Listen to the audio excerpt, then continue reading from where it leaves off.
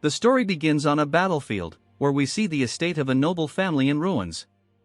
Maids are being slaughtered in the yard, some even burned alive, falling one after another like flies. Even those who don't resist are mercilessly killed. Amidst the chaos, two swords clash as two men engage in a fierce fight. One man raises his sword and swings down, but the other blocks the strike, his eyes filled with fury.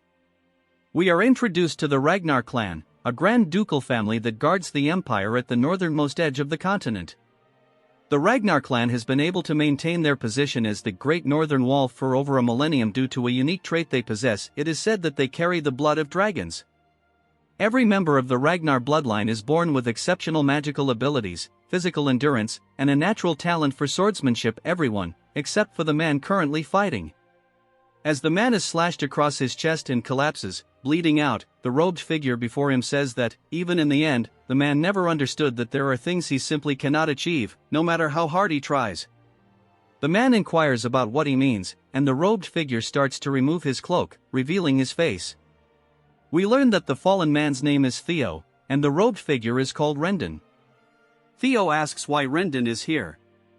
Rendon smirks and replies that watching Theo train tirelessly every day despite his lack of talent was a pitiful sight, especially when hard work alone would never get him anywhere. He laughs, mocking Theo, saying that the nickname Imbecile of Ragnar suits him perfectly. He adds that Theo should have hidden away, calling him a talentless fool.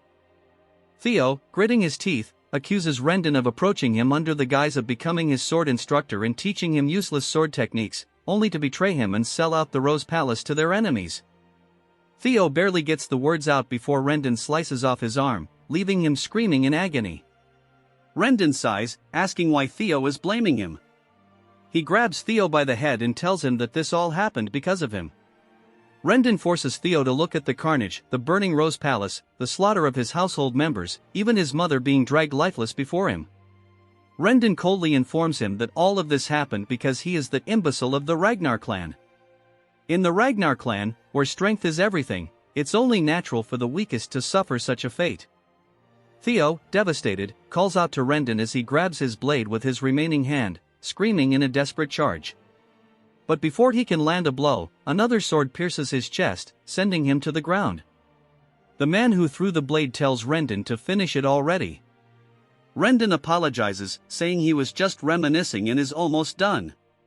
As Theo lies dying, he wonders if this is truly the end. He couldn't accomplish anything in life, and now he watches everything burn. He laments that perhaps, if he had possessed talent, things could have been different. With his final breath, he is consumed by the flames, and just as he dies, a status window appears before him, informing him that his trait Ragnar's talent has activated, returning him to the regression point. Theo opens his eyes, now staring at a wooden sword. It's Rendon, once again, offering to end the lesson for the day. Theo is shocked and confused, wondering what's happening. Rendon remarks that Theo seems distracted today. Theo, bewildered, believes he must be having flashbacks of his life since he just died. He can't believe he's seeing Rendon's face again in size, thinking that death is cruel even in its final moments. Suddenly, a status window appears before him again, with a tutorial quest instructing him to punch Rendon. Theo is confused, looking at the window and then at Rendon, wondering if he's hallucinating. He doesn't think Rendon can see the window. Rendon asks if something is wrong, and Theo, still confused, drops his sword, thinking that perhaps this is some sort of divine gift, a chance to vent his frustrations before he passes on. Deciding to go with it, he rears back and punches Rendon directly in the face. However, Rendon doesn't even flinch, and Theo is surprised at how weak his punch felt, commenting on how realistic the dream is. Frustrated, Theo swings his sword, knocking Rendon back. Rendon sighs, understanding Theo's frustration, remarking that with the awakening ceremony approaching, it must be difficult to see no progress despite all his hard work. Theo is startled to hear about the awakening ceremony but stays silent as Rendon lectures him on controlling his emotions. Rendon says that as a member of the Ragnar clan, Theo should rely on his sword, not his fists. With that, Rendon walks away, leaving Theo dumbfounded. The other trainees mock him, laughing at how the talentless Theo dared to strike his master. They question how someone so incompetent, even for an illegitimate child, could be a member of the Ragnar clan. Theo grasps a handful of sand from the ground, trying to make sense of his situation. The pain he feels is too vivid, too real. That's when it hits him, this isn't a flashback. Everything around him is real. A chill runs down his spine as he realizes that the awakening ceremony is still 10 years away, meaning he has returned to his 17-year-old self. He wonders how this could be possible. Once again, the status window appears, congratulating him for completing the tutorial quest and informing him that Ragnar's talent has activated. The window asks if he would like to receive his reward now. Hesitating for a moment, Theo raises his hand and selects yes. Immediately, he feels a strange sensation in his chest, as if he is being blessed with the talent of his ancestors. The window informs him that he has now received his reward, and all his stats will increase at an incredible rate. Theo, overwhelmed by the bright light from the activation of his reward, wonders what is happening. The window reveals that a new quest has started. The scene shifts to the Rose Palace, still standing in all its glory. A figure puts down a teacup, commenting on the situation. We see Rendon speaking to someone, mentioning that it's rare to see someone so talentless. Rendon, whose full name is Rendon Harvey, explains that this is why he is here, to be a true teacher. He vows to train Theo for the upcoming awakening ceremony, with only 5 months remaining. The woman he is speaking to is none other than Theo's mother, Cecilia, the lady of the Rose Palace. She hands Rendon a bag of money, requesting that he give Theo more attention. Rendon assures her that he will teach Theo day and night, though inwardly, he laughs, knowing that he has no intention of doing so. The story continues as Rendon muses over Theo's lack of talent. He scornfully remarks that both Theo and his mother are doomed to failure, calling her a concubine and implying that, like mother, like son, there is no future for their bloodline. Rendon sneers at the money he's received, thinking it's exceptional pay for betraying Theo. After all, he now holds the prestigious title of tutor to the Ragnar clan's direct line, and for feeding information about Theo and stunting his growth, someone has guaranteed Rendon's own future. In his eyes, Theo, the imbecile of Ragnar, is nothing more than a stepping stone to his own success.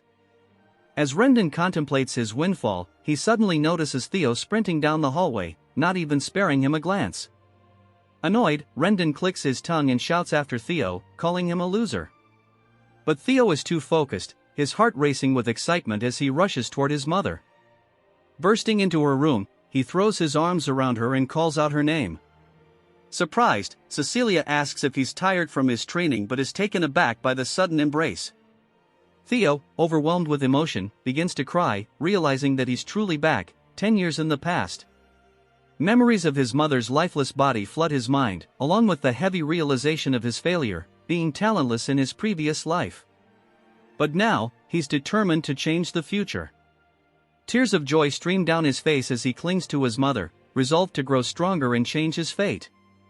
He explains to himself that though he's currently weak and without status, if the mysterious status window he encountered is real, he has a chance to grow. He vows to become powerful enough to hold his ground in the looming succession war and strong enough to exact revenge on Rendon. The next quest from the status window appears: train his body to the limit. He starts at 0%. That night, Theo is seen running furiously through the training grounds, determined to get stronger.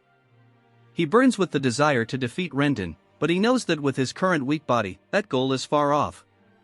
He recalls his previous life and the intelligence agency he had worked with, Blackwood. Though he was part of the information team due to his lack of combat ability, now the information he gathered will serve him well. He recalls a potion from his past, the Bloody Sword Emperor's Elixir, and its secret manual, understanding its potential to greatly enhance his body.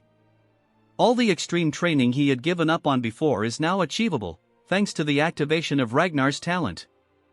As he continues to run, the other trainees notice and comment, surprised by his sudden stamina. Theo, pushing harder than ever before, is now 65% of the way to completing his goal. Days pass, and Theo shows no sign of slowing down, training tirelessly day and night. Evelyn, the manager of the training ground, watches him with curiosity. She yawns, wondering how Theo ever earned the nickname Imbecile of Ragnar when he's clearly showing immense drive and stamina. After days of ceaseless training, Theo is now at 97%, his eyes burning with determination, but his body nearing its limit. We flash back to the previous night, when Theo had rested at 90% progress, only to find that the percentage had decreased. This meant he couldn't afford to rest, he had to push himself to the absolute limit. With this realization, Theo trained relentlessly for 2 straight days without a single break. With each swing of his sword and each lap around the training ground, he gritted his teeth and pushed himself further, determined not to stop until the task was complete. At last, as he teeters on the brink of collapse, the percentage ticks from 99% to 100%. Theo feels an overwhelming sense of relief as the status window appears, congratulating him for completing the second tutorial quest. As a reward, he has been granted a dragon's heart, and for completing the quest so quickly, he receives an additional bonus 10 years worth of magical power from his past life. Completely exhausted, Theo falls to the ground, barely able to move. The status window asks if he would like to receive his rewards now. With trembling hands, Theo clicks yes. The rewards flood into him, a brilliant blue aura emanating from his body as he lies on the floor. Evelyn, who is still watching from a distance, is stunned by the sight, feeling the shockwaves of energy radiating from Theo. After some time, Theo wakes up in a bed, disoriented. He looks around, wondering where he is, when Evelyn walks in, telling him not to worry. She explains that he is in the break room of training ground number 4. Even a Ragnar, she notes, would collapse if they pushed themselves as hard as Theo had. She reintroduces herself, noting that he lost consciousness while training alone that morning, so she moved him here to rest. Theo, still tired but grateful, thanks her. However, Evelyn's curiosity hasn't faded. She offers him a drink and then drops a bombshell. She asks if he knows that within the Ragnar clan, opening one's mana hall before the awakening ceremony is strictly forbidden. Theo calmly acknowledges this and drinks, but Evelyn presses further, reminding him of the consequences for breaking this rule. She then asks him directly if he knows what happens when someone opens their mana hall prematurely. Theo is startled, unsure of where she's going with this, and asks why she's asking. Evelyn then reveals that just before he lost consciousness, a mana wave had occurred that was consistent with the opening of a mana hall. Theo's eyes widen in surprise. Her tone sharpens as she demands to know if he really opened it. Theo nervously tries to play it off, insisting that if he had opened his mana hall, he wouldn't still be alive. But he begins to sweat, recalling the dragon's heart he received as a reward. He realizes that the dragon's heart is actually where a mana hall can be placed, and having it there would make the mana flow through him far more efficiently than normal. Normally, warriors like those in the Ragnar clan long for a dragon's heart because it could bring overwhelming power. However, no human has ever been able to overcome the limitations of using one until now. Theo inwardly marvels at the incredible power he's been given by the quest rewards, but also realizes that it's placed him in an awkward situation with Evelyn. She is a high-ranking swordswoman who retired after losing her left arm. Though she now manages the training grounds, she once commanded the white-armored dragon cavalry, and was so skilled that even the demon dragon of the cavalry admired her. She was known for her fierce principles, the type of person who didn't judge based on status or strength. Dishonesty or cowardice didn't matter to her. Theo reflects on what to say to her, remembering how, when he was being rigid in the past, she had stripped him of his position as his direct superior. If she discovers his mana hall, she will execute him right here and now. He sweats nervously but asks himself if she can really go through with it, wondering what would happen if he isn't caught. Thinking about how well he knows her, he realizes he can use her strict personality against her. He tells her he is also an heir of Ragnar, and if anyone finds out she is spreading false rumors, it would be seen as defiling the family name. She acknowledges this, agreeing that's true by the rules. He then asks her if she knows what the punishment is for humiliating a Ragnar heir. She answers that it is execution, and he says it's good she understands. He tells her to go ahead and check. She's puzzled, wondering if he's always been this bold, but insists that what she sensed was definitely a mana wave. She begins to manifest mana in her hand, telling him to excuse her while she checks. Even if he is of Ragnar bloodline, she tells him, rules are rules and there are no exceptions. She analyzes his abdomen for a mana hall, but finds nothing, which leaves her baffled. She mutters in disbelief, saying there isn't a mana hall. Theo calmly asks her if she felt it or not. Immediately, Evelyn drops to her knees, begging him to execute her for her mistake, offering her life to atone for her sin. Smiling, Theo thinks to himself that, of course, there wouldn't be a mana hall because he possesses a dragon heart, something far beyond ordinary mana halls.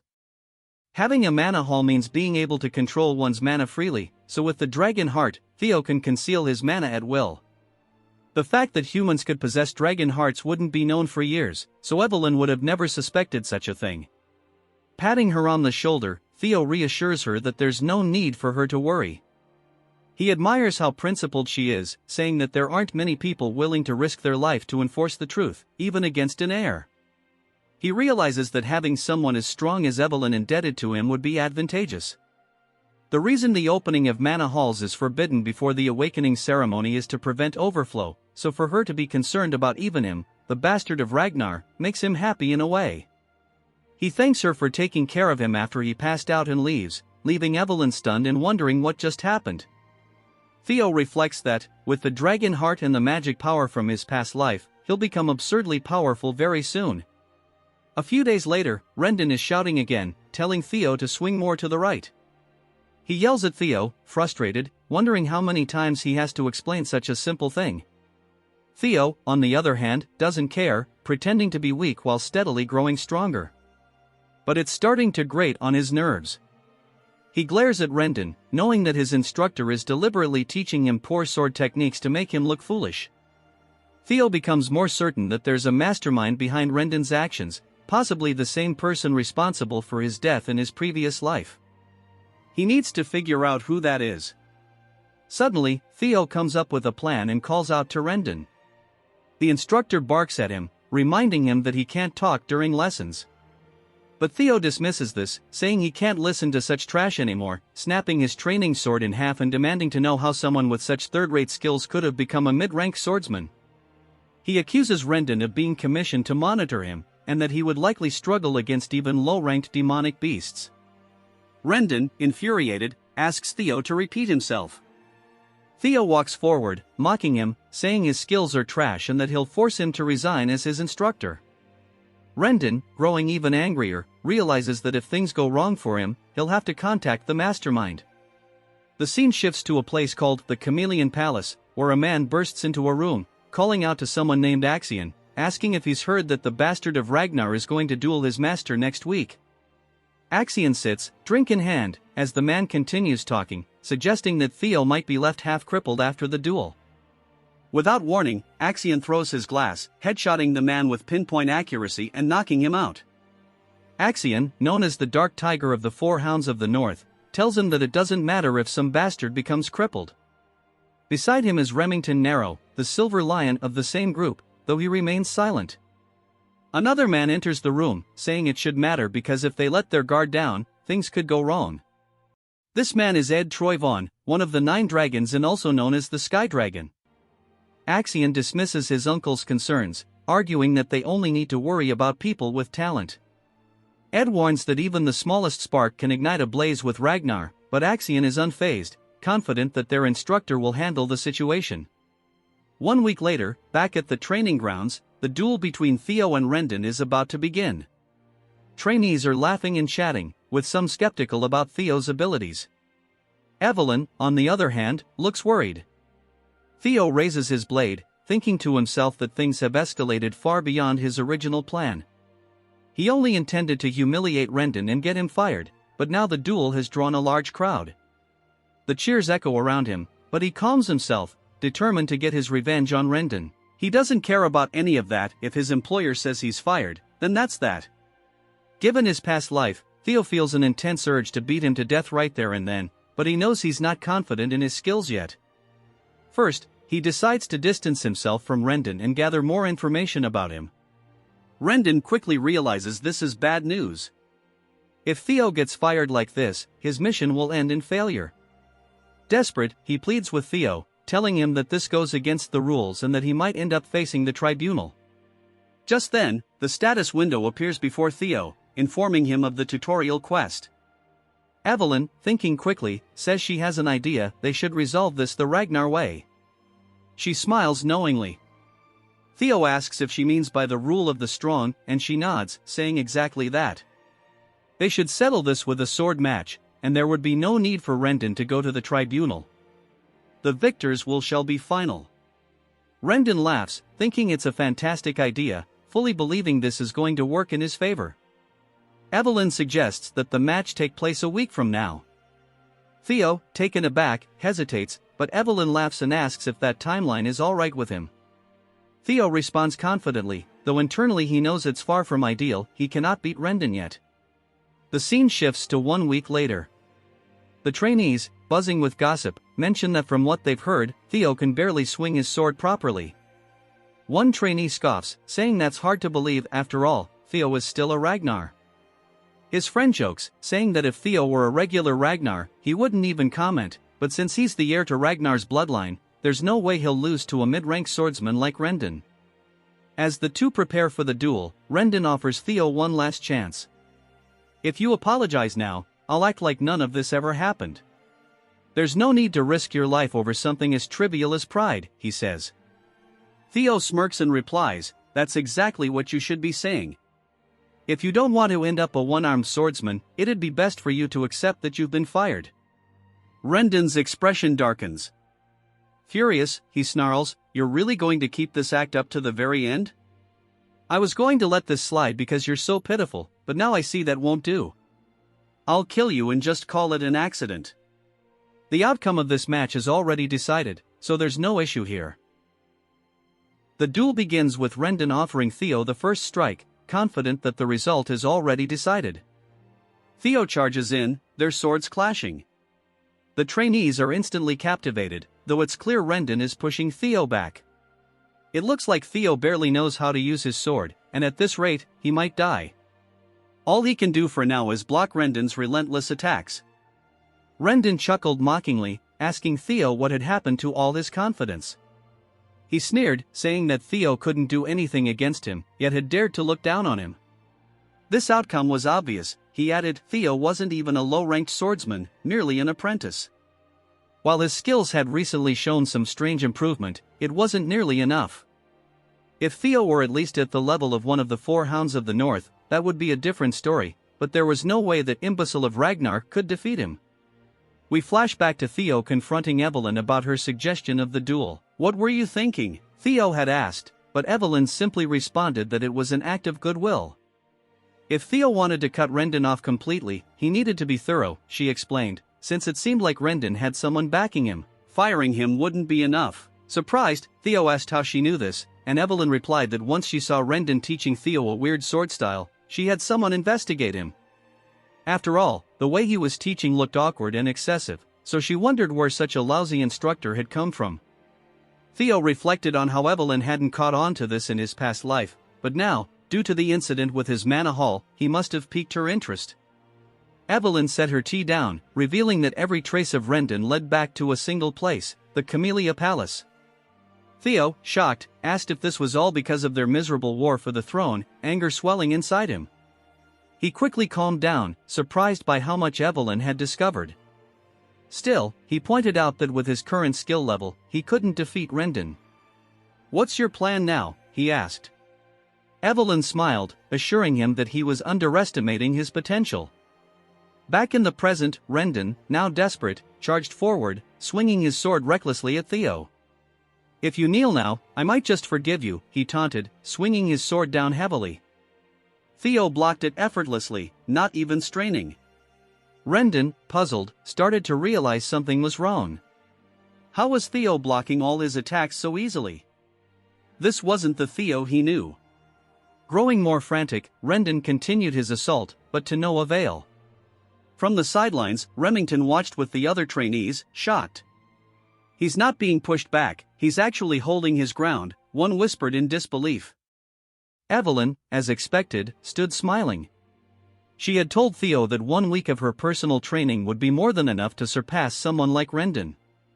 He was merely a pathetic excuse for a teacher, after all. Theo grinned, realizing how well things had turned out. Having Evelyn indebted to him had been more than worth it. However, there was one thing nagging at him, and he had asked her during their conversation why she was helping him so much. Evelyn had responded that while part of it was indeed because of what had happened before, she also knew someone who was obsessed with gathering talented individuals. Meanwhile, Rendon was panicking. Theo shouldn't have any talent, is he acting this whole time, he wondered. His mind raced as Theo suddenly asked, who's backing you? Caught off guard, Rendon stammered, what are you talking about? Theo, unimpressed, continued, did you really think I wouldn't notice? You've been giving me those worthless lessons on purpose. Show me a palace, perhaps? The moment Theo mentioned the palace, a chill ran down Rendon's spine. How did he know? Theo smiled, pleased with the response, and said, so you are being honest. Tell me, do you know what it feels like to have your arm chopped off? In an instant, Theo dashed forward, swinging his blade toward Rendon's arm. Before Rendon could react, his arm was severed, just as Theo had lost his in his past life. Rendon, horrified, watched his arm fly through the air, growing more distant with each passing second. He looked up at Theo in disbelief. Remington, too, was taken aback by the sudden turn of events, while Rendon collapsed, screaming in agony. Theo stared down at him, eyes cold and resolute. I've definitely gotten stronger, Theo thought. And there's still so much room to grow. He then reminded Rendon of the last words he'd heard before his death in his previous life, it's your fault this has happened. Rendon, now in utter panic, pleaded, what are you talking about? But Theo simply readied his blade. It's your fault you're dying here today, Theo declared. Of all the Ragnars who believe in the rule of the strong, you are the weakest. These were the exact same words Rendon had spoken before killing Theo in his past life. Desperation filled Rendon's voice as he cried out, wait. But it was too late. With one swift strike, Theo decapitated him. Rendon's final sight was his own body, now separated from his head. With that, Theo completed his third tutorial quest. The trainees looked on, dumbfounded, unable to believe that Theo, an apprentice swordsman, had defeated a mid-tier opponent like Rendon. They murmured amongst themselves, how did he do that? Theo, however, simply looked down at Rendon's corpse with disdain. So weak, he muttered, disgusted that he had suffered at this man's hands in his previous life. But now, things were different. The system window popped up, notifying him that, in addition to completing the quest, he had earned an extra reward, a new ability called Observation. Theo also regained a year's worth of magic power. Confused yet intrigued, Theo wondered what Observation was. Suddenly, a figure descended from the sky, landing directly behind Theo with an explosion of aura that shattered the ground. Theo turned to see none other than Julius Ragnar, the demon dragon and commander of the white-armored dragon cavalry. Julius's overwhelming aura filled the air. How long has he been watching? Theo wondered, his heart pounding. Even Evelyn, usually calm, was annoyed by her former superior's dramatic entrance. Does he really have to destroy the floor every time? She muttered to herself. Julius approached, eyes glowing red. Theo braced himself for the worst, but Julius suddenly burst into laughter, slapping Theo on the back. That was exciting, Julius boomed. He praised Theo for his talent, even adding that he had surpassed his master. While Theo was still processing everything, Julius put his hand on his shoulder.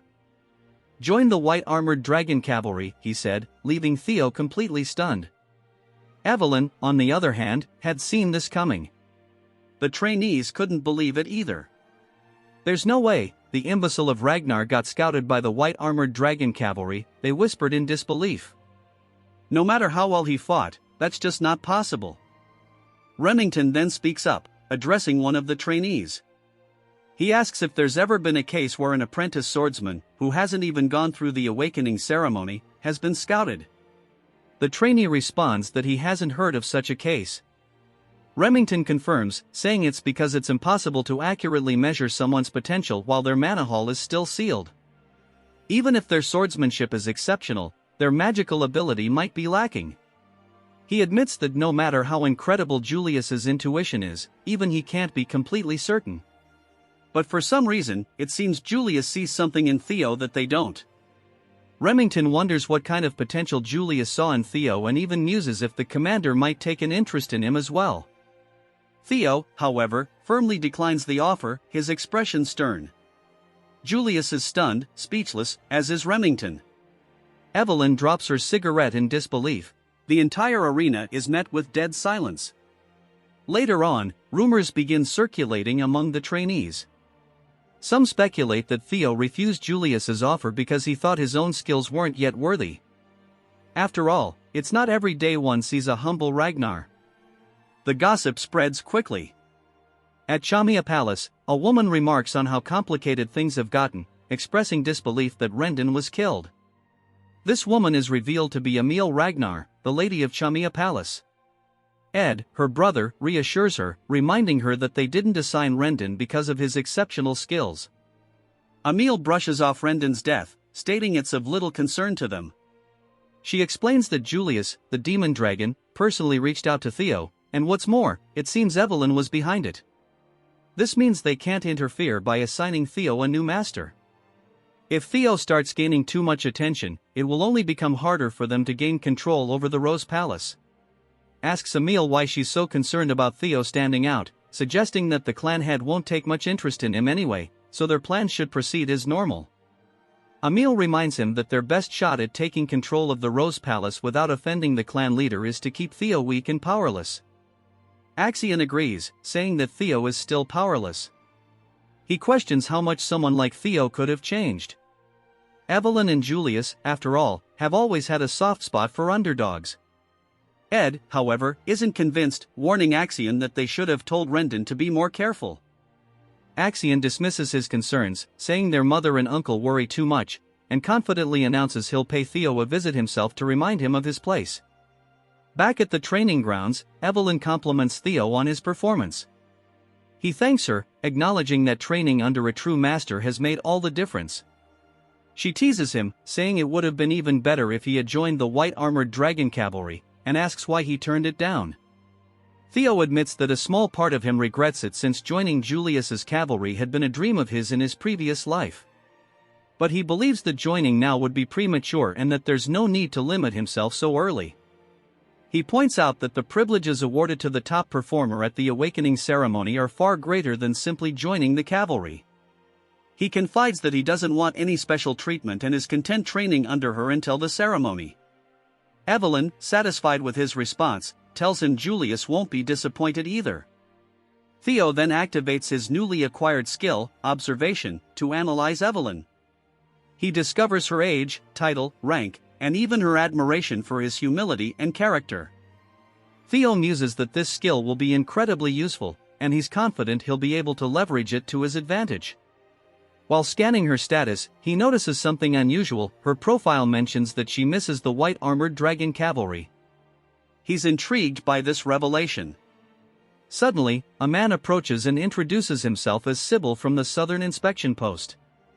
He informs Theo that he has something important to discuss with him. Theo, finding him a bit intimidating, uses observation on Sybil and is startled by the results. Sybil's title is revealed as the Dunce of the Southern Inspection Post, and his demeanor is described as full of enthusiasm and excitement. He longs to cross swords with Theo, though this sentiment comes across as unsettling to Theo, who starts to feel creeped out. The last tutorial quest has begun, and it's titled Discard the Imbecile of Ragnar. Sybil pleads with Theo, admitting that in the past, he ignored him, fully believing that the title of Ragnar's imbecile was appropriate. Theo debates whether to kill him on the spot, but Sybil goes on to explain that he's been observing Theo's efforts. He notes that Theo trains harder than anyone else, day in and day out. He then confesses that after seeing Theo's performance against Rendon, and the fact that Julius himself invited him, Theo has now become his idol. He shares that he was once on the verge of giving up after being labeled the idiot of the Southern Inspection Post, but Theo inspired him to keep going. He begs for the chance to spar with Theo. Theo, initially skeptical of Sybil's intentions, uses observation to verify his sincerity. He's surprised to find that Sybil's admiration is genuine. Reflecting on how people react to him, Theo realizes that after defeating Rendon and gaining Julius's attention, he expected people driven by jealousy to come and challenge him. Instead, he's finding that there are those who genuinely want to follow him. He concludes that perhaps the Ragnar family members still have some pride left after all. Realizing that he'll need loyal allies if he's to rise to the position of clan head, Theo sees this as an opportunity. This quest, which is the final part of the tutorial, gives him a chance to shed the unwanted title of Ragnar's imbecile, something he was never able to escape in his previous life. He asks Evelyn for a moment to spar with Sybil, and she agrees, encouraging him to showcase his skills. Theo and Sybil take their positions, each formally introducing themselves and their masters. Evelyn smiles upon hearing Theo proudly name her as his master. Sybil, too, introduces himself, revealing that he wields the swordsmanship of the core clan and specializes in the quick sword. He expresses his excitement for the fight. Sybil charges in with a flurry of swift attacks, which Theo effortlessly blocks. Sybil, impressed, comments on how fast Theo is, despite his reputation. He adds that even though he was called the fool of the Southern Inspection Post, he takes great pride in his speed. But as expected, Theo's skills are the real deal, as he easily fends off every strike. Theo reflects that if this had been his previous life, he would have struggled against even a few of these hits. But now, things are different.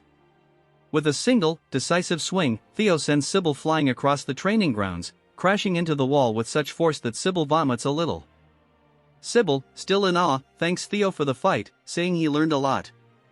Theo then catches his reflection in his sword and wonders if he can use observation on himself. To his surprise, it works. He sees his own title, his talents, and a few locked abilities that Red Access denied. He's also surprised to see that he's still at level 1, and there are sections of his profile that are hidden. Having finally accessed his stats for the first time, they will now be notated with numbers. He notices that his magic power is high, likely due to inheriting his past life's magic in his dragon heart. But oddly, his luck is in the negatives. Bro is cursed. Theo speculates that the bad luck he experienced in his previous life may have been due to this and decides he'll need to figure out a way to improve his luck in the future. While lost in thought, Theo suddenly realizes he's completely surrounded by the other trainees. He wonders what's going on. Evelyn explains that no matter how weak Rendon was, he was still a mid-rank swordsman, and now that Theo has defeated him and earned the approval of the commander, the Ragnar family, being focused on strength, has two ways of reacting. They either become envious or begin to admire him. The ones gathered around clearly fall into the latter category. The trainees murmur amongst themselves, admitting that if they were in Sybil's place, they don't know if they could have even blocked Theo's strikes. A battle-hungry energy begins to fill the air as they express their desire to spar with him as well. Theo, feeling a bit overwhelmed, sighs and calls forward one of the men he recognized, named Eody, surprising the man that Theo knew his name. Theo calls Eody forward, saying he looks forward to sparring with him. Eody, feeling honored, introduces himself as the third son of Viscount Naylan and a practitioner of the double ascension swordsmanship. Theo, as he did with Sybil, introduces himself formally, expressing his hope for a good fight. They charge at each other, clashing swords several times. Theo's basic swordsmanship proficiency increases during the duel. As Eody prepares for a powerful strike, aiming for Theo's neck, Theo calmly raises his sword and deflects the blow, disarming Eody in the process. His proficiency increases once again. Eody, in shock, admits his defeat, stating that it's clearly his loss. With this, Theo gains Eody's approval, which results in his luck stat increasing by 1. Theo realizes that his luck seems to be tied to his growing reputation. He also gains experience points, strengthening his resolve to continue challenging others. His goal is simple now: he needs to fight as many people as possible. Soon, he gains the approval of several others, including Bonnet Ramiro, Eric, Manfred, and Manuel. Though there are too many names to mention individually, each duel raises his luck further. After fighting continuously, Theo becomes visibly tired, but he remains eager. Looking at his quest progress, he notices that despite the many fights, his completion percentage has only increased by 1. He speculates that perhaps all of his opponents already respected him, and to make greater progress, he needs to face stronger foes or situations where many doubt him. Suddenly, Remington approaches and remarks that Theo looks exhausted, asking if he'll be alright. Theo responds that he'll rest when necessary, but not yet. To his surprise, Remington steps forward and requests a spar with him, revealing his identity as the Silver Lion. Theo is astonished, recognizing the man, and so does the crowd. Remington is one of the famed Four Hounds of the North, a title reserved for the strongest of the Ragnar clan's awakening generation.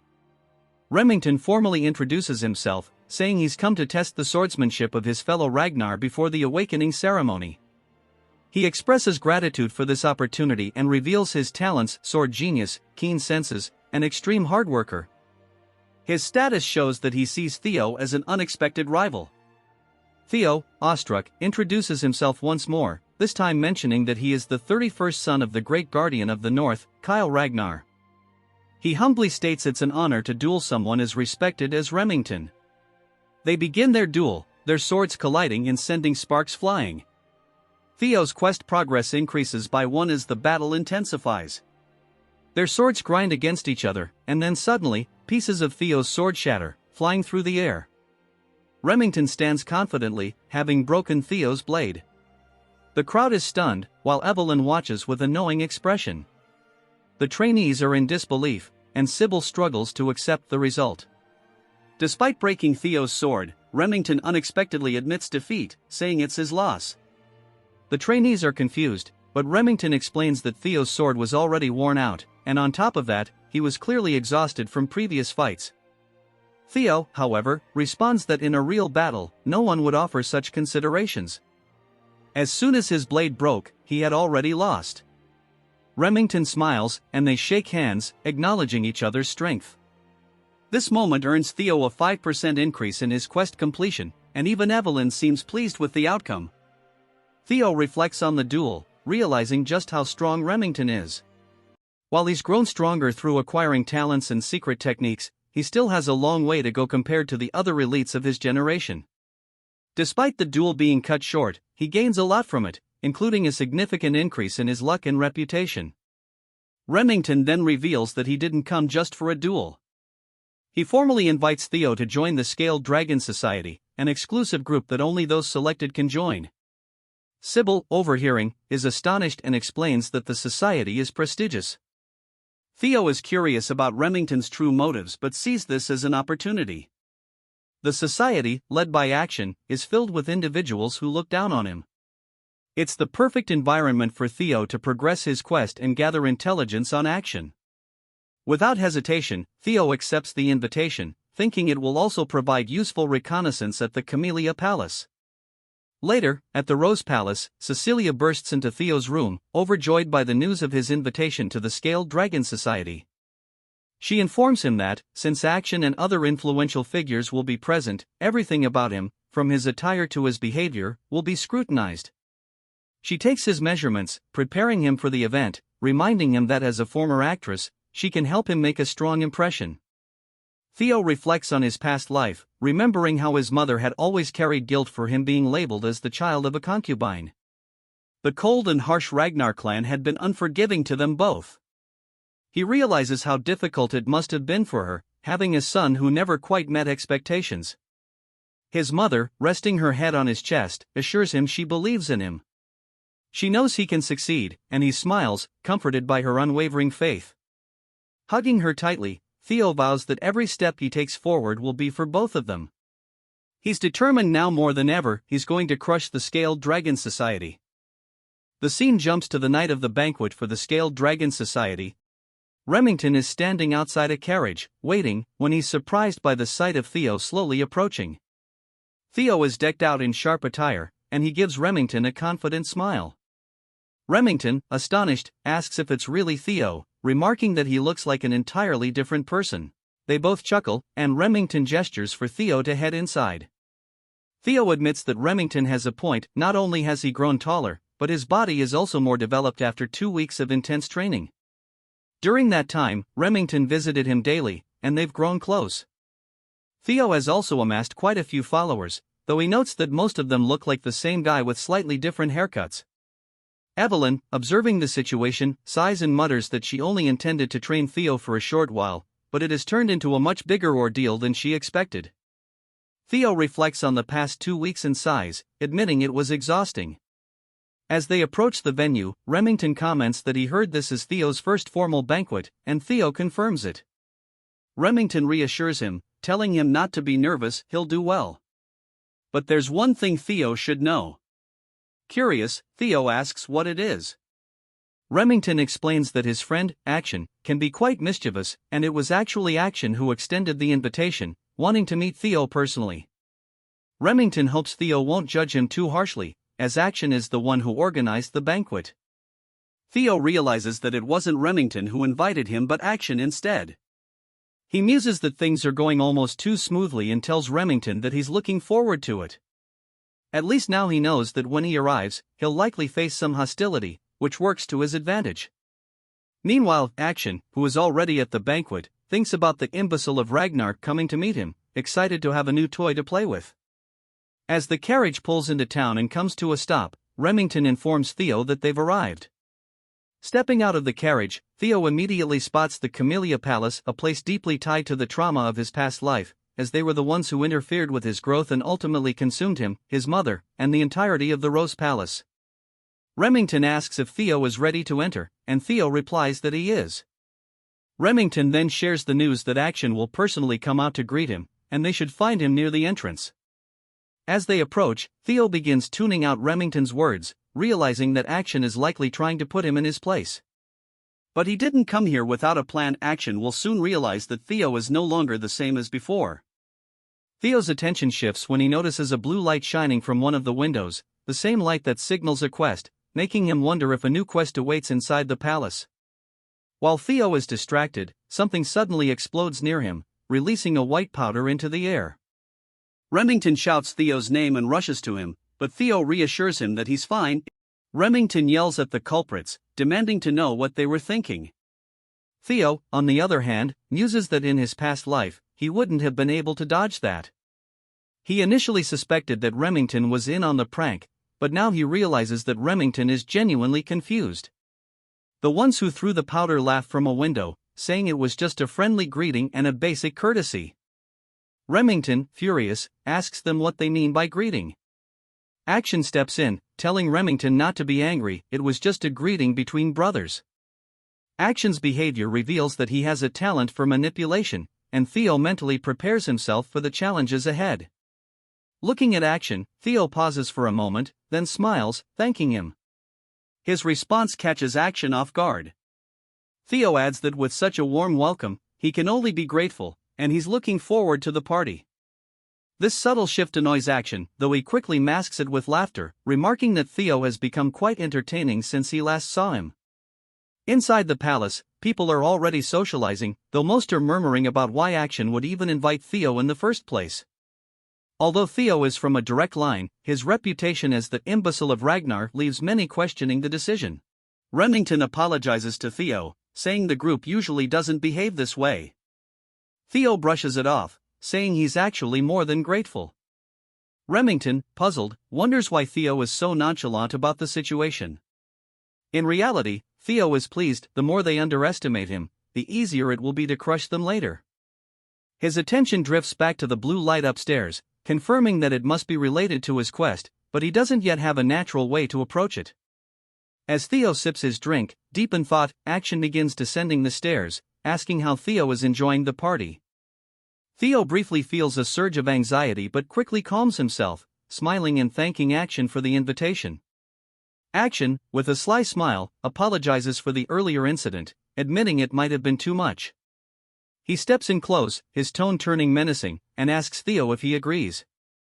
Remington, sensing the tension, grows concerned, but Theo surprises everyone by asking why Action would apologize. He plays it off casually, saying he only remembers it as a friendly greeting that even caught him off guard. Theo then slaps Action's back playfully, laughing and complimenting his mischievous side, claiming he never knew Action was so fun.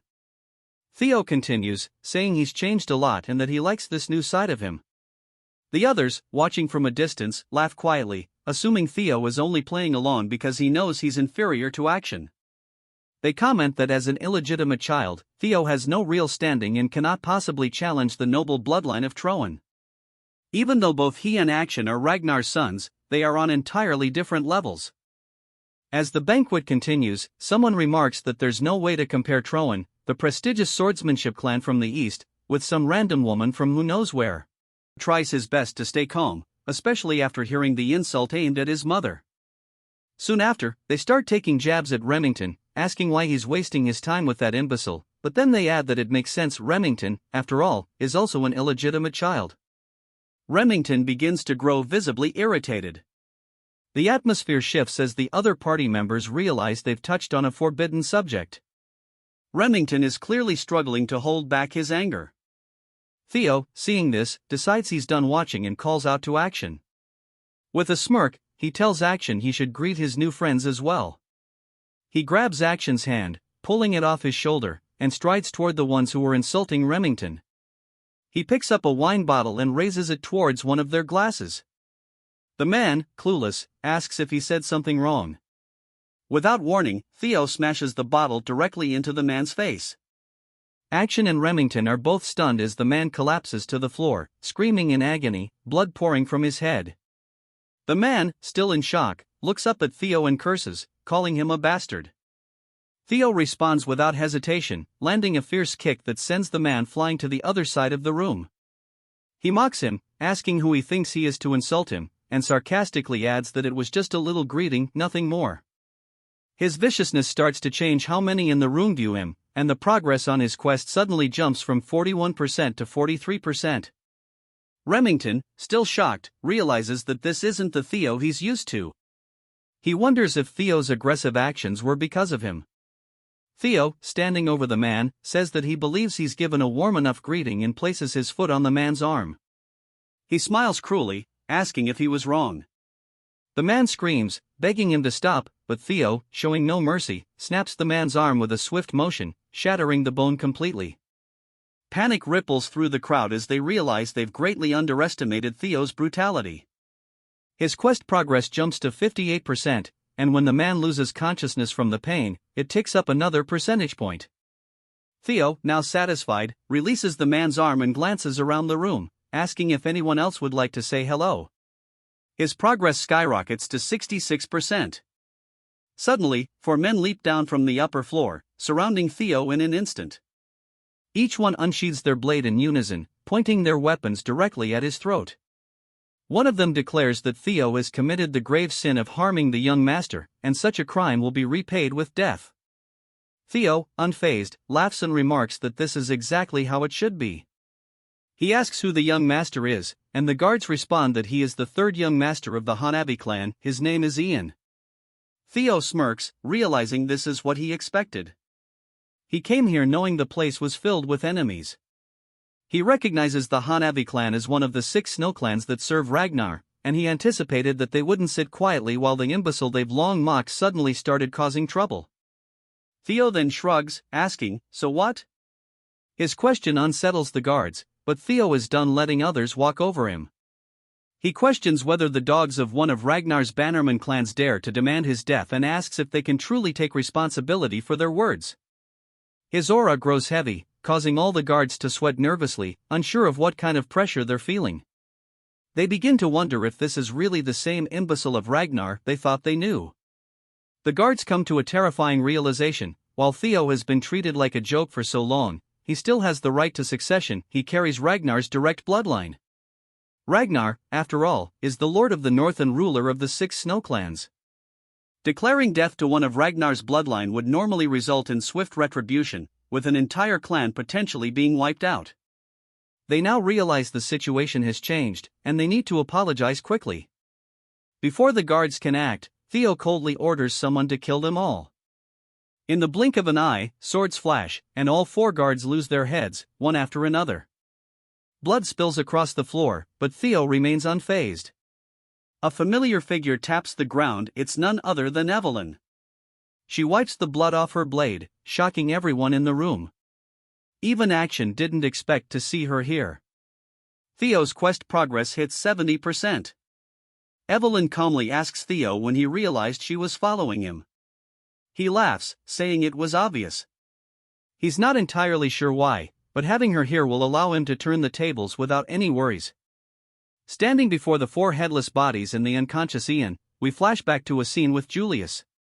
He's popping open a bottle of wine, remarking that Evelyn once told him she wouldn't take on any more disciples, which means Theo must be someone special to her. Evelyn brushes it off, but Julius presses, asking if she doesn't have somewhere to be. He teases that his recent joy has been tormenting her. She comments that the wine is expensive, to which he responds by chugging it, grinning. Evelyn, realizing she can't argue with him, admits that Theo's talent is exceptional. Among all her disciples, he's the best. Julius, recalling that Action also trained under her, asks if that means Theo is better. Evelyn confirms that in terms of potential, Theo far surpasses Action. These are not empty words, either. Julius laughs, saying she's always had a sharp eye for things and should have seen this long before him. He then sighs, asking if that means Theo has been hiding his strength this whole time, as people can't change that drastically overnight. Evelyn agrees, noting that it's odd for someone who has concealed their true power to suddenly flaunt it.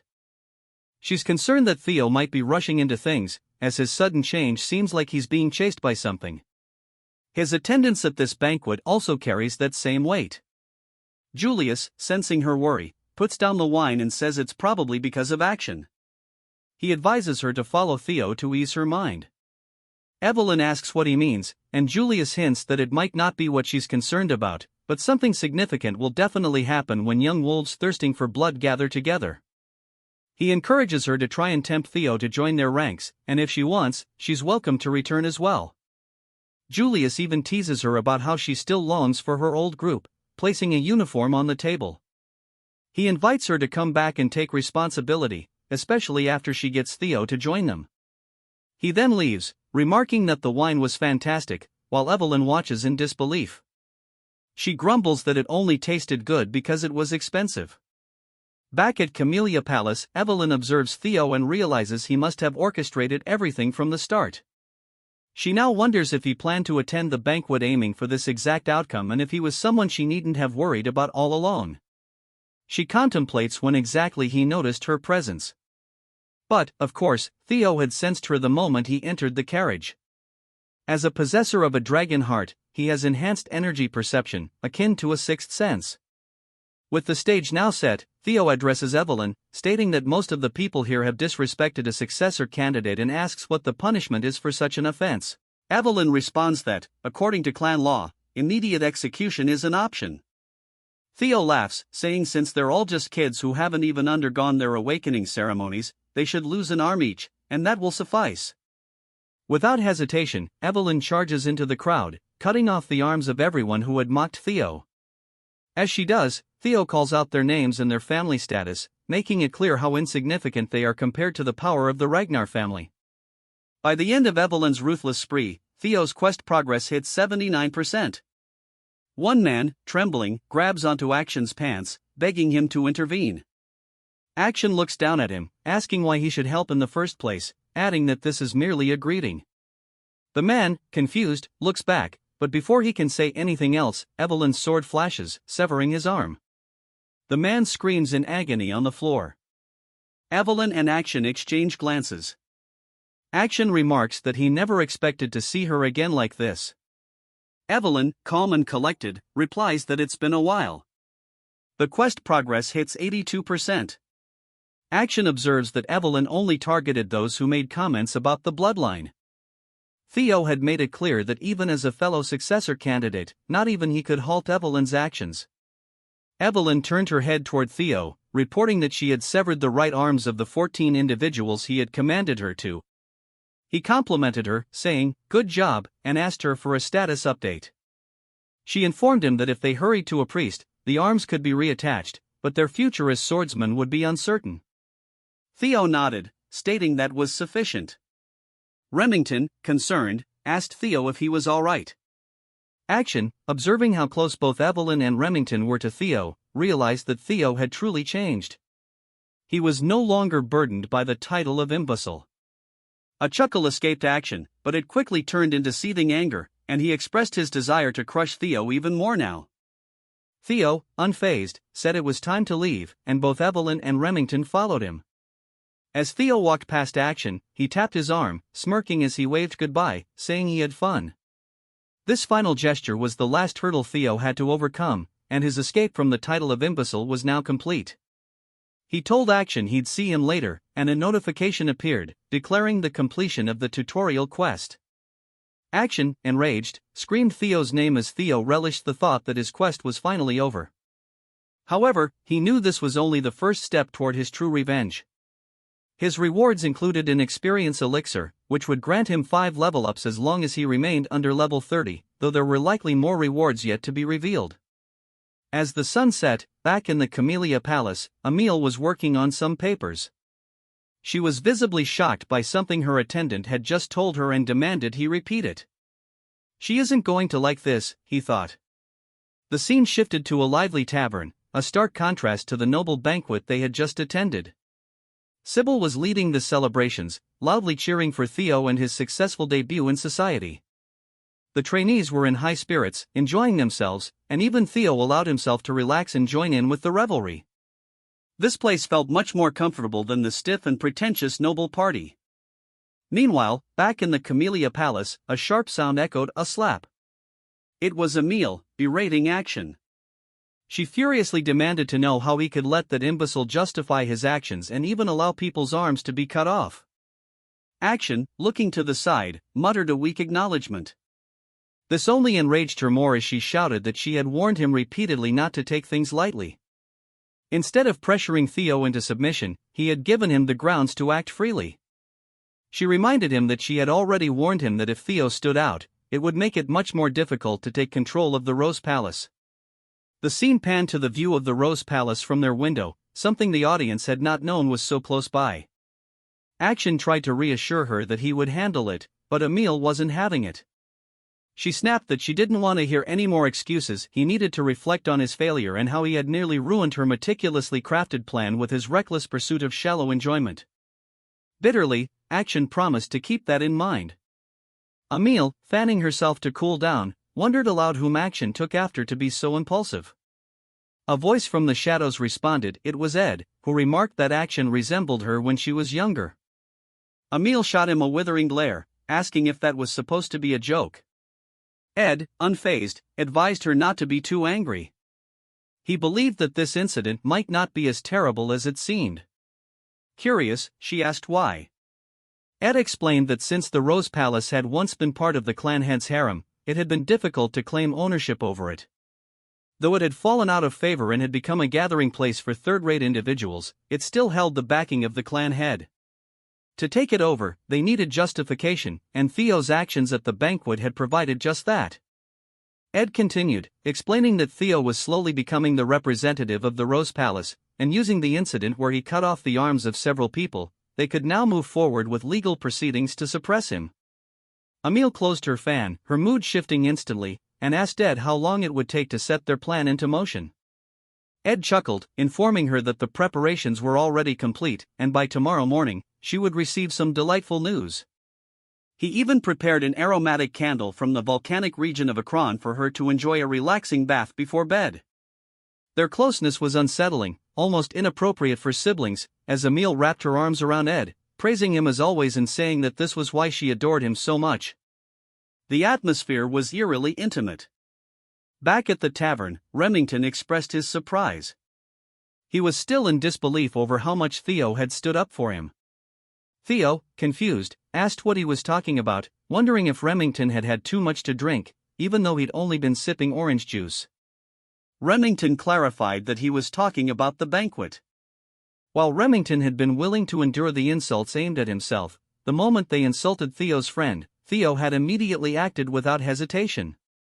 Remington admitted he had done nothing to defend himself and found it embarrassing. Looking at Theo, Remington realized how extraordinary he truly was. Despite all the ridicule he had faced for being an untalented, illegitimate child, Theo had grown into a formidable person. Not only that, but even when confronted by enemies he stood little chance against, he had the courage and resolve to emerge victorious. Theo had gone up against the formidable Camellia Palace, a force that no one else dared to challenge, yet he wielded his sword without hesitation, all for the sake of defending a friend. Using his observational skills, Theo notices that Remington believes Theo's actions at the banquet were driven by how much he cares for him. Theo, however, tells him that he seems to be misunderstanding something. Remington, ignoring the comment, reveals that although his clan head had instructed him to build ties with Action, he's had a change of heart. He declares that, from now on, he wishes to follow Theo instead. The other trainees, witnessing this, get excited, shouting that it's only natural for the strong to recognize strength in others. Theo, still unconvinced, insists that Remington is misunderstanding things. At that moment, he hears Evelyn's voice in his mind, using telepathy to tell him to just let Remington be. Startled, Theo glances over at her and sees her smiling. She says it's not a bad misunderstanding, after all, and perhaps everyone just wants to get along with him. Theo sighs, surprised, and says he's really not anyone special. Reflecting for a moment, he considers that everything might be because of the message window he has. Whether it's his regression to the past, acquiring Ragnar's talents, or becoming stronger, he can't quite pin down what it is. At first, he thought it might be fragments of his regret, but the window is far too detailed for that. A vague sense of déjà vu nags at him, but he concludes that since it's been helping him, it doesn't matter. As the banquet wraps up, Theo notices his level has gone up. He realizes that each level up grants him stat points that he can allocate however he wants, allowing him to enhance his abilities at will. He finds this both thrilling and frightening, and he gets excited at the thought of how powerful he could become. But first, he knows he needs to prepare for the inevitable counterattack from the Camellia Palace. Turning to Remington, he gives him the nickname Remy and says, "Since you've mentioned it, maybe you can help me with something." Remington, eager, agrees and asks what Theo needs, before noting how Theo just called him Remy. Theo pulls out a piece of paper and tells him that the battle for the throne between him and Action is about to intensify. To prepare, he really wants Remy's help. Remington is taken aback by this, but Theo explains that in the future, Remington will become the head of the Narrow Clan, and their forces will grow strong enough to rival even the Ragnars. Theo adds that Remington's strength and leadership are symbolized by the Silver Lion and that he hopes to have him on his side. Theo then hands Remington an envelope, saying he really hopes Remy will take it. Still surprised, Remington accepts the envelope and pledges to follow Theo, saying that if there's anything he can do to help, he will. Theo laughs, thanking him, while Remington again points out how Theo called him Remy. Just then, someone shouts Theo's name from behind the door. The door bursts open, and a group of knights enters. Everyone in the room is shocked. The knights, known as the Swords of the Law, essentially medieval knight cops, present Theo with a warrant for his arrest on charges of threat, assault, and intimidation. Evelyn, outraged, demands to know what nonsense this is, but Theo calmly tells her to relax. Walking over to the warrant, Theo notices the ink is still wet, indicating they were in a rush. Smirking, he tells the knights he's ready to go. They handcuff him and lead him out. Remington calls out to Theo, who turns around with a grin. Both Theo and Evelyn realize that this is likely part of Theo's larger plan. They exchange a knowing look, glancing at the envelope still in Remington's hand. At the banquet, she sighs, murmuring to herself, who would have thought that his invitation would lead to this? Despite her worries, she holds faith that Theo will get through it because that's the kind of resilient kid he is. Gazing out the window with hope, she quietly wishes for Theo's safe return. Meanwhile, Theo, now inside a carriage, is being escorted away by the night watch. Peering out the window, he comments to himself, "It's been a while since I've been here." As the view of the tribunal comes into sight, a grand, imposing structure, he mutters that his actions at the banquet won't result in mere imprisonment. He's certain this will lead to a trial. After all, bringing Ragnar's successor to the tribunal signals that they're questioning his worthiness as the next in line. Upon arrival, the knights order him to step out, and Theo realizes they likely want to crush him completely. A grin spreads across his face, though, as he thinks, "That's exactly what I'm hoping for."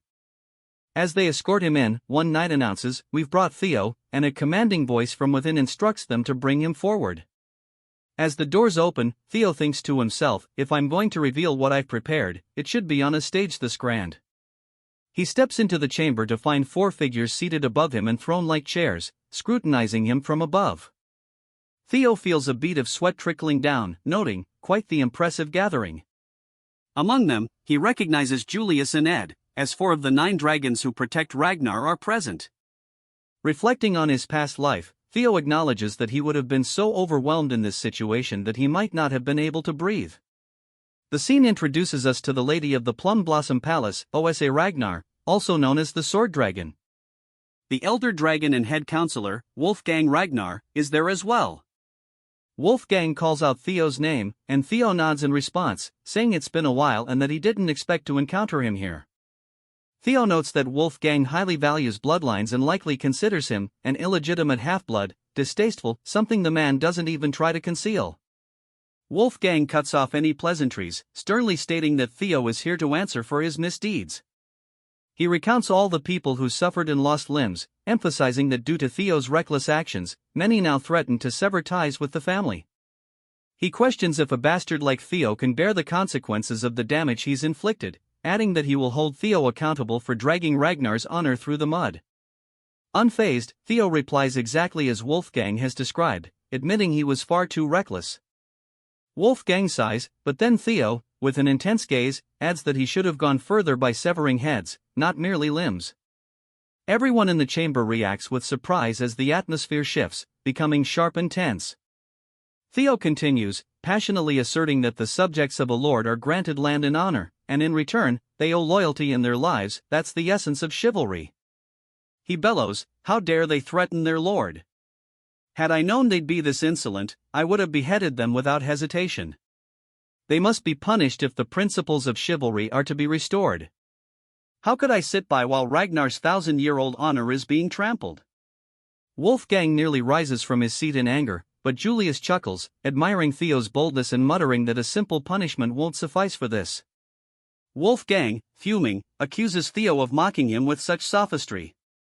OSA speaks up, saying that while Theo's opinion may be controversial, he is theoretically correct. Wolfgang, startled, wonders why OSA seems to agree with Theo, but she goes on to explain that Ragnar, though strong, would never truly be great if it ignored the voices of its knights and vassals. To rule through tyranny alone is a surefire path to downfall. Taking this in, Theo responds, "I'll be sure to keep that in mind." We finally learn more about OSA. She is the clan head's first wife and one of the North's greatest swordsmen.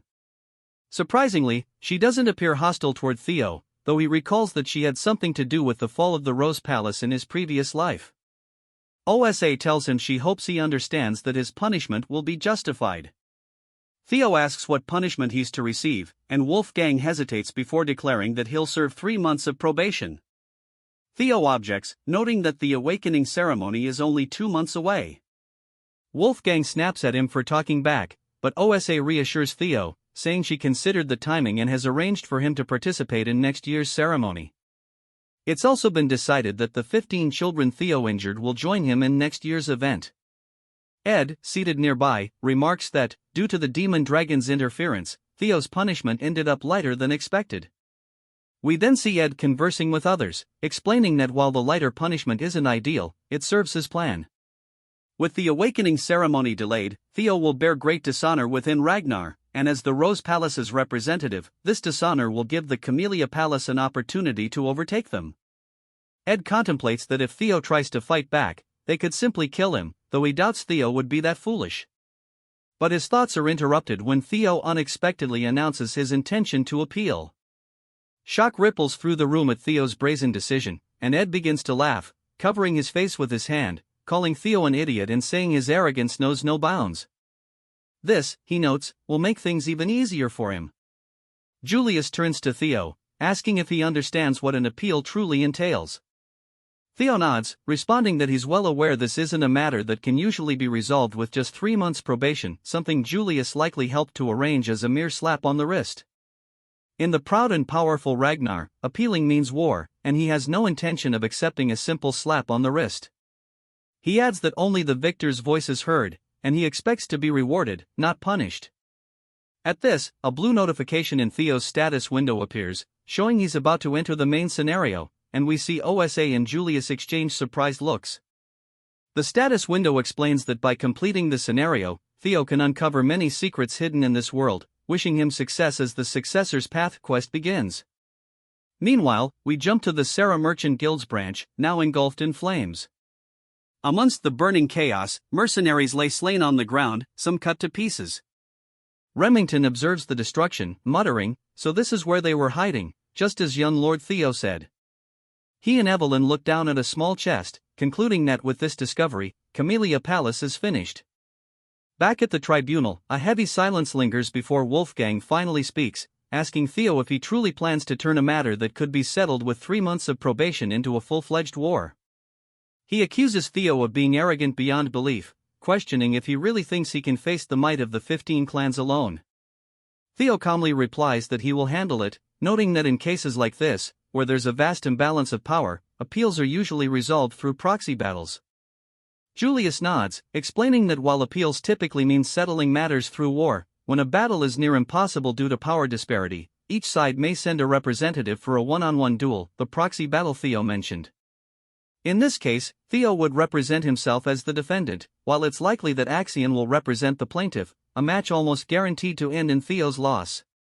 Julius wonders why Theo would make such a reckless choice, suspecting he might be banking on Julius or Evelyn stepping in as his proxy.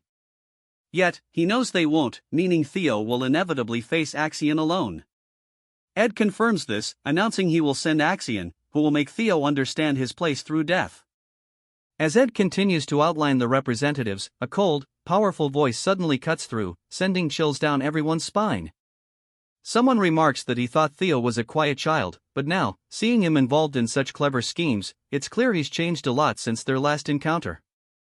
Calling Theo his son, we are introduced to the Ragnar clan head, Kyle Ragnar, a towering figure who commands attention. All 9 dragons present at the tribunal greet him respectfully, as does Theo, who bows, greeting Kyle as the incarnation of the great dragon god.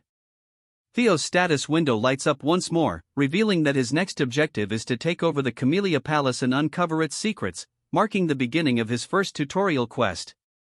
Reflecting that the blue notification from earlier was the key to the palace's secrets, he regrets not pursuing it during the banquet. He quickly brushes off the thought, focusing his attention as he looks up to meet his father's intense gaze, watching Kyle Ragnar approach. Theo steels himself, muttering that he has to handle this first. An unexpected variable has just appeared, and his carefully laid plans could quickly unravel. He wonders what brings his father here. Kyle then commands him to stand, explaining that he had heard of Theo's predicament by chance on his way here and is aware that Theo's situation is rather complex. He mentions that he learned Theo wants to make an appeal through a proxy battle. Theo hesitates momentarily before confirming. Kyle considers this, saying that if Theo's plan involves a proxy, it'll be challenging, and he asks who Theo intended to choose as his representative. Realizing this is a test, Theo replies that there's no one who could represent him and that he planned to fight himself. At this, Ed senses something amiss, growing uneasy. Kyle tells Theo he'll likely lose, but Theo meets his gaze steadily, replying that he can't know that without trying, and even if forced to yield, he won't willingly bow. Kyle starts to grin, then laughs heartily, proclaiming to everyone present that these words define his son. Even if he's made to bend, he will not lower himself. He commends Theo, calling this attitude the very essence of a Ragnar. Theo thanks him, explaining that the proxy battle is just bait, he doesn't intend to actually fight, and it's refreshing to be able to admit it freely. The work he assigned to Evelyn and Remington will prove Camellia Palace's treason, securing his victory without bloodshed. But then, Kyle takes it a step further, declaring that he will personally grant Theo an opportunity. As Ragnar's leader, he wishes to test Theo with a single strike. Theo is taken aback, unsure if Kyle is serious, but Kyle calmly orders him to follow outside, declaring that if Theo can withstand this one strike, all charges will be dropped. Ed, visibly panicked, shouts in protest. He realizes that if Kyle is testing Theo, it means he's ready to approve of him as a potential leader. Even though Ed doubts Theo can survive the blow, he knows that if he somehow does, he'll gain the clan head's approval, a fact Ed can't tolerate. With a controlled tone, Ed objects, insisting that the tribunal should continue as planned. Kyle, unfazed, cuts him off coldly, telling Ed that any vassal brazen enough to speak out against the Ragnar bloodline should simply be dealt with. Ed bites his lip, grumbling that he understands. Kyle then turns his attention to Julius, who has been stifling laughter, asking if he has something to add, since he seems amused. Julius brushes it off, saying it's just been a while since Kyle has shown such keen interest. Kyle waves him off, calling it nonsense, and dismisses the small talk, turning back to Theo, asking if he intends to go through with the challenge. Theo pauses, thinking about the fact that this single strike from his father has altered everything, dismantling his original plan entirely. Yet he begins to chuckle, welcoming the unexpected change. Smiling, he tells his father that his blow seems too heavy, asking how a single strike from him could compare to a proxy battle with mere vassals. Kyle raises an eyebrow, asking if Theo intends to refuse. Theo clarifies that he merely wanted to express how unfair it is, but he has no intention of declining. Kyle, intrigued, asks what he means by unfair, and Theo boldly suggests that, since the trial has become so severe, shouldn't his reward be greater? Amused, Kyle asks what Theo has in mind. Theo scans the room, fixing his gaze on Ed, who stares back warily, and confidently states that he would like something akin to Camellia Palace. Ed clenches his fists, struggling to keep his anger in check. Wolfgang watches, thinking Theo must be mad to propose a deal with the clan head. A deal assumes both parties are equals, and he mutters that Theo's arrogance will lead to his ruin. But his shock deepens as Kyle, surprisingly, agrees, saying that if Theo truly aims to become his successor, he'll need that kind of boldness. He then turns to Ed, asking if he has any objections. Ed, seething, replies that everything within Ragnar's domain belongs to Kyle, so he couldn't possibly question his decision. Kyle smirks, declaring that everything is settled and ordering preparations to be made. He will test Theo Ragnar here and now. Theo stands in the arena, visibly anxious, while across from him, Kyle watches, preparing to unleash his strike. 4 of the 9 dragons observe closely, along with Ed, who sneers to himself that his trap to ensnare Theo has somehow transformed into a platform to elevate him. Ed reminds himself that, even if Theo has grown stronger, there's no chance he can withstand a single blow from the clan head, a feat that even high-ranked swordsmen would find daunting. Theo must fail here, he thinks, as Theo clearly occupies every inch of his thoughts. But Theo, sensing Ed's intentions, smiles subtly. Unbeknownst to Ed, Theo is fully prepared to handle this, thanks to a tutorial reward he recently received. Kyle narrows his eyes, noting something different in Theo's demeanor, and asks if Theo took an elixir in secret. He remarks that even if Theo had, such rapid improvement would be unlikely, and adds that he's interested in seeing just how strong Theo has become. Theo admits Kyle is sharp, even the 9 dragons hadn't noticed, but confirms he's ready.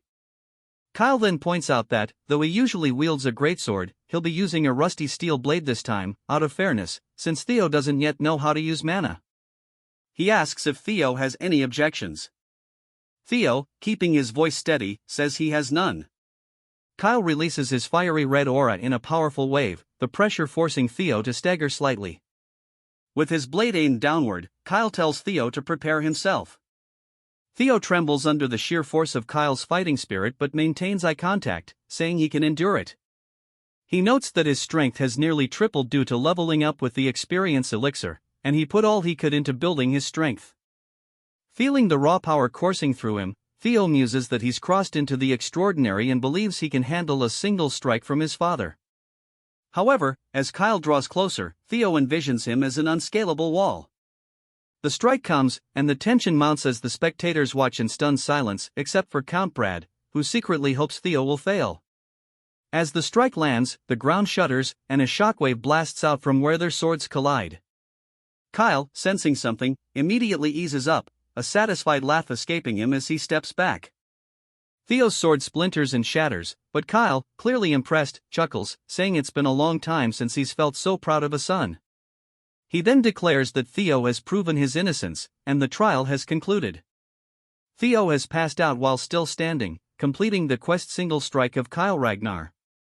He's earned an inventory as well as a mysterious blue key as a reward. The scene shifts to Theo waking up in bed, disoriented. He sees Cecilia holding his hand, her face full of relief. She tells him he fainted while standing and that she's been worried. Theo assures her he's fine, asking where exactly he is. At that moment, Julius enters, informing Theo that the former lady of Camellia Palace, Axion, and the intelligence director have all been removed by order of the clan head. Theo's eyes widen, and he asks if this means what he thinks it does. Julius nods, grinning, confirming that Theo now resides within Camellia Palace. The scenario updates, and Theo's new task is to uncover the palace's secrets. Outside in the garden, we see Emile furiously stomping on a flower, railing against the injustice of being forced to leave her own palace. The butlers around her plead for her to stay calm, while Axion watches in silence. Ed, determined, walks over and calls out to Axion, who releases an intense killing intent and coldly asks what he wants. Ed insists that Theo Ragnar must be killed. Axion calmly suggests he could injure Theo during the awakening ceremony, perhaps take an arm, but Ed interrupts, demanding that he take Theo's head, convinced this is the only way to redeem the chaos Theo has caused. Axion studies him closely, noting his rat-tail hairstyle and apparent desperation. Meanwhile, back in Camellia Palace, Theo reflects on how things have unexpectedly shifted in his favor. Despite the drastic changes, he finds this outcome far better than he could have anticipated. He's gained control of the palace without even using his trump card, and he now holds a new ability called Inventory. Testing it, he reaches in, pulls out an apple, and takes a bite, marveling at the newfound convenience. Reaching in again, he retrieves the blue key, noting that it unlocks a dungeon. Looking around, Theo notices a bluish aura near a door and realizes the key is likely tied to it. Stepping closer, he spots a small blue keyhole embedded in the door. Theo fits the key into the lock and carefully opens the door, intrigued by what lies beyond. To his surprise, he's greeted by a vast cave. Wondering how something like this could even exist inside the palace, he suddenly sees a window appear before him, notifying him that he's discovered a dungeon for the first time, and as a bonus, he'll earn double experience for everything inside. Theo recognizes this as another quest and confidently steps forward, vowing to conquer it and maximize the experience rewards. Yet, he quickly stops himself, deciding it's foolish to enter unarmed. He dashes through the palace, gathering weapons and loading his inventory to the brim with swords, feeling much more prepared to face what lies ahead. As he ventures deeper into the cave, blue torches light up the stone walls, guiding him to a wide, open chamber. But then, to his shock, he spots a huge, silver wolf, its teeth bared in a menacing snarl. Noting its size, he realizes this wolf might be as powerful as a demonic beast. Without warning, the wolf lunges at him, and Theo raises his shield, but the beast's powerful bite punctures a hole right through it. Theo pushes forward, unwilling to lose in a test of strength, and swings his sword at the creature. But the wolf deftly evades, countering with incredible speed. Frustrated, Theo acknowledges that the wolf's hide is thick and impervious to weak attacks, while its agility makes it nearly impossible to land a strike. This creature is no ordinary wolf, it may even have the strength of a demonic beast from the dangerous northern seas. As it swipes a massive paw at him, Theo dodges and dashes underneath, mentally replaying his father's awe-inspiring, pure white strike. He raises his sword overhead, trying to emulate his father's flawless technique, but the wolf dodges effortlessly. Leaping back to create some distance, Theo realizes that simply imitating the skill won't work. He recalls the essence of his father's technique, known as the single strike, meant to deliver certain death in one blow, and he guesses the key may lie in channeling everything he has into one decisive move. Casting his shield aside, he decides to focus purely on speed and technique, incorporating Evelyn's teachings. He lunges forward with such blinding speed that the wolf momentarily loses sight of him. When the creature finally detects his presence, it's too late. Theo's blade is already thrust into its eye. Blood spurts from the wound as the wolf howls in agony, now one-eyed. Realizing he's finally gaining the upper hand, Theo steels himself for the finishing blow. He and the wolf launch at each other, ready for a decisive clash. 2 months later, on training ground number 4, a crowd of onlookers has grown. Among them, a man named Manuel notices the increased number of spectators, and Sybil, standing nearby, agrees, suggesting they might need a new training area altogether. Theo's single strike technique has drawn a steady stream of sparring challengers. Just then, an arrogant voice interrupts Henry Morris, an apprentice swordsman from Plum Blossom Palace, home to OSA, loudly questions when Theo will actually show up, commenting that he's been absent for 2 months. Mocking Theo's commitment, Henry suggests he probably fled, fearing his own exaggerations about winning the trial. Sybil, seething, listens as Henry continues, calling Theo's triumph over the tribunal a fake story and even questioning his win over the Camellia Palace as mere rumor. Before Henry can finish, Sybil's fist slams into his face, sending him sprawling across the ground. Henry's companion rushes over, shocked, yelling his name. Furious, he points a finger at Sybil, demanding to know how a mere dropout dared to strike him. But the trainees all glare back in support of Sybil. Without hesitation, Sybil insults Henry's skill and appearance, declaring that he's nothing compared to the young master. Manuel chides Sybil, telling him not to comment on someone else's appearance. Sybil shrugs, saying he never liked these troublemakers showing up and stirring things up, but now that they dare to insult Theo, they've crossed a line. At his words, all the trainees draw their swords, declaring that if this is war, their challengers better be prepared to back up their words. Henry's friend smirks, saying these dropouts must really have a death wish. Suddenly, a chill fills the air, and Henry's friend's sword, along with Sybil, is frozen in place. An icy barrier has materialized, separating the two sides. It's none other than Ragnar, one of the four hounds of the north, known as the Frost Sword. Sybil is shocked, wondering when she even arrived. Another voice chuckles, calling out that they couldn't leave him out of the fun. It's Hulkus, another member of the four hounds, known as the Black Bear, approaching the training grounds. Sybil, already surprised by Ray's presence, is stunned to see Hulkus there as well. Hulkus scans the crowd and scoffs, disappointed that there are only trainees present. He demands to know where Luster Tiger is, the supposed master of the training ground.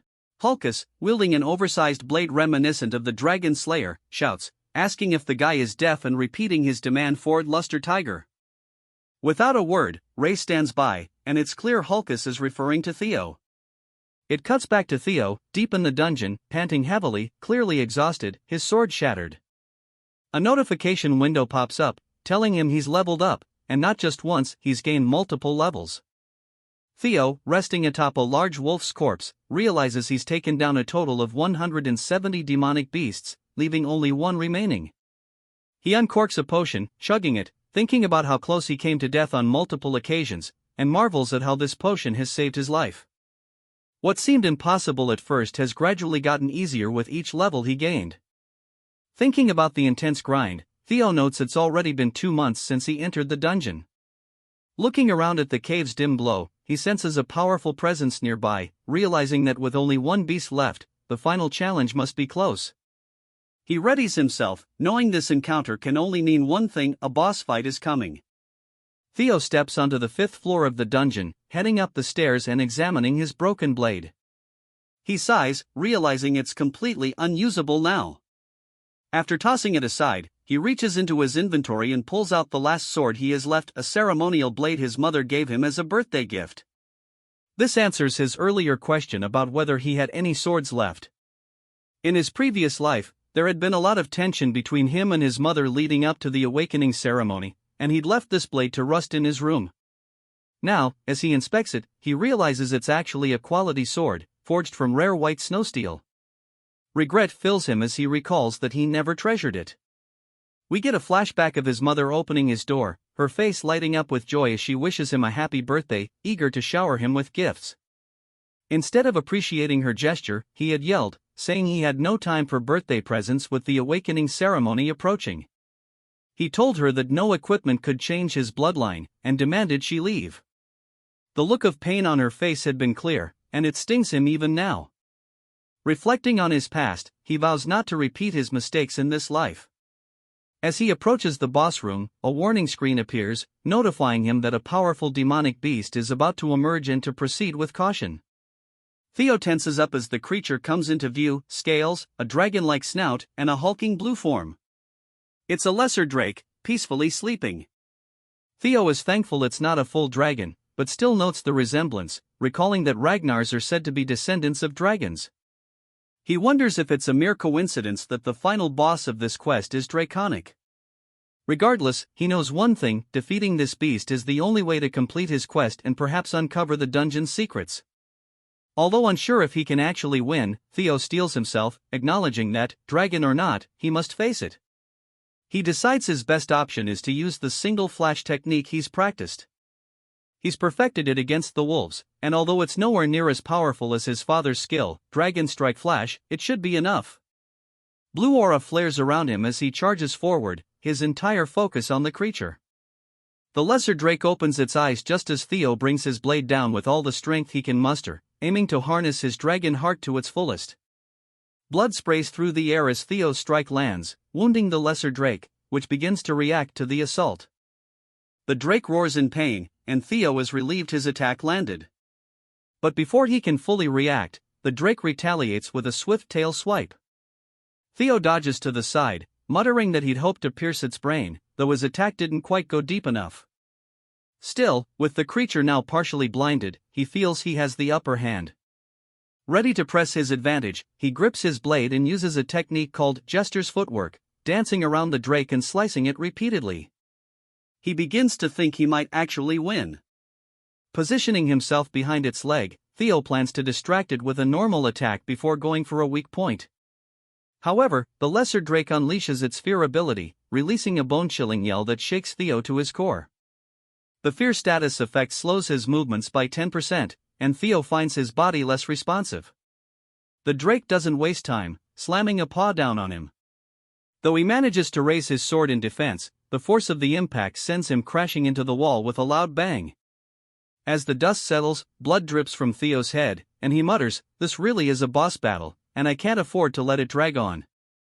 Both he and the drake charge at each other, and Theo knows he needs to aim for its weak point. As he studies the beast, his gaze falls on its mouth, then to its neck, where he spots the reverse scale. A dragon's weak spot, he realizes. He thrusts his sword directly into the scale, and, to his surprise, it pierces through. The drake, feeling the blow, roars in agony as Theo strikes repeatedly, like a man possessed. Though injured, the drake isn't down yet. It turns, enraged, snapping its jaws at Theo. Back at the training ground, the trainees find their swords frozen solid. Hulkus yells, demanding a match with Theo, but dismisses him as a loser, noting that his skill hasn't changed much. This provokes Hulkus, who challenges her to a duel, insisting he's closed the skill gap in the last 3 years. He swings his massive sword at her, but easily blocks it with the side of her blade. Watching the exchange, Syl and Henry exchange nervous glances. Suddenly, another figure steps forward. It's Remy, who steps in to block both Ree and Hulkus, scolding them for causing trouble on Theo's turf and insisting that they take their fight elsewhere. Hulkus, undeterred, declares he's wanted a duel with Remy as well. Remy's tone turns deadly as he warns them both to leave, and his killing intent silences the arena. But then, an even more powerful killing aura fills the air. Ree glances around, curious, as Remy mutters, shocked, what happened to him during his training? It's Theo, approaching slowly, his gaze cold and fierce, as he radiates the drake's fear ability. In a flashback, we see Theo landing the final blow on the scarred drake as it falls dead at his feet. The system congratulates him on successfully hunting a lesser drake, and, exhausted, Theo admits he nearly lost when he touched the reverse scale. Fortunately, it wore itself out over time, and he's relieved the scale's weak spot wasn't a myth. His rewards include a lesser drake's tooth and claw, both of which are valuable enhancement materials for crafting weapons. Theo inspects his mother's gifted sword, deciding to use these materials to restore it after it's worn down from the fight. His final reward, the lesser drake scale, surprises him. It's a D-ranked item with 1% mastery, allowing him to release a killing intent unique to drakes, inflicting fear on anyone weaker than him. Only a select few can wield this power, and Theo marvels at the opportunity to harness it. Tossing his spoils into his inventory, he admits he's not certain how useful the scale will be, considering the powerhouses in Ragnar. Regardless, with the dungeon of Camellia Palace now cleared, Theo is ready for what comes next. Theo exits the room, closing the door behind him, and says that with this, the quest is now completed. As a reward for clearing the scenario quest, he'll receive a special item. Something materializes in front of him, and as he reaches out, he finds it's called the Nest Compass, a tool that guides the holder toward the nest. He wonders what this could be, guessing it might have something to do with his next quest. Shrugging, he stows it in his inventory, figuring he'll look into it later, and notes how exhausted he feels. He decides to return to his room to rest. Just as he's about to head off, one of the maids rushes down the hallway, visibly alarmed. She tells Theo there's an urgent matter he needs to handle and is shocked to see him out of the dungeon. When she asks where he's been, Theo simply responds with a quick, "What's going on?" She tells him there's a brawl happening at training ground number 4, and in a flash, he recalls the current situation there. Back in training ground 4, the scene resumes with Theo using the Drake's Fear ability. His intense aura overwhelms everyone, and he scowls, telling them all to leave since he needs to rest. Henry's lackeys, visibly shaken, start foaming at the mouth, while Henry, horrified, screams that the aura is practically toxic. One by one, they start collapsing from the pressure. Hulkus laughs at the chaos, impressed with the killing intent, and charges at Theo, declaring that he knew Theo would be a worthy challenge and eager to see his strength firsthand. He swings his massive sword down on Theo, but Theo deflects it with an upward swing, sending Hulkus flying backward. Remy, along with the others, looks on in shock, as even Hulkus is stunned by how easily Theo repelled his attack.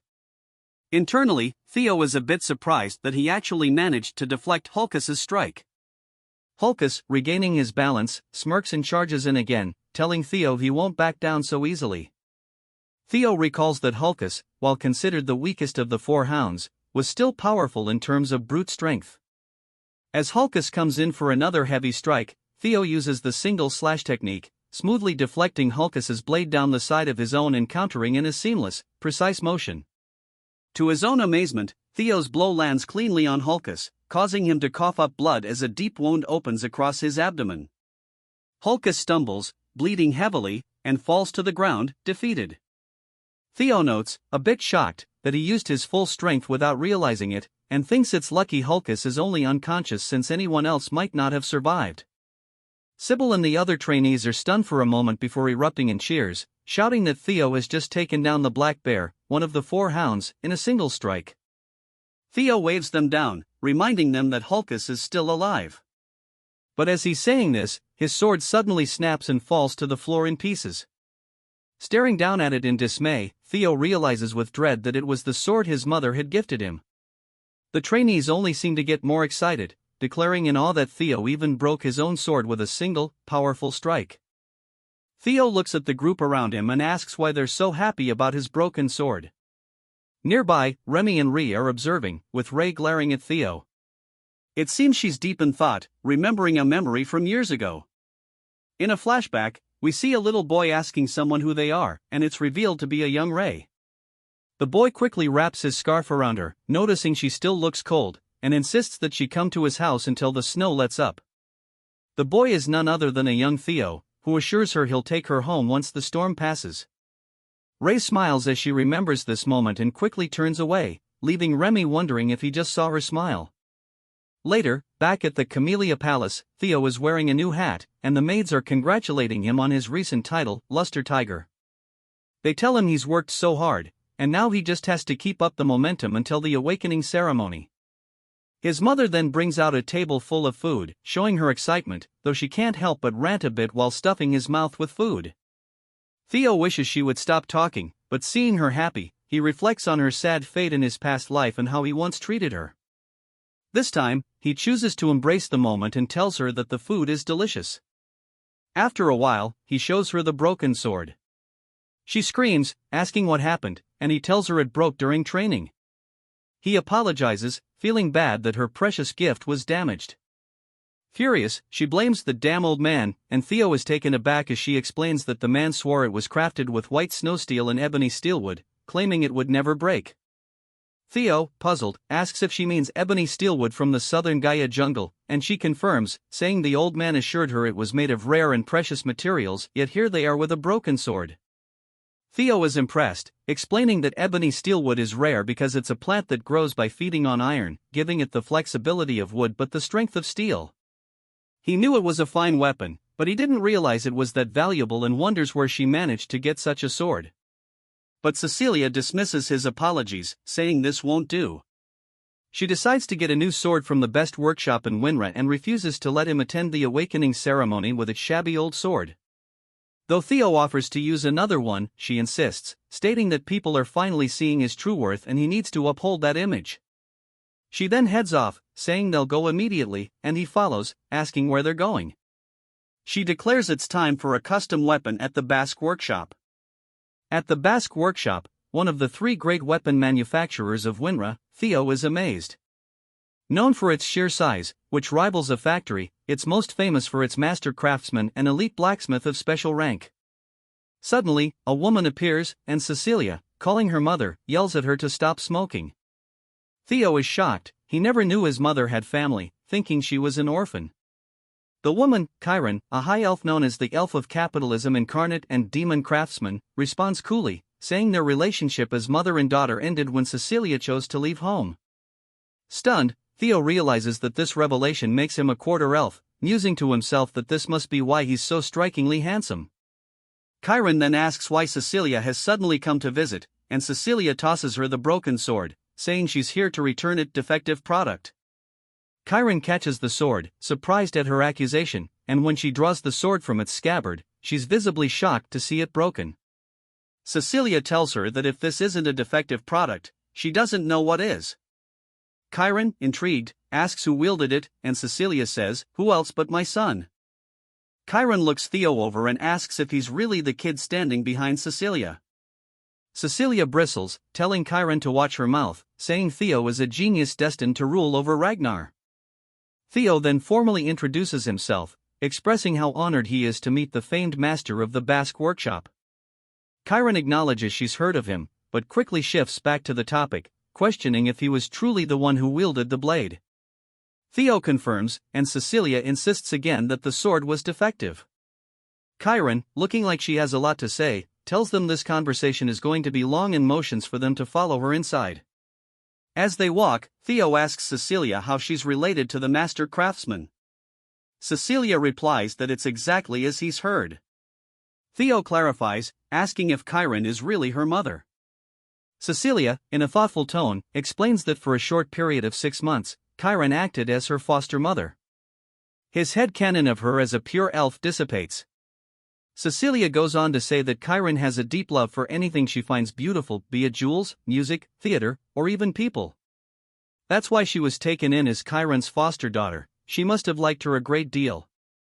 Chiron, sounding annoyed, tells Cecilia to stop reminiscing, calling it pointless.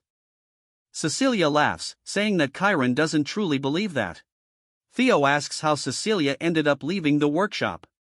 Just as Cecilia begins to answer, Chiron interrupts, saying Cecilia walked away on her own, determined to become the wife of Ragnar's clan head. She scoffs, calling it foolish to leave for such a miserable place, though she grudgingly admits it's impressive that Cecilia has survived this long.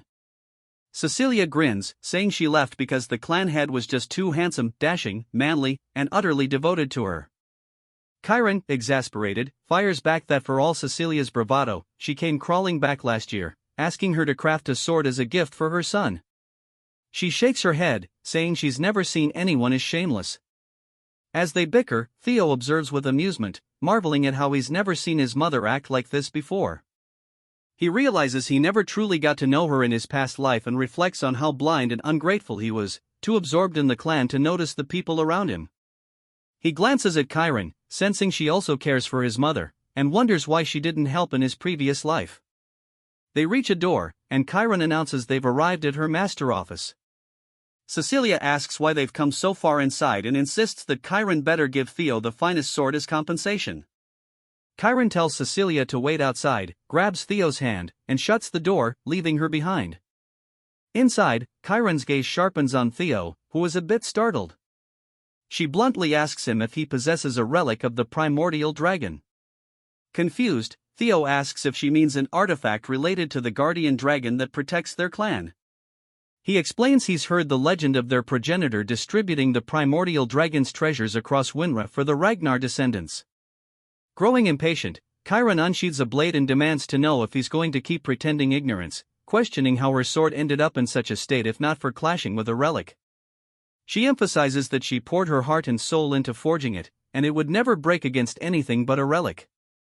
As she begins to tear up, she asks if he understands the cost and effort put into creating it. Theo apologizes, explaining that it was damaged in a battle with a drake and wondering aloud why she's mentioning a relic.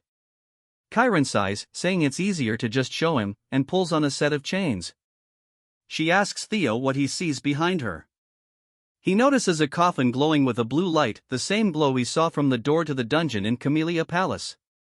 Chiron explains that she cannot see or sense anything from it herself, but based on his reaction, he clearly does. She confides that she's tried countless times to open the coffin and obtain the item within but has always failed. Then, she places it on the floor in front of him. Chiron delves into the legend of the primordial dragon's relic. In ancient times, during the Age of Myths, the primordial dragon removed one of its fangs and forged a blade from it, the legendary Moonlight Blade. She tells him that if he can break the seal on this coffin and retrieve the sword, she'll grant him the white Moonlight Blade. Theo is taken aback, and Chiron warns him that he might lose his life if he proceeds, asking if he still wants to try. Despite the danger, Theo feels a thrill and grins, declaring the sword will be his. The next scenario quest begins, to be chosen by the sword. We learn more about the White Moonlight Blade, a weapon held by the leader of the Black Snow and one of the 9 dragons, known as the Black Dragon. However, few know what the sword looks like since nearly everyone who has seen it disappeared or died. We flash back to a moment when the Black Dragon, glancing over his shoulder, asks if someone can actually see the blade, and it's none other than Theo. By sheer chance, Theo had seen the true form of the White Moonlight Blade. He wonders why the Black Dragon allowed him to live, recalling it was troublesome and he was unsure what to do. Now, back in the present, Theo finds himself puzzled as to why the sword, a relic of the primordial dragon, is here with Chiron.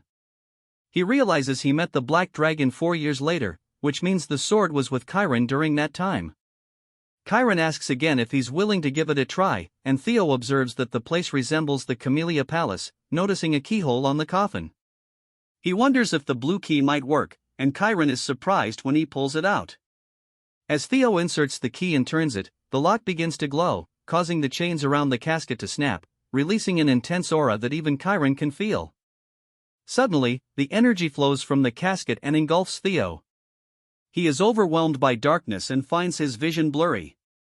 He wonders where he is as he sees the Rose Palace in flames, shocked to be witnessing it again. Gazing at his mother's lifeless form, he reflects that he was far too weak back then, realizing he craved more power to defeat the tyrant and crush Camellia Palace. The sword's true form manifests, attempting to take hold of Theo by feeding on his desire for strength. It tries to pierce his mind, but Theo shuts its beak firmly, challenging it. He tells the creature that trying to manipulate someone through their hunger for power is futile, especially since he already has his own quests. The creature scoffs, calling him insolent, and asks how he escaped its influence. Theo explains that he conquered that despair long ago and mocks the creature's attempts to tempt him with mere power. Surprised, the creature asks what he's talking about. Theo notes that it looks different from the griffin in his memory, as it once stood over 10 meters tall but now appears similar in size to him. He suspects that the sword's prolonged confinement has weakened it. Regardless, he sees it as an opportunity and declares he'll claim the sword by force. The griffin, taken aback, tries to reason with him, saying it's actually quite civilized. Meanwhile, Cecilia is trying to wake Theo up, tapping his face frantically and asking her mother what she did to him. Cecilia says she wanted a sword forged for her son, not for him to die. Chiron, visibly concerned, explains that the sword's energy has merged with Theo's bloodstream, something she's never seen before. She thought he'd be fine since he already possessed a relic, but now she is unsure. With tears in her eyes, Cecilia looks at her mother and vows that if anything terrible happens to Theo, she will never forgive her.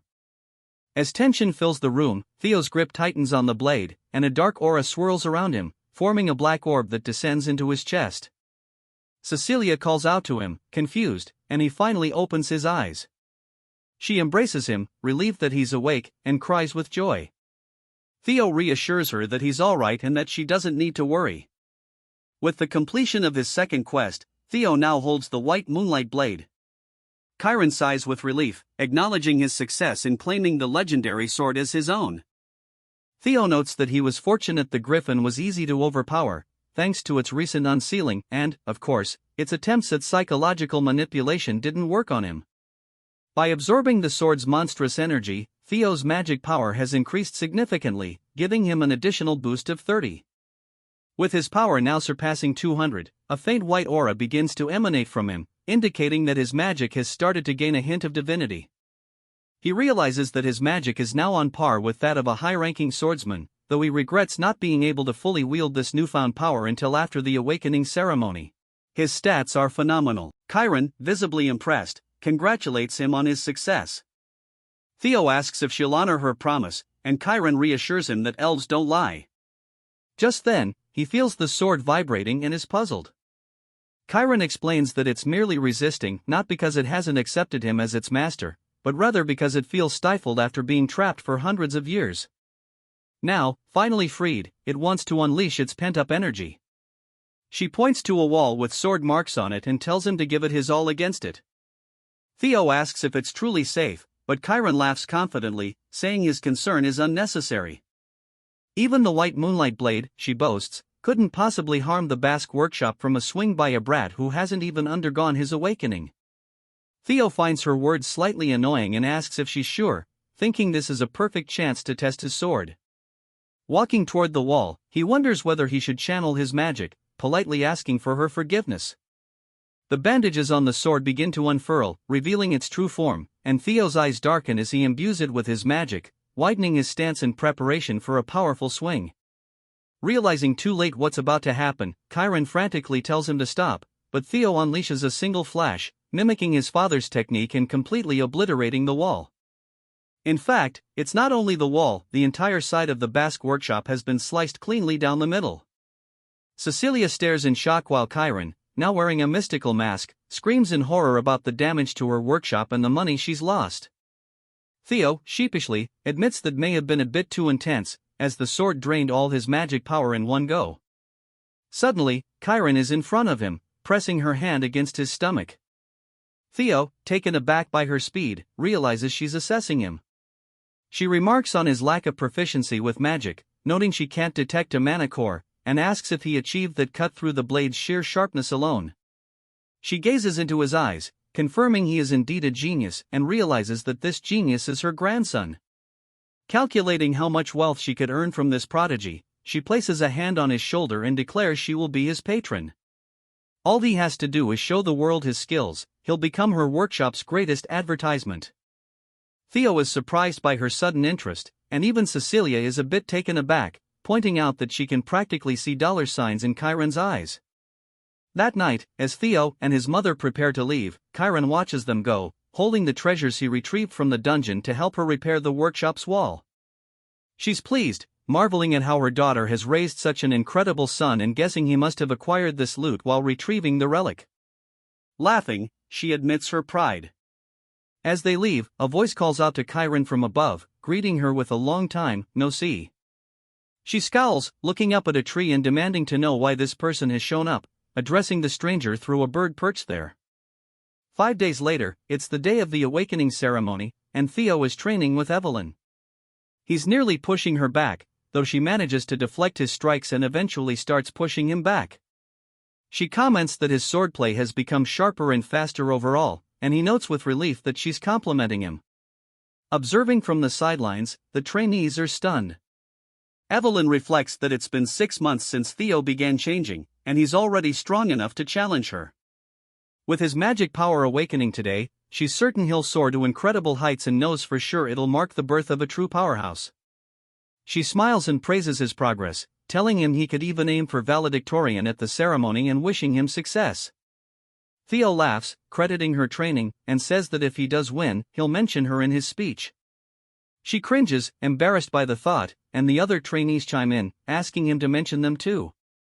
Theo jokes about the trouble of being popular, to which Evelyn cringes even more. With a wave, Theo bids her goodbye, mentioning he has somewhere else to be. We are taken to the central headquarters of the Ragnar family, where Theo stands before the gate and introduces himself, instructing them to open the door. A large crowd has gathered outside to witness the awakening ceremony, the most significant annual event for the Ragnars. The spectators look up as the gate swings open, and Theo enters, noting that every participant hopes to achieve favorable results at the ceremony and that becoming a swordsman of Ragnar is the first step toward recognition and honor. Inside, the venue is packed with competitors, and Theo feels a bit anxious, realizing that every member of the Ragnar clan is watching, including his father. He knows he must do his best. The 9 dragons are present as well, along with Hilda Ragnar, the former clan head from 2 generations ago. As Theo observes her, he finds it hard to believe she is 150 years old. Nonetheless, he feels relieved to see her in attendance. Suddenly, a drum beats, signaling that it is time to begin. A man, who is a judge named Vanna, calls for everyone's attention and announces that they will now proceed with the preliminary examination. This round simply involves picking up a sword placed on the ground and leaving a mark on the steel wall in front of it. The wall has been forged with a blend of white snow steel, which means that ordinary steel blades cannot scratch it. However, that changes when magic power is infused into their strikes. Vanna explains that he will distribute some to each participant. One some pill grants 10 years of magical power. It is an elixir designed to help them open their mana hall, which they must do in their abdomen. Only then will they be able to cut through the white snow steel wall with their blades. The depth of their cut will determine their results. He calls out the names of participants one by one, starting with none other than Theo. As Theo steps forward, he reflects on how, in his past life, Axion had been the valedictorian. He reaches out to take his pill and grabs one of the blades, stepping forward with determination, vowing that he won't let Axion be the star this time. His quest is to become the valedictorian of the awakening ceremony. Hilda turns to Kyle and asks if Theo is the one he mentioned in their earlier conversation. Kyle nods, acknowledging that Theo must have piqued her interest. Hilda admits that she grew curious after what he said and expresses her eagerness to see how competent this descendant of hers truly is. Theo lets out a quick sigh, starting to limber up his body, admitting he feels a bit nervous since it has been a while. Vanna instructs him to swallow the pill, and Theo responds with an okay. In his past life, swallowing the psalm had led to him losing control over his mana, severely injuring his Danon. He swallows the pill, assuring himself that he won't face the same fate this time. As the magical power swells around him, he staggers slightly. Vanna calls him an idiot, explaining that causing a mana wave of this magnitude means he will struggle to control it. When one consumes the pill, they must use it cautiously to allow the mana hall to settle in the Danon. The more talented Ragnars possess vast amounts of mana, and if they aren't careful, they risk becoming disabled. Just as it appears he is about to become crippled, the mana suddenly calms down as Theo shapes it into an orb around his body. Vanna is surprised that he has managed to endure it. Clenching his fist tightly, Theo realizes that he is now both a dragon heart and possesses a mana hall. He admits it's somewhat disheartening that he succeeded so easily compared to his last life, but from this moment on, he is officially allowed to wield mana. Using his newfound power, he prepares to leave his mark. As the mana flows around his blade, he readies his stance for a powerful swing, proclaiming that he just needs to go all out from the start. A vision of a dragon appears behind him, projecting an immense presence upon the audience. The other four hounds instantly recognize that the gap between them has widened significantly. As the aura of the dragon swings its claws forward, Theo executes a technique called single flash, leaving an enormous mark on the wall. Axion looks furious as he sees the mark on the wall. It is so deep that it can be spotted from a considerable distance, nearly cutting the wall in half. Vanna is taken aback, stuttering for a moment before announcing his past. Theo walks away with confidence, while the trainees murmur in awe, stating they have never witnessed anything like this. They refer to him as young Master Theo and question whether this is truly the sword slash of someone unleashing mana for the first time. With his reputation soaring, Theo realizes that his luck has now dropped to 0. However, he is relieved to see that his status window indicates the curse of bad luck that had been affecting him is finally over, and his fame has spread across the realm. Theo feels exhilarated, declaring that he has finally reached the same starting point as everyone else. Many people have taken notice of his remarkable performance. OSA wishes to take him on as a disciple, while Julius is enraged by the amount of attention directed toward Theo. Even someone named Rubber Ragnar is shown to be cautious of him, just like the bird Chiron had mentioned. Hilda, too, shows interest, smiling as she observes the scene. Theo reflects that, although the Black Dragon and the Sword Dragon were unexpected, he is particularly thrilled to have caught Hilda's attention. After all, she possesses the heart of Garuda, and if he can gain that, he can achieve so much more. It is now Sybil's turn, and he gives it his all with a powerful swing that leaves a mark on the wall, securing his pass. Overcome with emotion, he cries manly tears, exclaiming that he has succeeded. Hulkus, and Remington also manage to leave their marks, each one befitting of their sword techniques. However, poor Sybil realizes that while their marks were impressive, none made nearly as significant an impact as Theo's. The only participant remaining is Axion, who steps forward after his name is called. The crowd murmurs that at this rate, it seems to be a contest solely between Theo and Axion. Some even speculate that even Axion cannot compare to the performance they just witnessed, unable to believe Theo has reached such an advanced level. Angered by the chatter, Axion grabs his blade and quickly consumes his pill. As he begins to infuse his aura into his sword, Vanna tells him to wait, but it's too late. Axion unleashes a dragon-type aura reminiscent of Theo's, but it produces a terrible sound as it scrapes against the wall. Vanna exclaims that this is outrageous. He has been surprised multiple times today. Axion's attack is just as grand as Theo's, leaving an X mark on the wall. The onlookers wonder how this is possible, noting that their marks are almost identical. In this case, precision grading will determine who emerges victorious. Axion inspects his mark, looking somewhat displeased before turning away. Once everyone has had their opportunity, Vanna declares that the first stage of the ceremony is complete. He praises the participants for their hard work and expresses his satisfaction with the number of individuals who have improved their scores. Those who have passed are instructed to prepare for the second stage in 4 days, at which time he will announce the rankings that everyone has been eagerly anticipating. The crowd beams with excitement for the results as Vanna prepares to announce the valedictorian for the first stage of the awakening ceremony. Both Theo and Axion wait in anticipation to hear the results. The scene begins with a booming announcement marking the end of the first stage of the awakening ceremony and the results about to be revealed. Among the participants, Theo Ragnar and his cousin Axion stand in tense anticipation. Suddenly, Theo's name is called, and the crowd gasps in shock as Theo is declared valedictorian.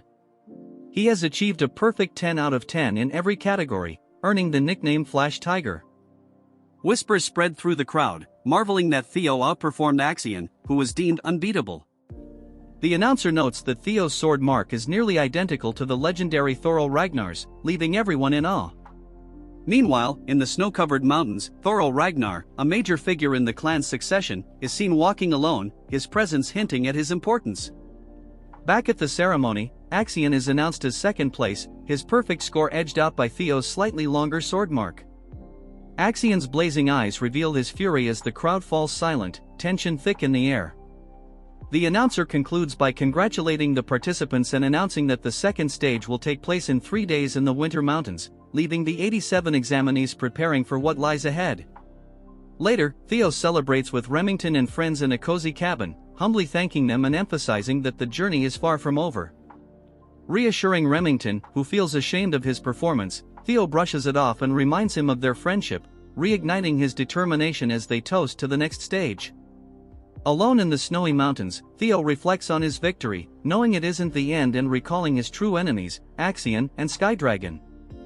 Pulling out the nest compass, Theo sees it pointing toward the Winter Mountains, realizing the second stage might reveal the nest's location. Suddenly, sensing someone behind him, Theo vanishes and reappears with his sword at the intruder's throat. The man, introducing himself as Jotun from the Gill Sword Unit, explains that his captain was impressed by Theo's performance and offers him the chance to take the entrance exam for their elite squad. Theo, still wary, questions why he must take a test if the Gill Sword Unit is so eager to recruit him. Jotun explains that merely being invited to the test is a rare privilege. Before their conversation can go further, a sharp voice cuts through the tension, addressing Jotun and his group as Sword Platoon Fools. It's the fiery vice commander of the Black Iron Cavalry, nicknamed the Fire Goblin, who wastes no time offering Theo a position in her unit, claiming her offer far outweighs anything the Gill Sword Unit can provide. Suddenly, representatives from other elite units arrive, each vying to recruit Theo into their ranks. Chaos erupts as the heated competition intensifies, with each group trying to outdo the others. Theo, growing increasingly amused, considers quietly slipping away from the escalating madness. Just as he's about to make his exit, a calm yet commanding voice echoes through the air, silencing everyone. Flower petals drift gently around as Prunus Ragnar, the lady of the Plum Blossom Palace, steps forward, her arrival stunning the crowd. She gracefully announces her interest in Theo, leaving onlookers in awe. Meanwhile, elsewhere, Axion Ragnar, consumed by rage over Theo's victory, vents his frustration in a furious rampage, striking down anyone near him. His uncle intervenes, effortlessly stopping Axion's sword with 3 fingers. Chiding Axion for his outburst, his uncle advises him to focus and leans in with a chilling promise, "Follow me, and I'll show you how to make the second stage Theo Ragnar's funeral." Back with Theo, Prunus Ragnar steps forward with confidence and elegance, commanding attention. Her presence alone leaves a powerful impression on everyone, with whispers of admiration and speculation filling the air.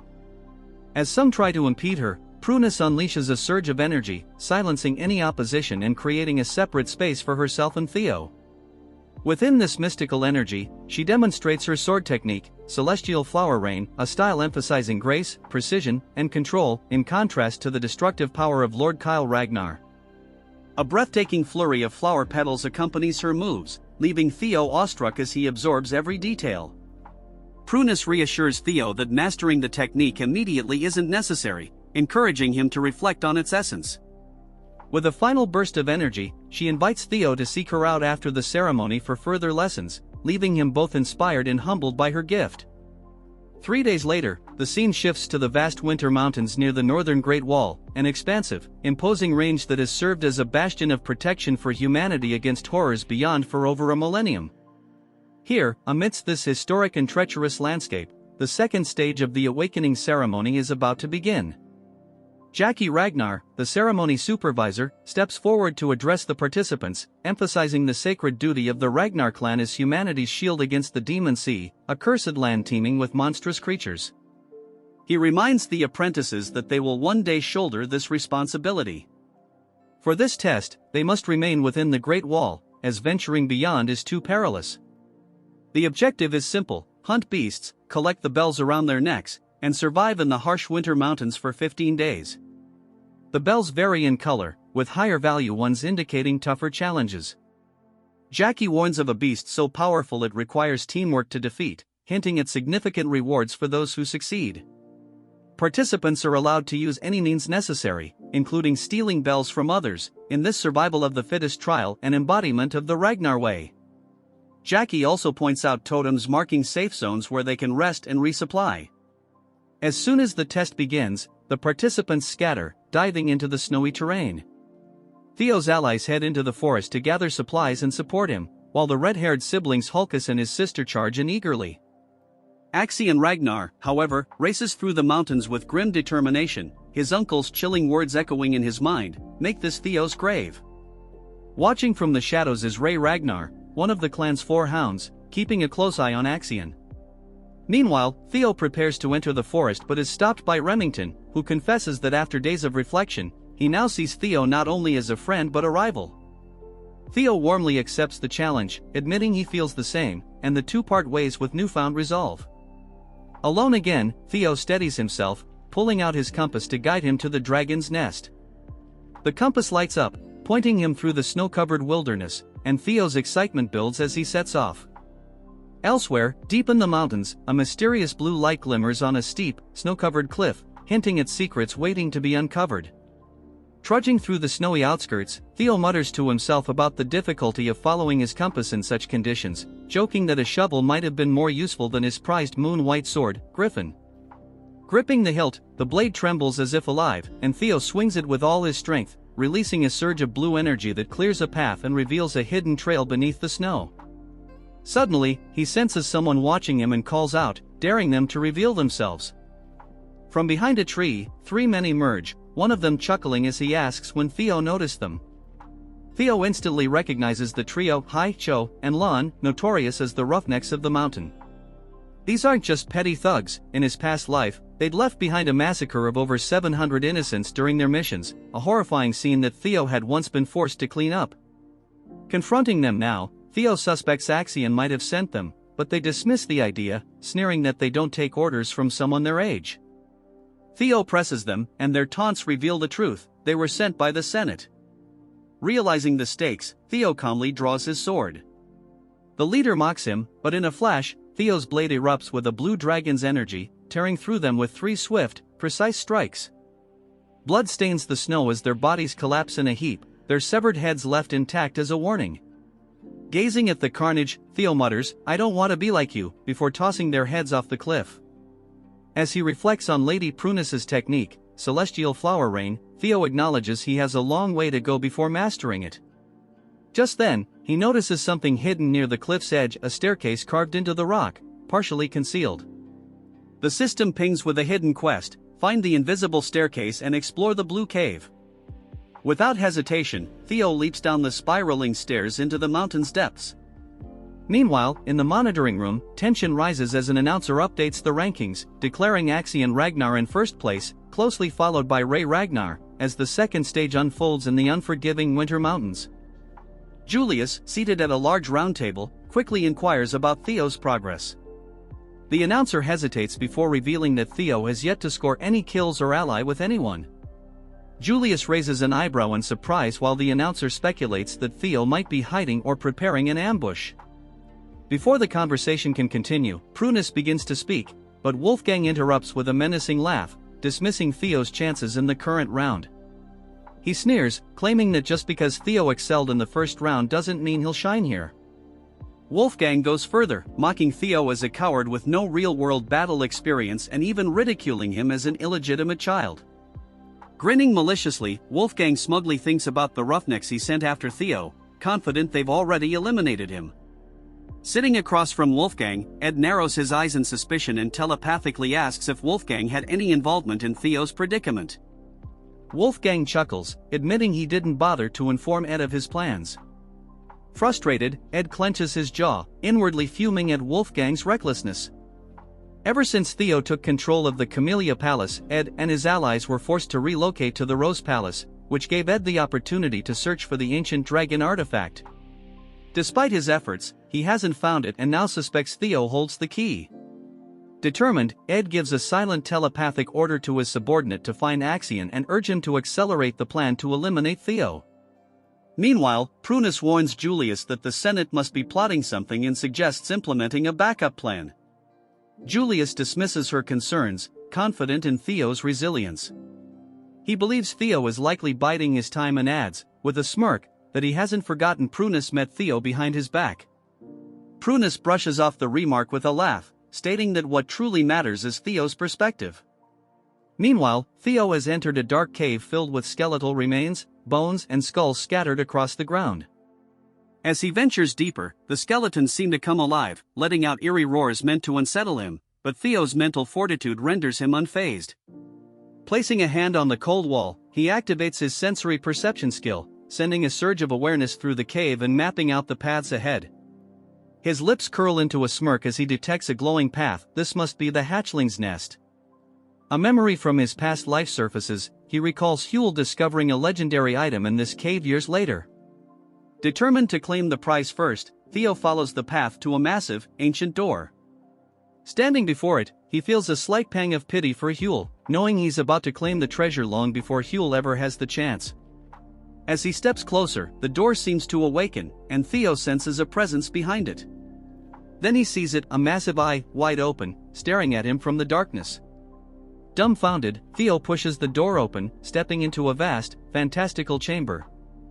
Before him lies a hoard of glittering gold, rare swords, and treasures from across the world. Yet, instead of excitement, Theo feels unease. This isn't the hatchling's nest he anticipated, it's something far greater. This is the lair of the ancient dragon. A bead of sweat rolls down his face as he grasps the magnitude of the situation. Challenging a dragon of this caliber is unthinkable. Survival alone would be a miracle. Scanning the treasure, Theo wonders if he arrived years too early or if Huel's intel had been wrong. Deciding to retreat, he turns to leave, but an intense gaze freezes him in place. Slowly, he turns back to see a massive, gleaming golden eye locked onto him. The dragon awakens, its voice resonating through the cavern with ancient authority. "You are the first selector in a very long time," it says. The dragon, lounging atop the treasure, watches Theo intently. Overwhelmed by the honor, Theo drops to his knees, bowing deeply, and greets the dragon as his ancestor. The dragon, amused, tilts its head at the term ancestor. Theo hurriedly explains, recalling his clan's history. Wasn't the guardian dragon the lifelong companion of Sigurd, the Ragnar clan's great progenitor? Wasn't it also the mother of the famed dragon that birthed their bloodline? The dragon snorts in what sounds like amusement, its voice laced with sarcasm as it clarifies the myths. That bastard Sigurd spread quite the tale, it says. While it's true Sigurd and the dragon shared a bond of mutual respect, there was no familial lineage or romantic connection. Their relationship was forged through a deep, sacred pact, not blood. After all, the dragon adds with a sly grin, a human and a dragon? Hardly a compatible mix. Theo feels his cheeks flush at the implication, but he presses forward, asking if all the Ragnar family's talk about carrying the dragon's blood is just exaggerated propaganda. Roadbroke nods, confirming that while the claim is largely mythical, it isn't entirely false. The contract with Sigurd did leave traces of the dragon's power, but only in a symbolic sense. Feeling more at ease, Theo recognizes the rare opportunity before him. This isn't about fighting, but about learning invaluable truths that could aid him in his climb to the top of the Ragnar clan. Sensing Theo's anticipation, Rodbrok sighs and explains that, as the guardian dragon, it is bound by an ancient pact. Any worthy selector who passes its test earns the right to ask 3 questions. The scene shifts to Axion Ragnar, who is busy taking down a ferocious beast with a technique known as Thousand Dragons Roar. In one devastating strike, he brings down a tiger-like creature, which collapses at his feet. He smirks as he picks up a small green bell from the beast's neck, muttering that this makes his 57th. Tossing the bell to a subordinate, he asks if there's been any news about Theo. Orion, a loyal member of Axion's group, reports that they still haven't tracked Theo's location. Orion can't help but admire Axion's incredible strength, thinking about how easily his leader dispatches creatures others would avoid. But his admiration gets the better of him as he mutters something about Theo's intelligence. Axion's expression darkens, and before Orion can react, Axion grabs him by the throat, lifting him effortlessly. With a deadly glare, Axion growls that true strength is fearless. Orion, gasping for air, stammers out an apology. Just then, another messenger arrives with news that the Central Intelligence Bureau has ordered them to hasten their mission. Axion releases Orion, still radiating menace, and brushes off the message, telling the messenger to inform the Bureau that no one is more eager for Theo's death than he is. His body seems to hum with unrestrained bloodlust, leaving his intentions unmistakable. We return to Theo, who is deep in thought, carefully considering how to frame his 3 questions for Rodbrok. He knows each one must count. After a moment, he takes a steadying breath and asks the first question, one that's been on his mind: why are you here? Rodbrok's eye gleams with approval at the question. A good start, it remarks with a chuckle. The dragon explains that far beyond the edges of the known world exists a being called the Nameless Monarch, a monster of unfathomable power. For thousands of years, it has been Rodbrok's mission to shield the world from this threat. Winter Mountain, grand as it is, serves merely as an outpost in a far greater conflict. Theo feels a chill as he realizes that even this ancient, powerful dragon harbors fear of the Nameless Monarch. Pushing aside his unease, he asks his second question: what is the ancient dragon's relic? Rodbrok, impressed by Theo's curiosity, explains that there are 3 relics tied to its soul, each a powerful artifact. But with a mysterious glint, the dragon reveals that Theo already possesses 2 of them. Shocked, Theo quickly recalls the dungeon in the Camellia Palace and his moonwhite sword, Griffin, but wonders about the 3rd relic. Rodbrok identifies it as paper, a result of the dragon's soul being split into 31 fragments, each given to humans to aid in defending against the Nameless Monarch. These relics, Rodbrok explains, can take many forms: an item, a weapon, or even an event. Theo's mind races as he connects the dots to his miraculous return to the past. Could his regression, a phenomenon he once thought impossible, have been caused by a relic? The revelation leaves him stunned, forcing him to rethink his entire journey. Gathering his courage, Theo asks his 3rd and final question: why was I chosen? Inwardly, he wonders why someone like him, who was once talentless, would be deemed worthy of facing the Nameless Monarch over others far stronger or more gifted. Rodbrok meets his gaze with a knowing look and counters with its own question: why do you think you're the only one chosen?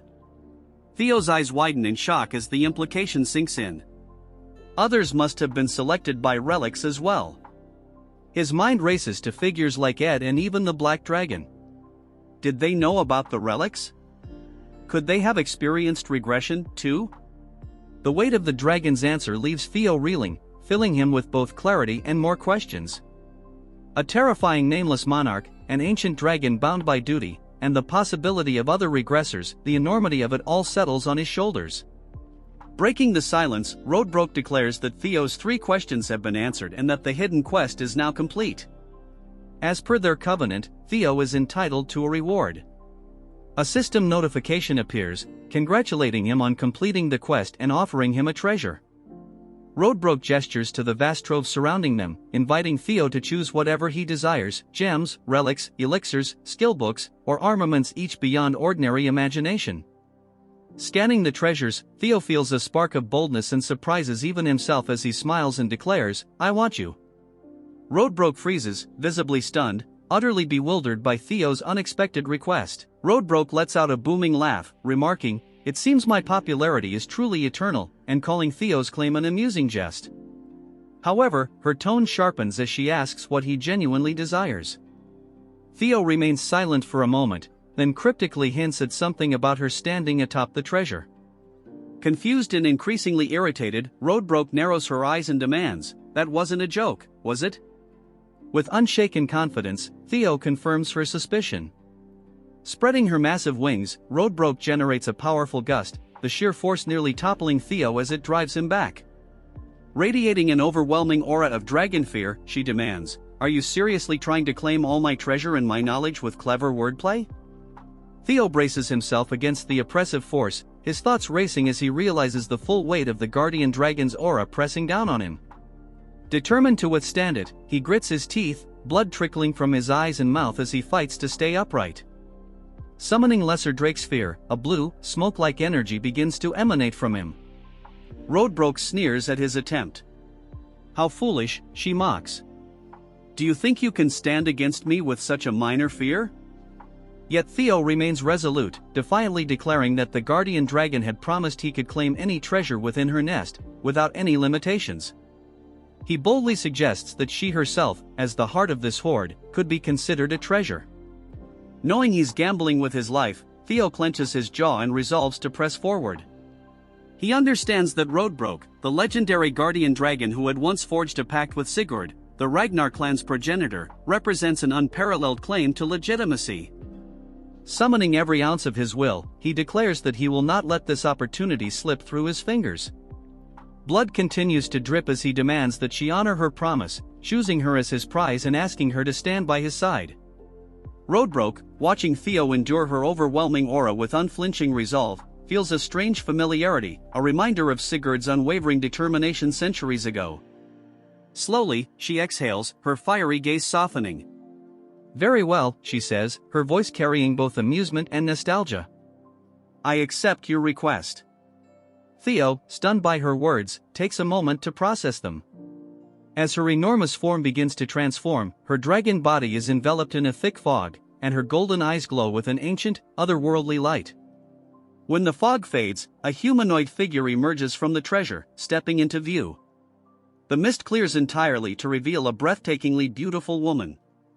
Horns curl gracefully from her head, her eyes shimmer with a golden hue, and an aura of ancient majesty radiates from her. Taking a few steps closer, she chuckles at Theo's awestruck gaze. "You seem captivated by my beauty," she teases. Then, with a somber tone, she reveals that she is over 2,000 years old and has suffered the loss of her heart 50 years prior. Her time, she explains, is short. She has only 3 years left to live due to her condition and is bound to her nest, unable to leave. Extending a hand toward him, she asks, "Do you still wish to choose me as your reward, even knowing this?" Theo smiles, his resolve unwavering. "My answer remains the same," he replies firmly.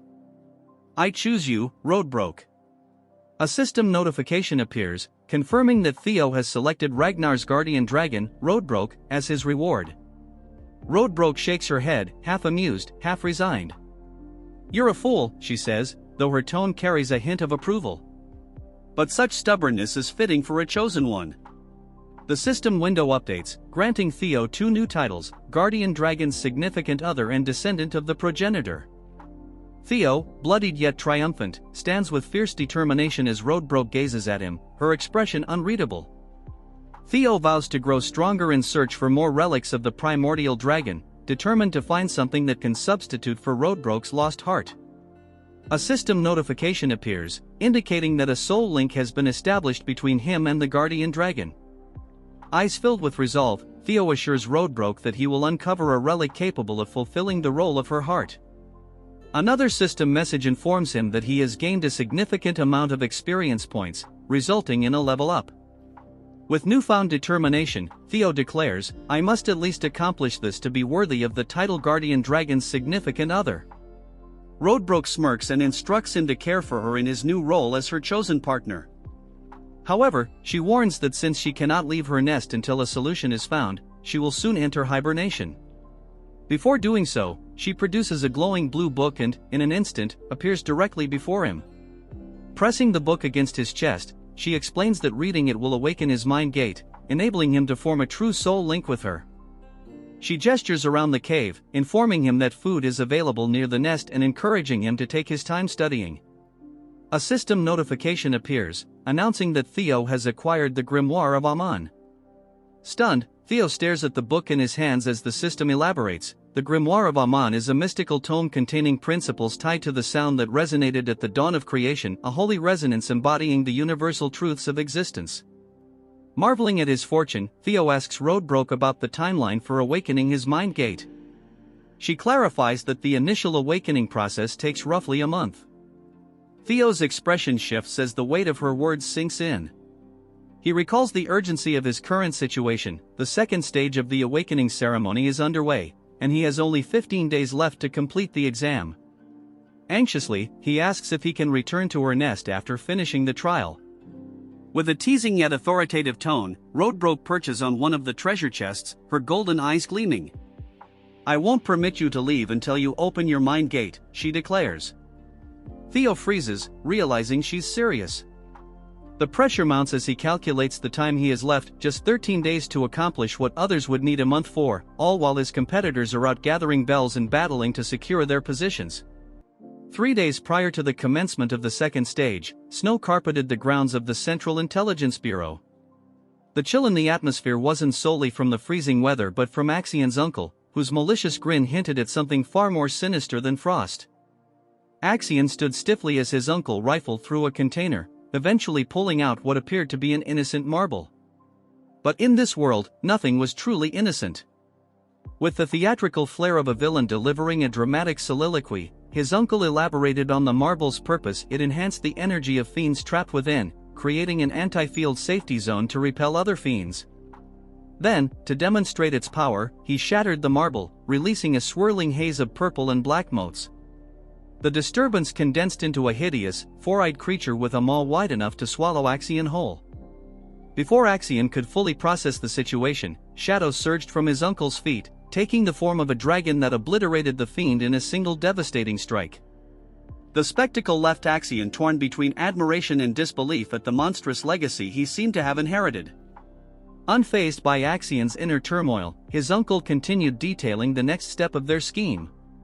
The objective of the second stage was straightforward: exterminate fiends and amass points. However, Axion's mission was far more specific and vindictive. His task was to lure Theo out using the marbles. Axion, never one to embrace subtlety, suggested torturing Theo first to wring out every shred of information about the Rose Palace relic. His uncle, the ever-pragmatic voice of reason, reminded him that Theo wasn't someone to be underestimated. "Restraint has never been your forte," he chided, earning a murderous glare from Axion, whose clenched fists cracked audibly. Instead, they would exploit Theo's emotional vulnerability, targeting his treasured followers from Training Ground 4. Fast forward to the present, and Axion's plan was unraveling. Theo hadn't risen to the bait. Instead of participating in fiend hunting like a conventional contender, Theo had opted for a Where's Waldo approach, remaining elusive. With only 12 hours left on the clock, Axion brooded in growing irritation, his rank of 860 points doing little to soothe his temper. Behind him, pulsating lights announced the arrival of Felix Ragnar, a swordsman from Plum Blossom Palace and currently ranked 7th with 446 points. Felix, ever the self-proclaimed investigator, suggested Theo might have been apprehended by the council scoundrels. Axion's retort was cutting, a frigid, soul-piercing glare followed by a sneering jab: "Your deductions are as pathetic as your rank." To twist the knife further, Axion ridiculed Felix's association with Lady Plum Blossom. Felix's jaw tightened, his hands quivered slightly, but he wisely restrained himself, unwilling to retaliate. Axion dismissed him with a wave, declaring it was time to drag Theo out of hiding. Gathering members of the Scaled Dragon Society in Plum Blossom Palace, Axion laid out a plan to systematically hunt down Theo's companions. The Scaled Dragon members grinned maliciously, relishing the prospect. Unknown to Axion, an eavesdropper lurked nearby. Concealed behind a tree, Ragnar, ranked 3rd with 561 points, listened intently. In the shadowy, echoing forest, the agonized shriek of a dying forest lizard reverberated. A band of hunters stood triumphantly over its carcass, the rancid odor of blood mingling with the earthy scent of damp moss. This wasn't just any forest lizard but a mid-tier fiend. The hunters, however, basked in their own inflated sense of accomplishment. Among them was Sybil, ranked 68th with a paltry 31 points, barely managing to escape the realm of participation awards. He clutched a yellow demon bell, a keepsake from an earlier triumph over a fiend that had somehow been even less formidable than their current prey. His comrades, Gordon, ranked 53rd with 52 points, and Romero, ranked 62nd with 36 points, shared in his self-satisfaction, equally thrilled by their modest triumphs. If points were currency, Sybil and his crew would still be destitute, but at least they were breathing.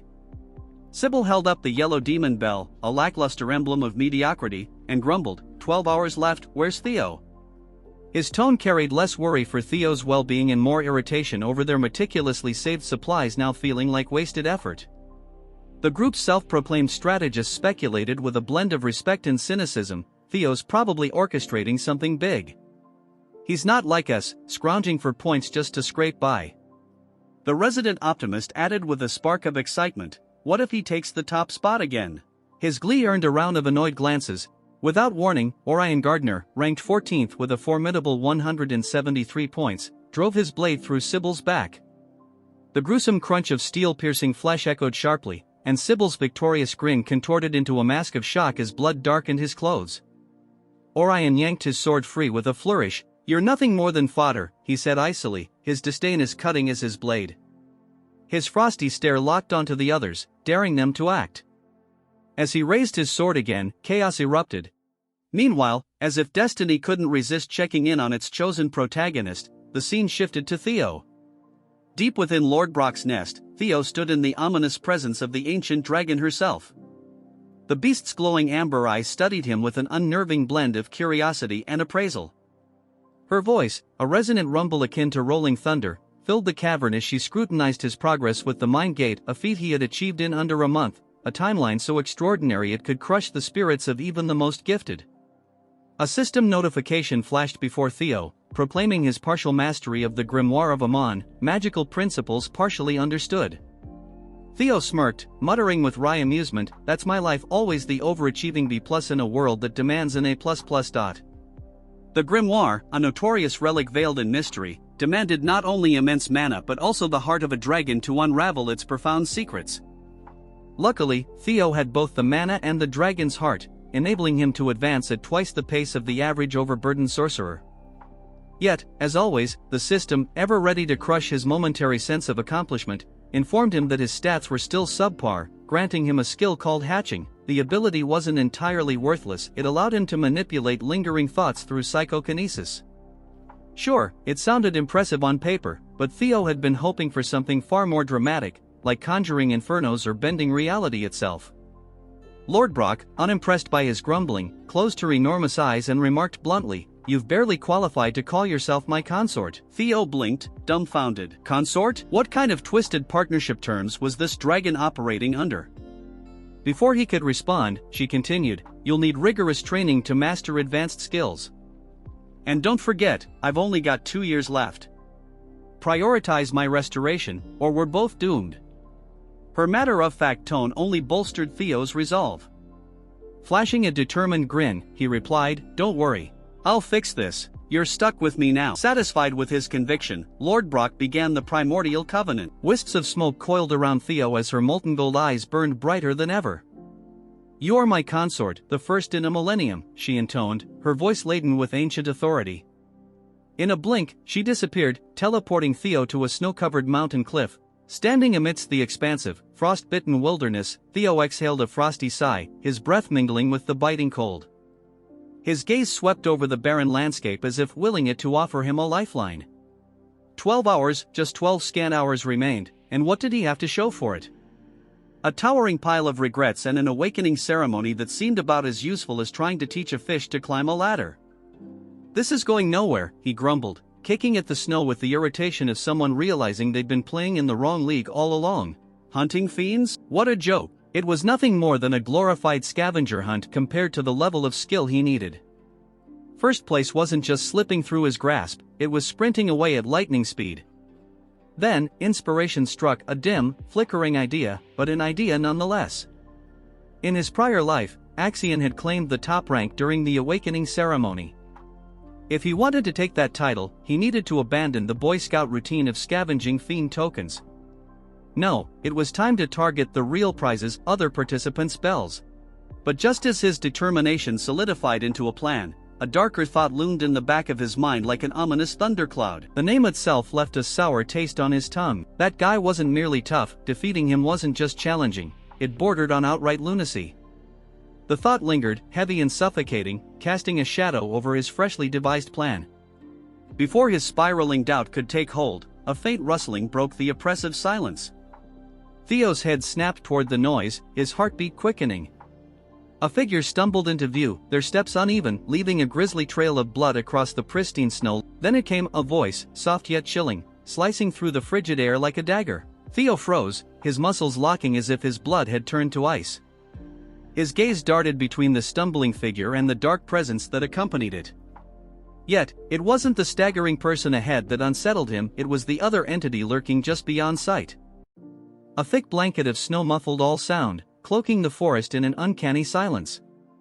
Theo stood amidst the towering trees, every nerve alert, his eyes scanning for any trace of movement. His vigilance was rewarded when he spotted a figure stumbling toward him. "Ray," he called, his voice tinged with both surprise and concern. Ragnar, the warrior celebrated for her indomitable strength, appeared almost unrecognizable. Her shoulders drooped under an invisible weight, and her steps faltered as though her body could barely support her. Her face, typically a portrait of determination, was ashen and lined with exhaustion. As she approached, Theo noticed a subtle quiver in her hands and a sheen of sweat glistening on her brow despite the biting chill. "Ray, what happened to you?" Theo hurried to her side, his gaze quickly scanning for injuries. "Were you attacked by beasts?" Ray didn't reply immediately, her breathing shallow and ragged, her trembling hand clutching the hilt of her sword with desperation. Theo's sharp eyes caught the dark stain spreading across her side, a fresh wound, raw and jagged. A cold knot formed in his stomach. "This wasn't the work of a monster," he muttered, his tone heavy with apprehension. "Ray, did someone ambush you?" Ray attempted to steady herself, but her knees buckled. Theo moved swiftly, his strong arms catching her before she collapsed completely. "You need to rest," he urged, his voice firm yet filled with compassion. "Tell me everything later." Ray shook her head weakly, her voice strained and barely audible. "Go west, now," she rasped, her urgency palpable, even as her body betrayed her exhaustion. As Theo eased her to the ground, her grip on her sword slackened, and the blade slipped from her grasp. Reacting instinctively, Theo caught the weapon. The instant his hand closed around the hilt, a brilliant flash of light engulfed him. System notification, hatchling synchronization initiated. Accessing memories within the sword. Reading the thoughts of its owner, Ragnar. Theo's vision blurred and twisted, pulling him into a vivid recollection. The scene around him transformed, and he found himself in a secluded part of the forest. Concealed within the shadows of towering trees, he saw Ragnar crouched behind a colossal trunk, her piercing gaze fixed on a group gathered a short distance away. In the center of the clearing stood Axion, his imposing presence dominating the space. Around him, Theo's comrades were bound and bloodied, their faces swollen and battered from relentless abuse. Axion's subordinates loomed over them like predators, their weapons gleaming menacingly in the pale light. "No trace of Theo yet," one of Axion's men reported gruffly. "But we've left enough tracks to lure him here." Another henchman snickered darkly. "We even let monsters roam the area. If Theo's alive, he'll come." Axion's icy, calculating eyes remained fixed on the hostages. His expression was unreadable, cold as stone, as though he was already several steps ahead in this cruel game. After a prolonged silence, Axion finally spoke, his voice cold and deliberate. "Should I execute them? Why bring so many? 2 or 3 would have sufficed." One of his subordinates shrugged nonchalantly, raising his blade. "Then why not dispose of a few? It'll make the message clear." The blade shimmered menacingly in the dim light as it descended swiftly, promising death. Just as it was about to strike, a resolute voice cut through the tension. "Stop this." Ray emerged from the shadows, her sword unsheathed, her stance defiant. Axion turned toward her, his brow furrowing with a mix of irritation and surprise. Ragnar? What brings you here? This doesn't concern you. They're Theo's companions, Ray said, her tone firm as steel and her fingers tightening around the hilt of her weapon. Release them. A smirk played on Axion's lips, his tone dripping with mockery. So, you've sided with Theo too, have you? Ray offered no verbal response. Instead, she charged, her blade flashing as it carved through the air. Axion met her head-on, his sword drawn in a fluid, practiced motion. Sparks erupted as their weapons clashed, the metallic screech echoing through the clearing. Ray attacked with unwavering determination, her strikes relentless, but Axion's skill and sheer power were formidable. With a crushing blow, he sent her sprawling to the ground. She attempted to rise, her body trembling with exertion, but her strength was fading rapidly. The memory dissolved like mist, and Theo found himself back in the present. Ray leaned heavily against him, her breath shallow and labored. Theo's mind reeled as he processed the vivid memory. Ray, he began, his voice taut and brimming with tension, why did Axion take my comrades? What's his objective? Ray hesitated, guilt shadowing her features.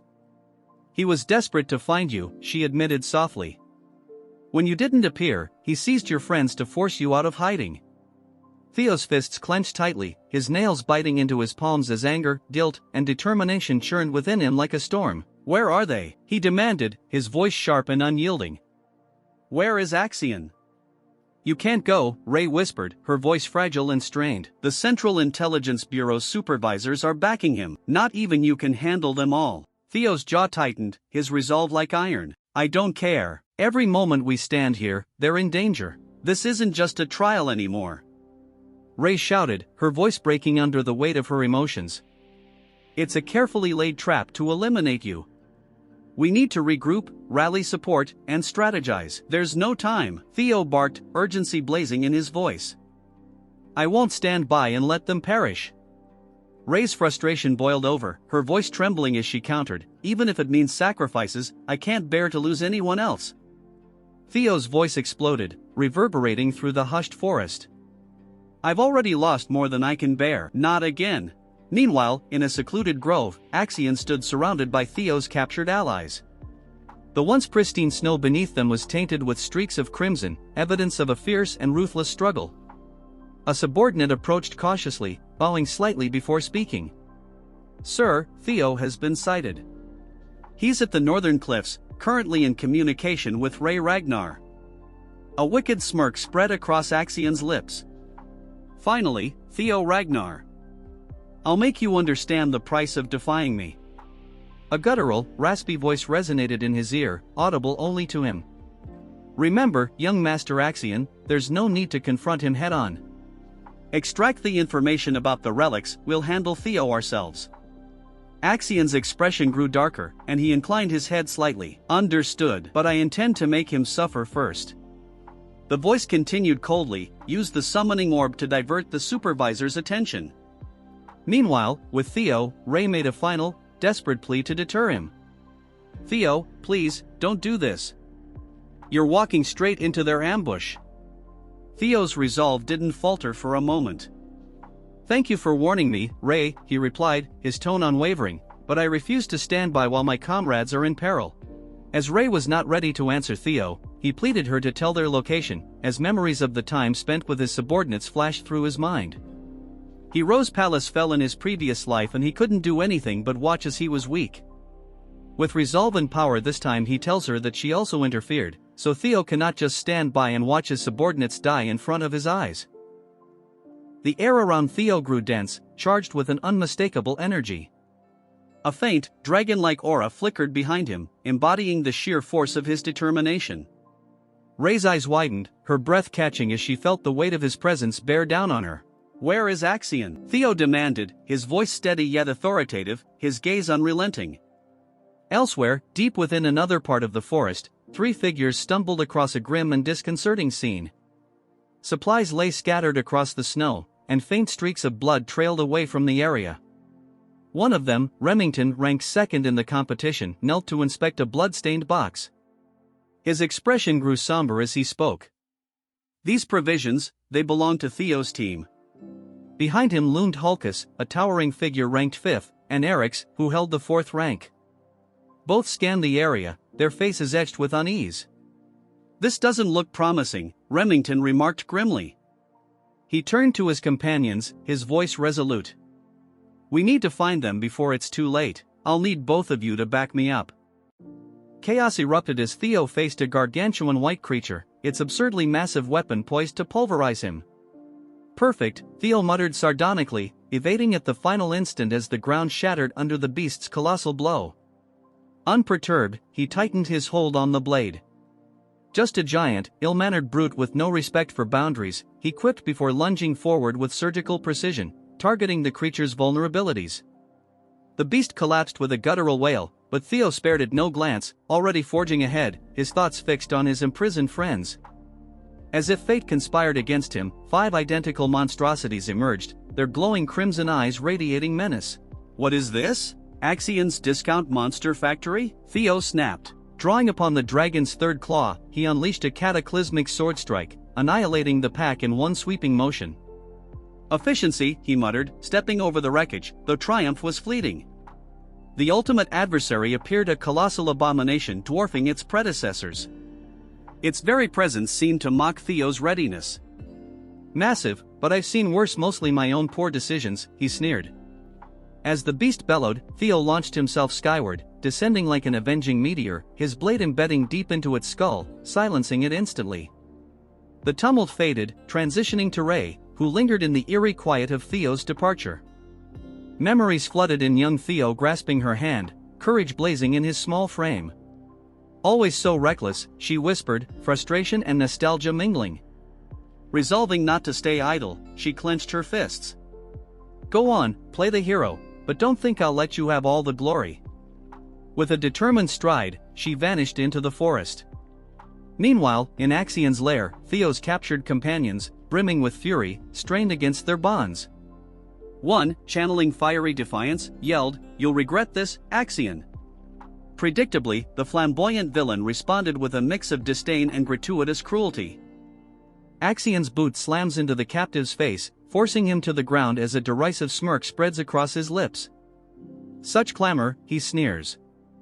Ever the performer, Axion draws his blade, the steel glinting menacingly as he levels it against the man's throat. Before he can escalate further, a velvety voice slithers from the shadows. "Young Master Axion," it murmurs, laced with condescension. "Recall the Bureau's directives. Any reckless action could jeopardize the operation." Axion growls, his jaw tightening as he begrudgingly sheathes the sword. Refusing to squander a chance for theatrics, he seats himself atop the captive's back as though it were a mockery of a throne. "Comfortable enough," he mutters, his crimson eyes blazing with barely restrained rage. A flicker of light through the trees catches his attention, sharpening his gaze. "Ah, how charming," he remarks, voice dripping with sarcasm. "The Bureau decided to send 4 elite prosecutors to assist me because evidently, my uncles believe I'm incapable of dealing with one lowborn offspring alone." Fools! His fingers tighten into fists, the tension in his knuckles betraying his simmering pride and seething resentment. The atmosphere shifts as Theo steps into the clearing, an aura of restrained power enveloping him. Every eye snaps to him, from his bruised comrades to Axion's minions, even the trees seeming to lean in, drawn by the palpable intensity.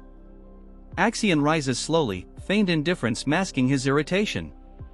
"So," he drawls, "you've finally graced us with your presence, Theo Ragnar." Theo doesn't respond with words, his eyes scanning the scene with cold calculation. Comrades to the left, guards to the right, and the arrogant would-be tyrant at the center.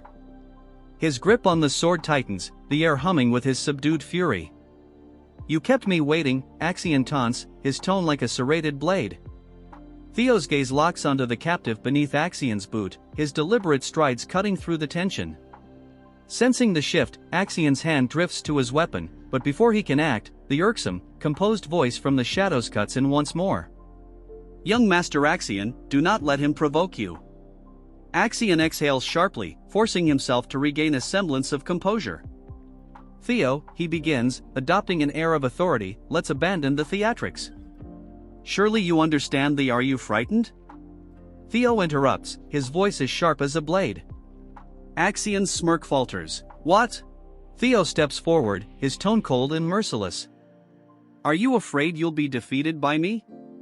The barb hits its mark, and cracks appear in Axion's facade as fury bubbles beneath. How dare you? Because if you weren't scared, Theo presses, a smirk creeping onto his face, you wouldn't need this charade, hostages, guards, the entire spectacle. Tell me, Axion, what has you so terrified? Axion's jaw clenches, his fists trembling with suppressed rage. You insufferable wretch, he hisses, but Theo is unrelenting. Prove me wrong, he challenges, raising his blade and pointing it at Axion. Face me, like a true Ragnar, unless, of course, you've already discarded your pride. The clearing grows deathly still, holding its breath as Axion's fury erupts. He releases a venomous laugh, his voice dripping with malice. You believe you, a concubine's whelp, can challenge me? Absurd. Ignoring the increasingly frantic warnings from the unseen speaker, Axion unsheathes his sword, his grin twisted by wrath. Fine, if it's a duel you seek, then let's finish this once and for all. Perched high above the chaos, nestled in the treetops like overly dramatic crows, a squad of covert operatives observed the escalating spectacle. Cloaked in shadow and armed with expressions of grave importance, they exchanged hushed remarks. This is spiraling out of control, one muttered, peering through a pair of binoculars. Stick to the strategy, another replied tersely, their tone heavy with the distinct air of we should have had lunch first. If Axion loses his grip, we step in. Meanwhile, back on the battlefield, Axion, the perennial master of theatrics, addressed his followers with the gravity of someone announcing the end of days. No one interferes, he declared, his voice booming with self-importance. This is a duel of Ragnar honor. He gestured grandly toward Theo as though unveiling a prized gladiator. The captives remain unharmed until this concludes, he added, because evidently, nothing screamed honor quite like keeping your opponents tied up. Theo, ever opportunistic, launched his assault before Axion could finish his self-obsessed speech. One moment Axion stood poised, the epitome of control, the next, he was scrambling to parry a strike so swift it bordered on insulting. Axion faltered, his thoughts racing to catch up with reality. Theo smirked, his blade catching the light with an almost vindictive glint. Quit stalling, fight me for real, he challenged, his tone a perfect blend of mockery and provocation. Infuriated, Axion decided it was time to unleash his ace. Fine, he bellowed, channeling his ultimate technique, Thousand Dragons Roar. From his blade erupted a colossal, blazing red dragon, its fiery maw snapping with a ferocity that would send most fleeing or praying. For a heartbeat, Theo froze, his eyes widening at the sheer magnitude of the assault, blinking at the inferno barreling toward him. So this is your idea of fair play? Good to know. But Theo wasn't one to remain idle for long. Summoning his glowing blue sword, its radiance bordering on obnoxious, he steadied himself. With a single, devastating sweep, he unleashed the dragon's third claw, meeting Axion's fiery monstrosity head-on. The resulting collision was blinding, and when the light faded, the red dragon was gone, reduced to a disgruntled wisp of smoke. Axion gaped, disbelief etched into his features, his jaw practically unhinged. Theo, by contrast, stood calm and collected, brushing off non-existent dust as though nullifying apocalyptic attacks was an everyday chore. His smirk widened, exuding a confidence sharp enough to cut. Are you even competent enough to teach me anything, Axion? He quipped, his voice laced with the kind of smugness that made Axion's blood boil. The scene starts with Orion Gardner, ranked 14 with 179 points and an executive of the Scale Dragon Society. As Theo effortlessly countered Axion's Thousand Dragon Roar, Orion's usual composure broke. Unbelievable, he muttered, his voice laced with disbelief and a touch of dread. This was not how the day was supposed to go. For weeks, Orion had dismissed Theo as a minor obstacle, someone Axion could crush without much effort. But now, here was Theo, calm, precise, effortlessly dismantling Axion's flashy attacks as if swatting a fly. This is bad, Orion thought, his fingers twitching as if he was on the verge of making a foolish decision. The reality of Theo's overwhelming strength raised uncomfortable questions in his mind, chief among them, am I backing the wrong side? For a fleeting moment, the idea of betrayal crossed Orion's mind. What if he switched sides? Theo was clearly capable, his group well organized, and they seemed far less likely to implode from overconfidence. But just as quickly, Orion dismissed the thought. The oppressive presence of the Central Intelligence Bureau's protectors nearby was a stark reminder that straying from the plan was a death sentence. Even if Axion failed, the Bureau would step in to fix the mess and ensure their operations stayed on track. With a resigned sigh, Orion clenched his fists, bottling up his frustration. Turning to the scattered members of the Scale Dragon Society, who were doing their best to ignore the disaster unfolding before them, Orion snapped, "Listen up. We're not cleaning up Axion's mess. Spread out, lay low, and avoid this chaos." The members exchanged wary looks, silently agreeing to follow orders for the sake of survival. One by one, they disappeared into the shadows, each vowing never to follow Axion into another fight. Orion lingered briefly, watching the battle between Theo and Axion. The scene shifts to a sunlit training ground, where an 8-year-old Axion tightly grips a wooden sword, his small body trembling with a mix of fear and determination. Across from him stands his uncle. "Axion," his uncle barked, "remember your purpose. You're not just a Ragnar, you're a thron. That bloodline runs stronger in you than anything else." Axion glanced up with wide, confused eyes that seemed to ask, "Why me?" "The Ragnar name is just a mask," he declared, his voice heavy with ambition. "Behind it lies the true power of the Thron clan." The scene returned to the present. Grinding his teeth, his crimson eyes burned with anger, frustration, and unresolved childhood pain. He glared at Theo, who stood calm and composed, as if meditating amidst the chaos. "Impressive," Axion growled through gritted teeth, his tone a mix of reluctant respect and seething rage.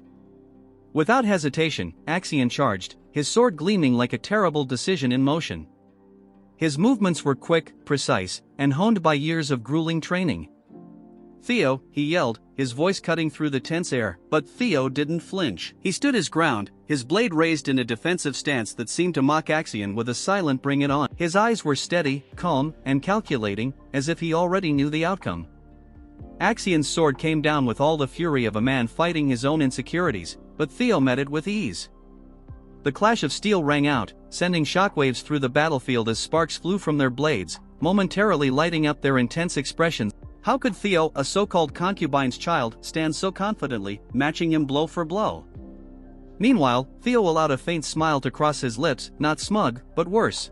The scene shifts again to the shadowy halls of the Central Intelligence Bureau, a fortress of secrets. Within its most secure chamber, Julius, the dramatic chief advisor, paced like a child who just heard juicy gossip. His ceremonial robe swished with every step as he grinned from ear to ear. "Theo Ragnar lives. That boy is far more resilient than we ever gave him credit for." Across the room, Wolfgang stiffened, sweat beaded on his weathered face as his mind struggled to process the implications. "Theo survived," Ed Ragnar muttered in disbelief, his hands trembling slightly, a rare crack in his normally steely composure. "I sent my 3 best scoundrels after him, how could they fail?" Meanwhile, seated in a highback, Ed's expression remained eerily calm.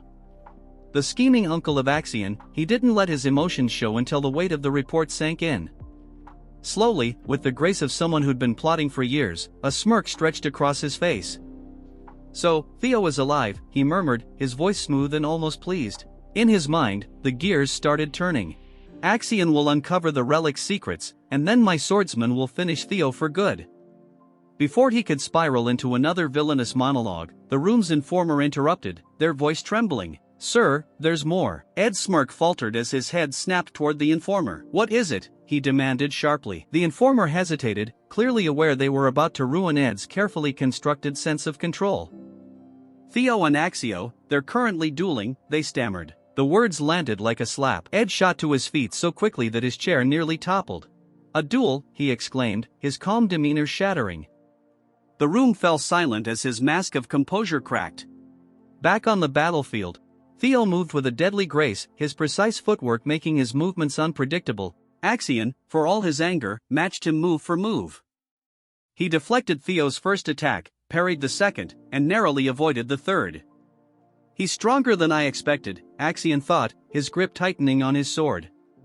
But then his crimson eyes gleamed with confidence. "But he's not fast enough." With a sharp motion, Axion hurled his sword, the blade slicing through the air with deadly precision. Theo's eyes widened as the weapon hurtled toward him, and for a brief moment, time seemed to slow. A memory surged to the surface, vivid and burning. The sudden appearance of the thrown sword leaves both of them rattled, their confidence shaken as memories resurface. Theo recalls a haunting moment from his past, a thrown sword, his death, the pain. Axion lands lightly on the snow, the swirling flakes forming a shroud around him. His icy gaze locks onto Theo, sharp and cold like shards of frost. "There's a basic flaw in your strategy," he states, his voice dripping with contempt. He continues, his words cutting like a blade, "Relying on flashy, predictable moves only makes it easier for me to read you." A single drop of blood falls from Axion's blade onto the untouched snow, a grim reminder of the fight's deadly stakes. The pristine white around the fallen soldier quickly turns crimson, the scene stained by violence. Theo's eyes narrow as his gaze shifts to the fallen man. His mind flashes back to the cloaked figure he faced in his final moments before his regression. Axion, standing over the lifeless form, feels a twinge of unease. The man's face, frozen in a silent scream, etches itself into his memory as the puzzle pieces start falling into place. In the memory, a cloaked figure pulls his hood lower, shrouding his face in shadow, an ominous presence against the snow-covered backdrop. Axion's patience thins, his blazing eyes reflecting his rising frustration. "End this," he commands. Theo's fury builds, his face a mix of grief and anger. Memories of the burning palace, screams, and devastating loss flood back. "The monster who caused this," he growls, his voice heavy with venom, "will pay." His memories deepen, taking him back to the Rose Palace, now engulfed in flames. Once magnificent, it is reduced to a crumbling inferno. "The day I died," Theo whispers in the memory, his voice laden with regret.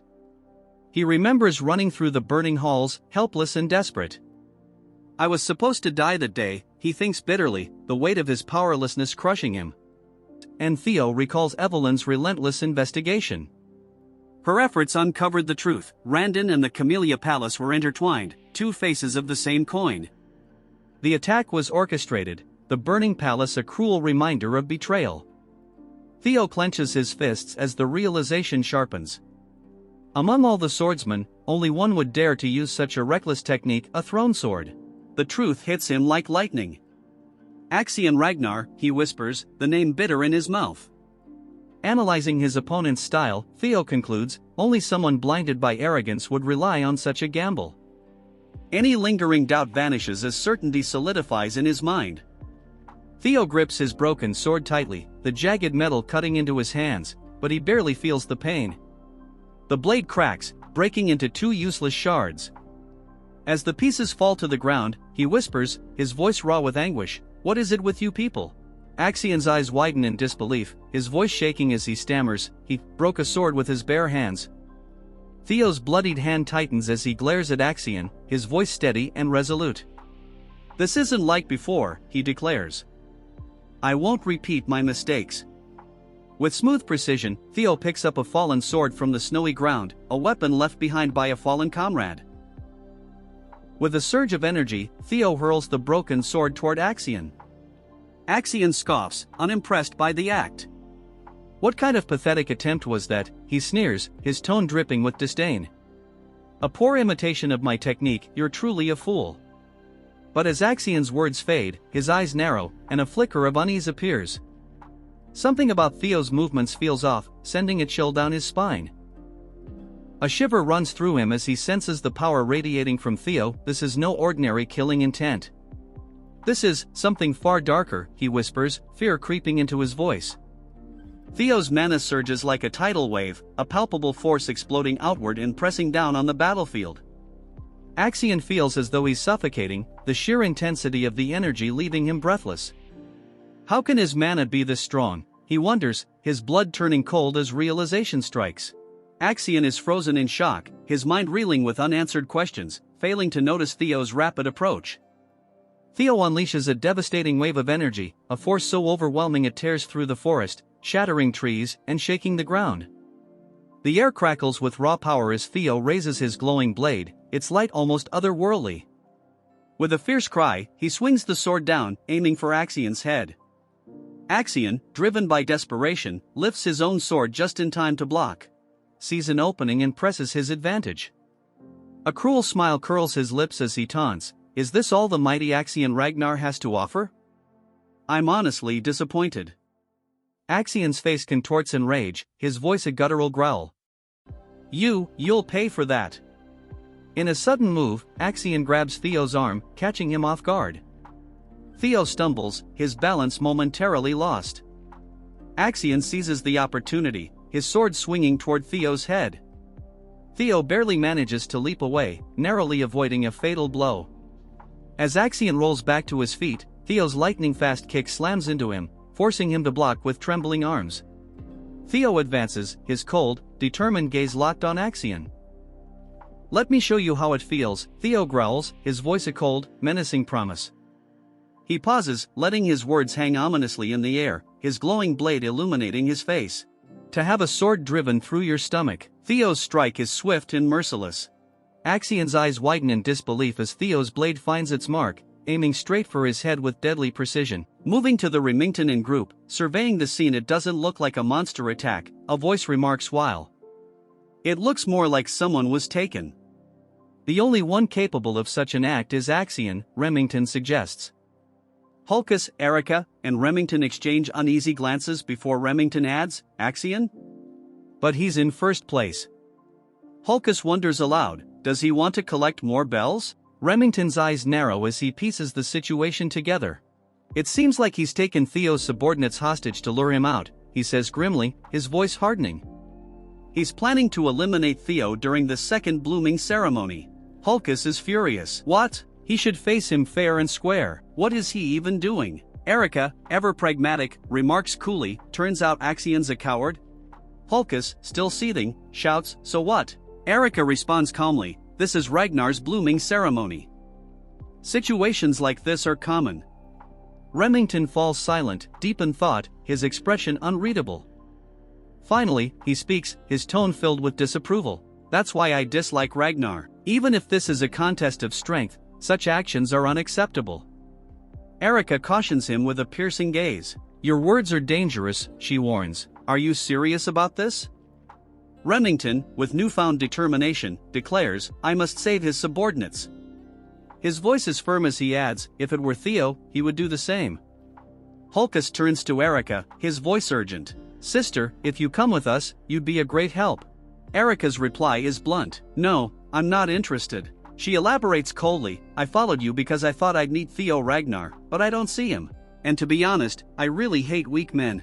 I have no desire to save them." Hulkus stares at her, aghast. "Nuna, are you trash?" he blurts out. Erica snaps back. "What did you say, you punk?" Remington steps in to defuse the tension. "Erica," he says knowingly, "I understand why you want to meet Theo." Erica's eyes widen in surprise, caught off guard by his words. Remington continues, his voice calm yet persuasive. "If you help us now, I guarantee it will bring you closer to achieving your goal." A sudden burst of movement breaks the stillness of the snow-covered landscape. Remington, Hulkus, and Erica sprint across the expanse, their mission clear. Glancing back, Remington calls out with determination, "Hold on a little longer, everyone." Suddenly, a sword materializes in their path, its wielder blocking their advance. The owner's intent is clear as they command, "Stop, you can't go any further." In the distance, a group of figures emerges, swords drawn, forming a formidable barrier. Remington's eyes widen in recognition. "Scaled Dragon Society," he mutters. One of the figures steps forward, a smirk playing on his lips. "It's been a while, Wellington," Orion says, his voice dripping with sarcasm. "I can't believe you abandoned us to hang out with some dumbass," he sneers before adding, "and now you're running with those stupid bare-brained muscleheads." Hulkus, enraged, explodes. "What did you say? That we're dumb muscle-headed bears?" Orion feigns innocence. "I didn't say all that," he replies mockingly. Remington's voice cuts through the rising tension. "Move aside, Orion. I don't want to fight an old friend." Orion, unyielding, shakes his head. "I refuse." Remington's gaze hardens, his hand tightening around his sword hilt. "If you won't move," he warns, his voice cold, "then I'll remove you." A sword swings with deadly force, and the clash is immediate. Blood splatters across the pristine snow, stark against the white expanse. Elsewhere, Sybil desperately struggles to untie himself. Nearby lies Axian's broken sword, discarded after Theo deflected it. Grasping it, Sybil thinks, this is the chance the young master gave me. I must cut these ropes. His gaze shifts to the ongoing battle, where a hooded figure clashes with Theo. Sparks fly as swords collide, their echo breaking the snow-laden stillness. Theo, clad in his white uniform, deflects a fierce blow from a dark-haired opponent. Observing the fight, Theo whispers, a tear tracing down his cheek, he's finally stepping forward. The opponent, revealed as Liam Troyven, grimly apologizes. I'm sorry, young Master Axion, he says, his voice heavy with resignation. I will accept my punishment after the blooming ceremony. The duel intensifies as Theo and Liam's swords whirl in a dance of deadly precision. Liam barks an order, escort the young master. In the background, Axion watches the chaos, his expression unreadable.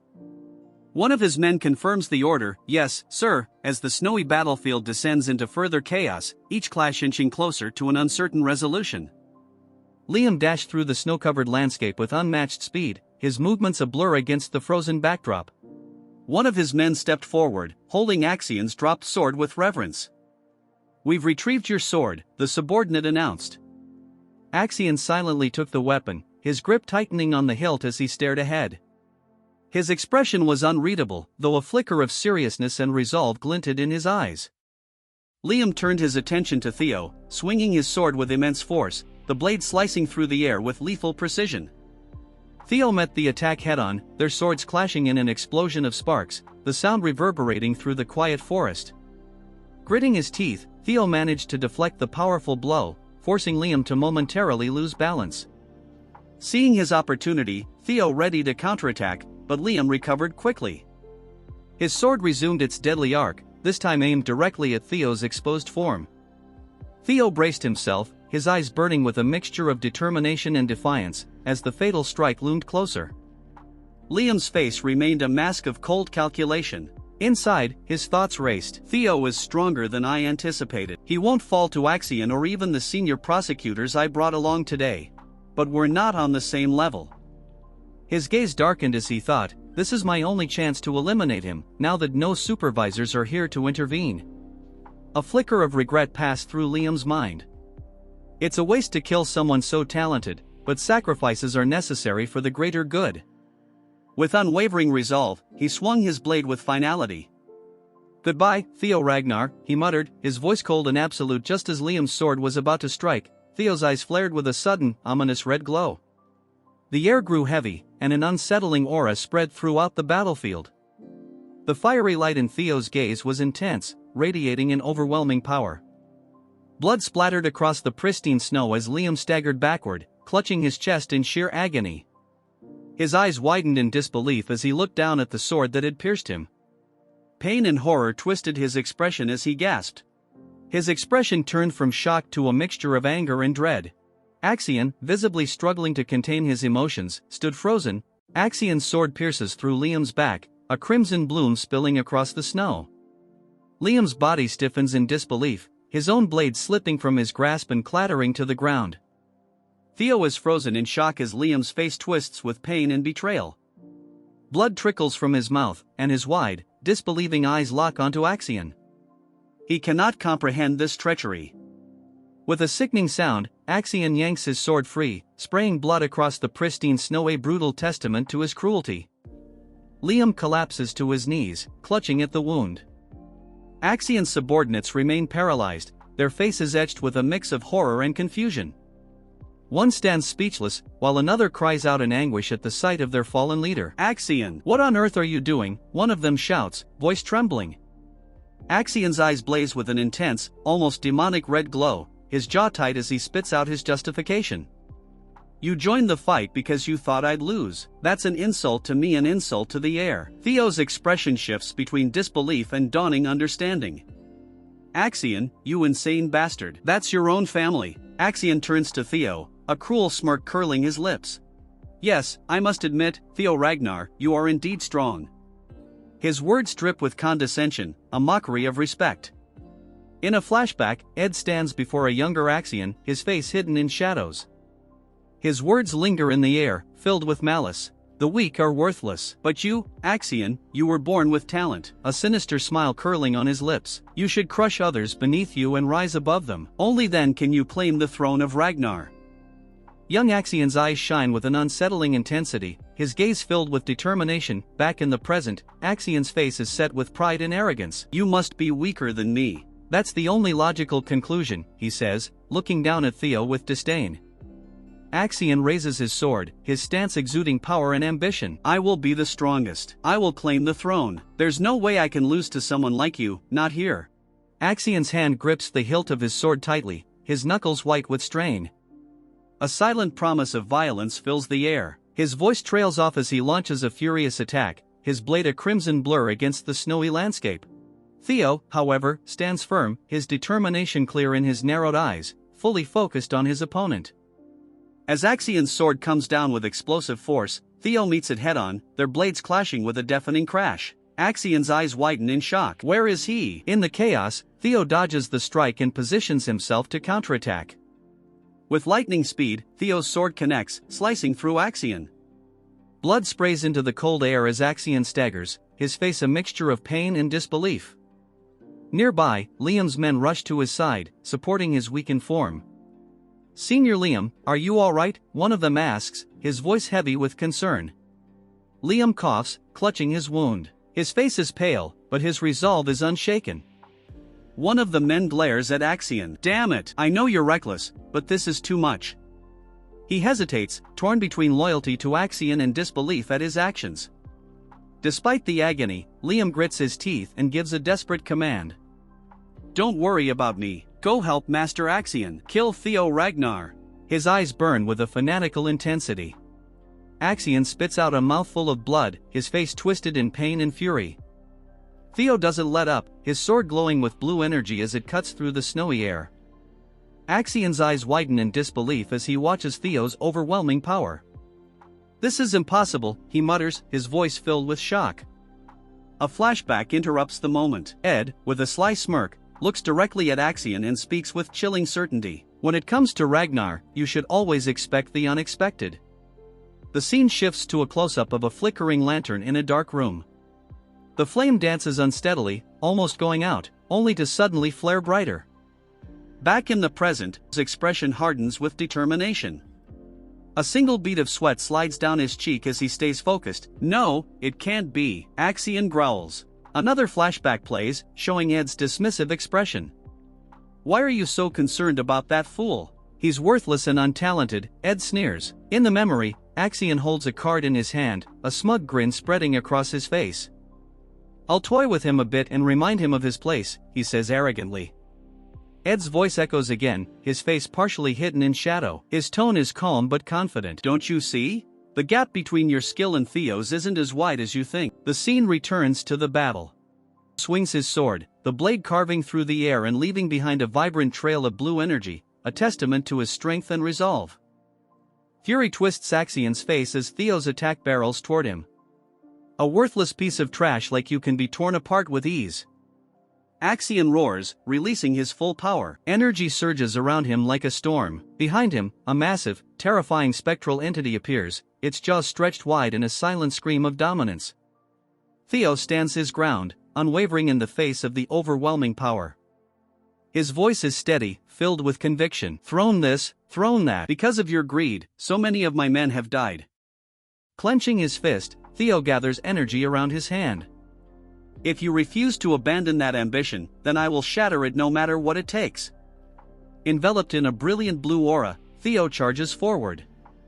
With power surging through him, a magnificent blue dragon takes shape behind him, its fiery eyes blazing with righteous fury. Theo unleashes his ultimate attack, his voice echoing with strength. 3 claws of the dragon. Theo's glowing blue eyes burn with focus as the spectral entity behind Axion lets out a silent roar.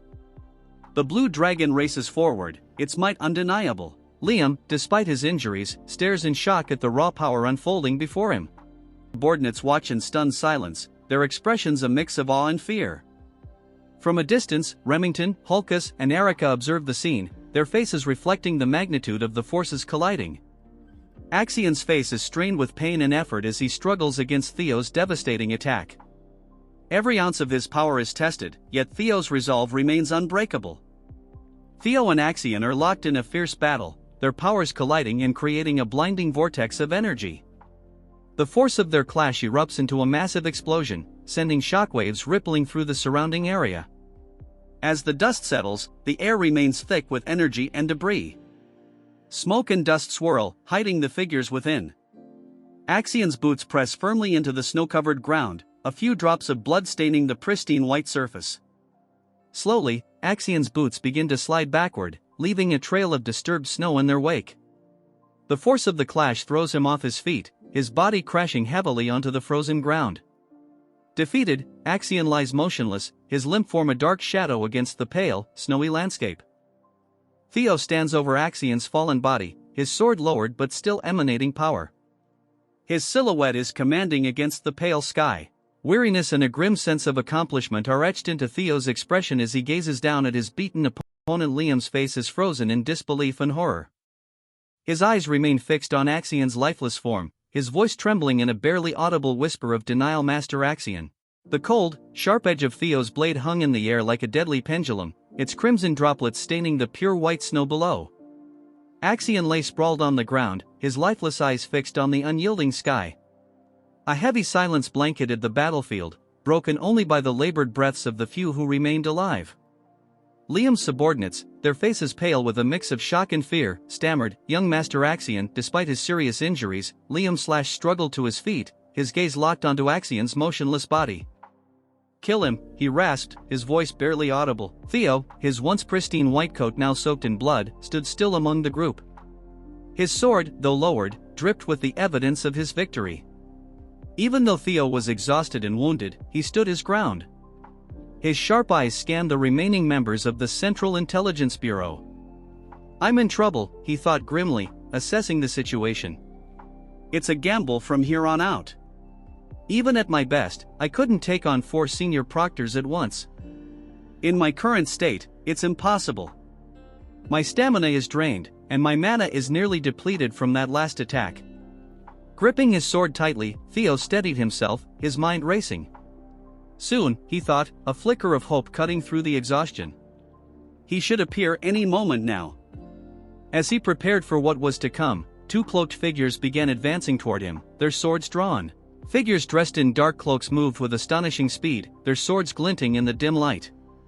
A startled grunt was followed by the sickening sound of a body hitting the ground, breaking the stillness. Before anyone could react, more figures joined the fight, their movements fast and precise.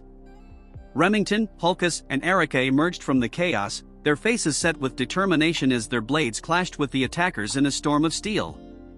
This wasn't who Theo had been expecting. "You guys?" Theo shouted, his voice a mixture of surprise and relief. "How did you?" Remington, his silver hair glinting faintly, offered a faint smile. "Isn't it obvious? We couldn't just leave a comrade in trouble, young Master Theo," he replied, his calm voice contrasting with the chaos around him. Theo, momentarily speechless, could only stare at his unexpected allies. Erica, clearly impressed, grinned and said, "Theo, you look even better in person. It's my first time meeting someone as strong as you. I like you already." Hulkus, unable to contain his excitement, chuckled. "Same here. You're amazing." Sybil, his face bruised but his resolve unshaken, stepped forward and joined the fray. "We're here to help you, young Master Theo," he declared with unwavering loyalty. "We couldn't just stand by after all the trouble we caused." Their intervention was a direct violation of the rules. Interfering supervisors were strictly forbidden, but they had chosen to fight alongside Theo regardless. "Supervisors aren't allowed to get involved," Remington shouted, his voice tinged with irony. "You do know that helping a candidate is a serious offense, right?" The question hung in the air as the tide of battle shifted. The remaining agents of the Central Intelligence Bureau, outnumbered and overwhelmed, found themselves pushed onto the defensive. Liam, his face twisted with pain and frustration, watched helplessly as his carefully crafted plans fell apart. "Sir Liam, what should we do?" one of his subordinates stammered, his voice trembling with fear. "Things have gone too far. Should we eliminate everyone here?" The situation had spiraled out of control, leaving Liam and his men cornered. "Please, sir, we need your decision," another subordinate urged urgently. Liam's mind raced, filled with dread. He realized the full extent of their failure. We didn't uncover anything about Rose Palace's artifacts. We couldn't kill Theo. Even Sir Axion is dead. And now we've been caught red-handed. Defeat loomed over him, but then a dark smile crept across his face. "We'll cover it up," he declared, his eyes glinting with a dangerous resolve. "Sir Liam, we don't have time," one of his men protested. Ignoring the plea, Liam continued, "The best way is simple." He paused, his sinister smile widening. "Kill everyone." His gaze swept over the battlefield littered with bodies. "We'll stage it as an internal conflict. Say there was an outbreak among the examinees, leading to their deaths on sight," he said, his voice chillingly calm. "That's the easiest way to erase all evidence of our involvement." Reaching into his coat, he pulled out several dark orbs. "These are 5th-grade monster summoning stones. They'll create enough chaos to make it look like an accident. Understand?" His men hesitated but quickly nodded under the weight of his commanding glare. "Yes, sir," one of them said, his voice shaky. As Liam prepared to unleash the monsters, his twisted plan began to take shape, threatening to turn the battlefield into a scene of carnage. As Liam prepared to unleash the monsters, a voice suddenly cut through the tense atmosphere. He gasped, choking on a breath as a sharp blow struck him. "What is going on here?" The arrival of the 3 supervisors representing the White Dragon Clan, Plum Blossom Palace, and Daffel Palace brought a sudden halt to the chaos. Their faces reflected concern and suspicion as their sharp eyes scanned the scene of destruction. Supervisors Sefford Garner and Sally Garner from the White Dragon Clan and Daffel Palace, respectively, stepped forward, demanding answers. "What happened here?" Natasha Koppel, the supervisor from Plum Blossom Palace, observed the devastation with a grim expression. The remaining members of the Central Intelligence Bureau were confronted by the other supervisors. "You 3 over there, stop," one of them commanded, their voice firm and unyielding. "Follow us if you want to save yourselves. Otherwise, you'll end up like Liam." A tense standoff unfolded, the air thick with unspoken threats. Amid the turmoil, Theo stood silently, watching the unfolding events. Though he had survived against impossible odds, the cost of victory weighed heavily on him. "Supervisors," Theo said softly, a hint of relief in his voice. "Thank goodness you arrived in time," her expression a mix of concern and admonishment. "That was reckless, Theo," she said firmly. "Why would you risk so much?" Theo met her gaze silently, his eyes conveying what words could not. As the chaos subsided, the snow-covered battlefield, dimly lit by the moonlight, bore witness to the aftermath of the brutal confrontation. Survivors gathered around Theo. Remington, Hulkus, and Erica stood close, their faces showing relief and exhaustion. Sybil and the others from Training Ground Number 4, their eyes filled with tears of gratitude, cried out, "Young Master Theo, you did all this for us. We have no regrets, even if it costs our lives." Theo looked at them, his heart heavy with the burden of their sacrifices. His gaze shifted to Torre, her pale face glowing with unbroken determination. "The strength I aspire to have." "All right," she said aloud, extending her hand toward Theo. "Give me the bell. I'll take first place." Ray's faint smile held a glimmer of hope, a rare light amid the desolate scene. The moonlight bathed the stark, snowy landscape, casting a somber glow over the unfolding drama. Far away, at the Central Intelligence Bureau headquarters, Ed listened to a subordinate's report, his face pale with shock and disbelief. "Axion dead," he murmured, his voice barely audible. The news of Axion's death hit like a hammer. The other council members Wolfgang, OSA, and Julius sat in stunned silence. Years of planning and manipulation had unraveled in a single night. Their carefully constructed schemes were in ruins, everything had come to an end. The announcement reverberated through the air, a formal proclamation marking a pivotal moment, the conclusion of the second round of the blooming ceremony. The scene unfolded in a snow-covered forest clearing where a crowd of figures looked up toward the source of the declaration. A wave of murmurs swept through the gathering, confusion and curiosity evident on their faces.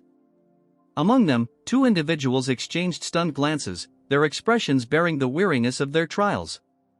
The focus shifted to the deliberate steps of an examiner, their boots crunching against the snow with a soft but resolute thud. A voice rang out, cutting through the stillness. "Everyone has worked hard. The speaker, Pharaoh Ragnar the Ascendant Dragon, stood with an imposing presence. His long, white beard framed a face etched with wisdom, and his tone carried the weight of authority. The second round of the blooming ceremony has officially ended. Gasps and whispers rippled through the crowd. The Ascendant Dragon himself? Why is he here? He rarely makes an appearance, someone murmured, disbelief evident in their voice. Unperturbed by the speculation, Pharaoh continued, 45 out of 87 candidates have passed. The survival rate isn't bad. This year's talents may be the best yet. A subtle energy crackled in the air as he added, even the highest score is astonishing. His eyes glowed faintly, a reflection of the power he commanded. He moved on to the formalities. As you know, those who pass the second round will be promoted from apprentices to entry-level inspectors of Ragnar. Be proud, you've earned it. Among the crowd, Remington and Sybil stood side by side. Everyone here qualifies? Remington muttered, his tone steady. Pharaoh's voice cut through once again, I will now announce the scores. The atmosphere grew tense, anticipation thick in the air. First place, Theo Ragnar, 1,121 points, Pharaoh declared. The reaction was immediate. Gasps, murmurs, and disbelief rippled through the group. Theo Ragnar again, someone whispered. Over 1,000 points? But he had none until the last moment. Another exclaimed. Didn't you hear? It was because of Axion, someone trailed off, their voice lost in the noise. Pharaoh continued, second place, Remington Narcio, 926 points. Third place, Erica, 843 points. Fourth place, Ray Ragnar, 789 points. Fifth place, Hulkus. 45th and final place, Isla Layman, 28 points. Pharaoh paused, allowing his words to settle. That's all. You've all worked hard. However, his gaze sharpened, the blooming ceremony isn't over. The third round awaits. A ripple of confusion spread through the candidates. Did you make it? One asked. No, I didn't collect enough bells, another responded bitterly. Pharaoh raised his hand and announced, those qualified for the third round, please raise your hands. Remington's hand lifted first, followed by Erica, then Hulkus and Ray. In the crowd, Theo's gloved hand rose high, a stark contrast against the light. Pharaoh continued, explaining the hidden piece of the second round, a quality breathing method revealed through collecting bells and deciphering ancient words. Only those who mastered it during the exam can channel its essence into their magic and earn the right to proceed. Theo's mind drifted to his past life. Back then, I couldn't understand the words, he recalled, an image of a bell etched with mysterious symbols flashing in his memory. His bright blue eyes glowed as the system notification appeared, hatchling synchronization activated. You can read the thoughts of objects. The scene shifted to a vivid battle, brilliant lights, and fierce energy filling his mind. The essence of the words came to me as images, Theo explained. This time, I understood everything. His determination blazed as he prepared for the challenges ahead. Theo chuckled, marveling at the rarity of seeing 4 individuals qualified for the third round. In my past life, Ray and Remington couldn't grasp the quality breathing method, he thought. Is this the butterfly effect of my actions? Pharaoh, his expression stern, addressed the candidates. Each of you, step forward and display what you've achieved, he commanded. With a steady voice, he called, first, Theo Ragnar. Theo's resolve was unshaken. With Axion gone, the future will be better, he thought as he stepped forward. A faint blue aura enveloped his foot as he declared, what I've gained. The air crackled with latent power, and Theo's blue eyes narrowed. A glowing system notification appeared, its words etched in bold, grant, express, control, expand, solidify. Theo's voice resonated as he muttered, first, grant the mana a thunder attribute. His face was calm, yet determination glimmered in his gaze. Then, express it, he thought. The ground trembled violently as brilliant lightning exploded around him, illuminating the area in flashes of raw energy. No way, Theo has reached the level of expression, someone shouted, as expected of young Master Theo. Sybil cried with excitement.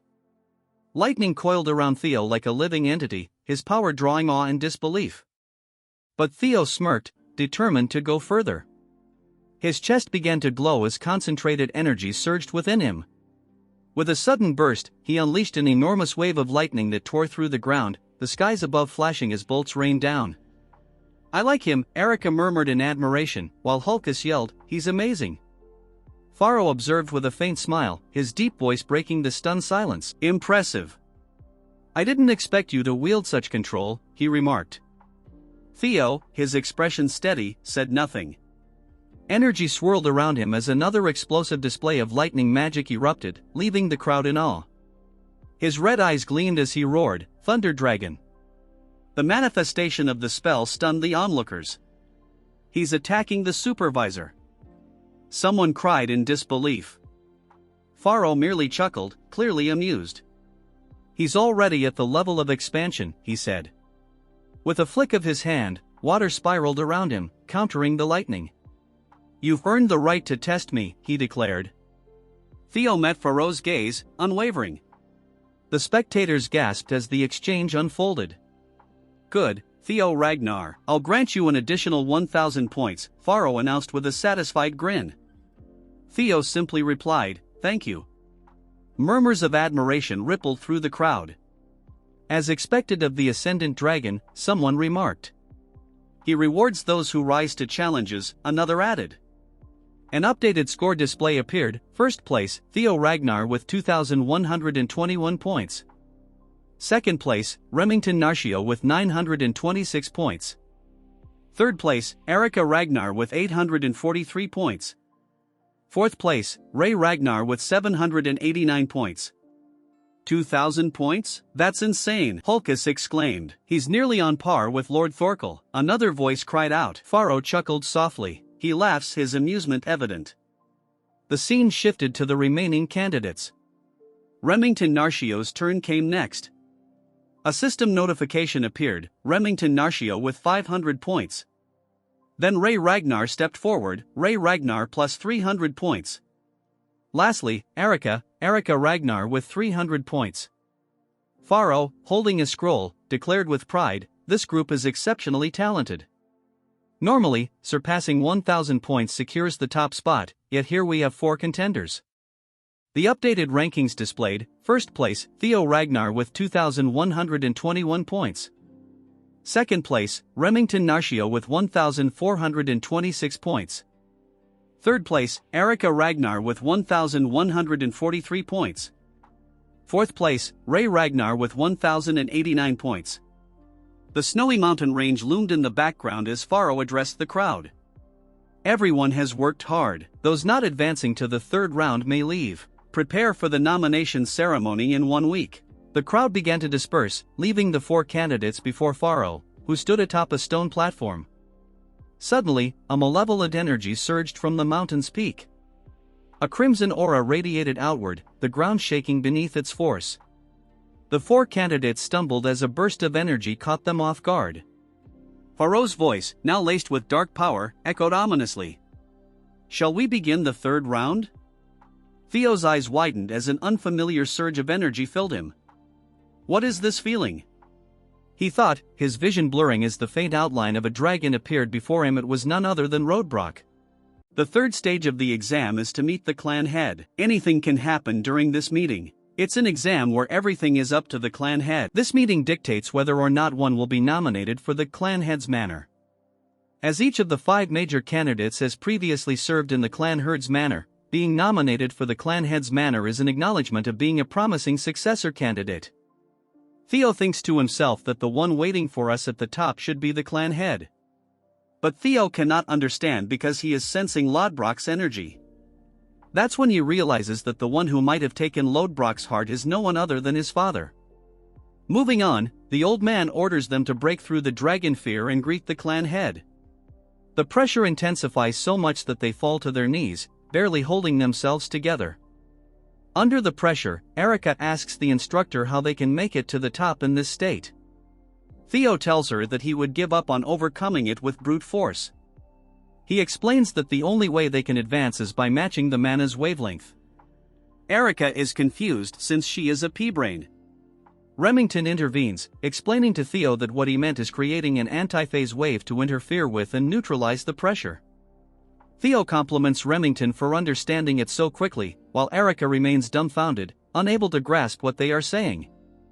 Theo elaborates that it's their way of culling people. Someone who can't properly control their magic power has no right to meet the clan head. Remington understood it right away.